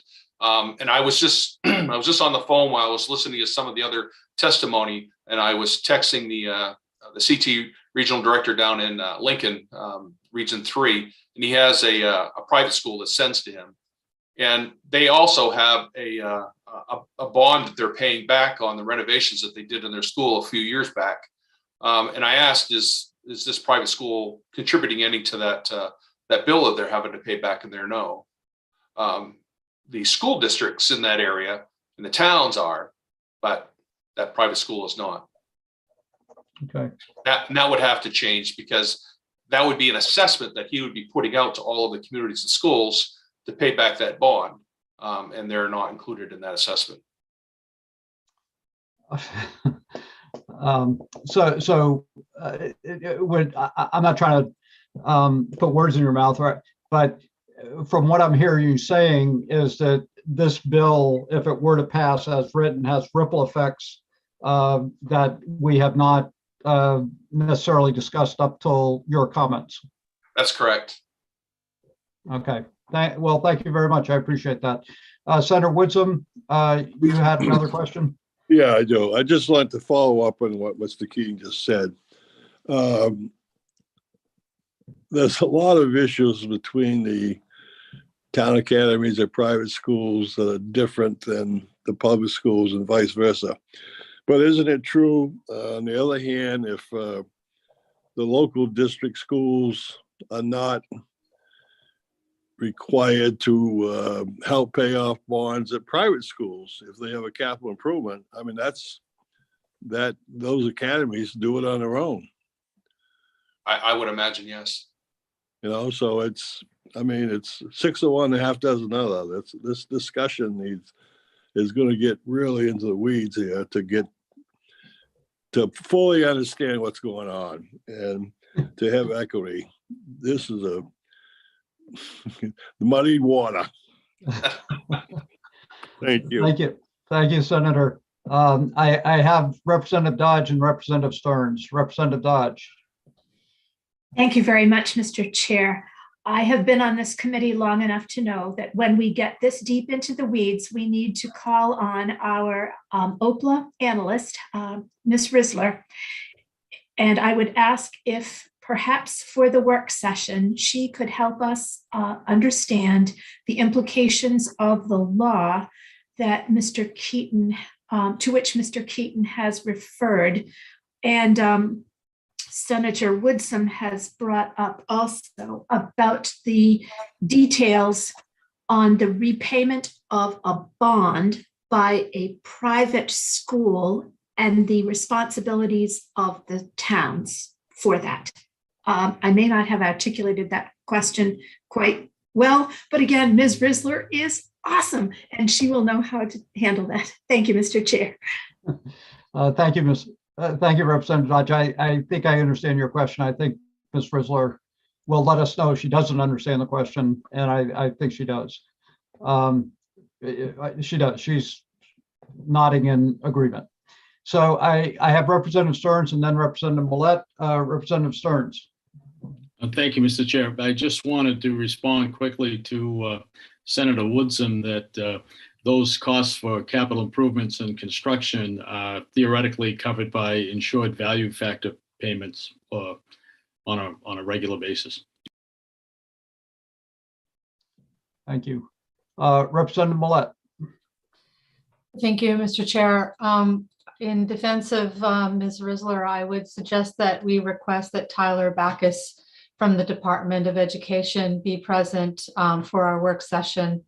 I do note that he provided some testimony, and I suspect we're going to need him as a resource when we just work on this bill. Thank you. Thank you, Representative Millette. Any other questions of Mr. Keaton at this point? Mr. Keaton, thank you very much. And you already had one request to be at the work session. And if you could be, that I think would be helpful. I will. Thank you. Thank you. All right, Mr. Murphy, have we completed our list of comment on this bill? To my knowledge, yes, that is the last to testify today. Well, your knowledge is the only one that counts at this point. So are there any other comments from members of the committee? Any directions to Ms. Risler in terms of information that might be provided at the work session? And right now the work session is scheduled for next Tuesday, I believe.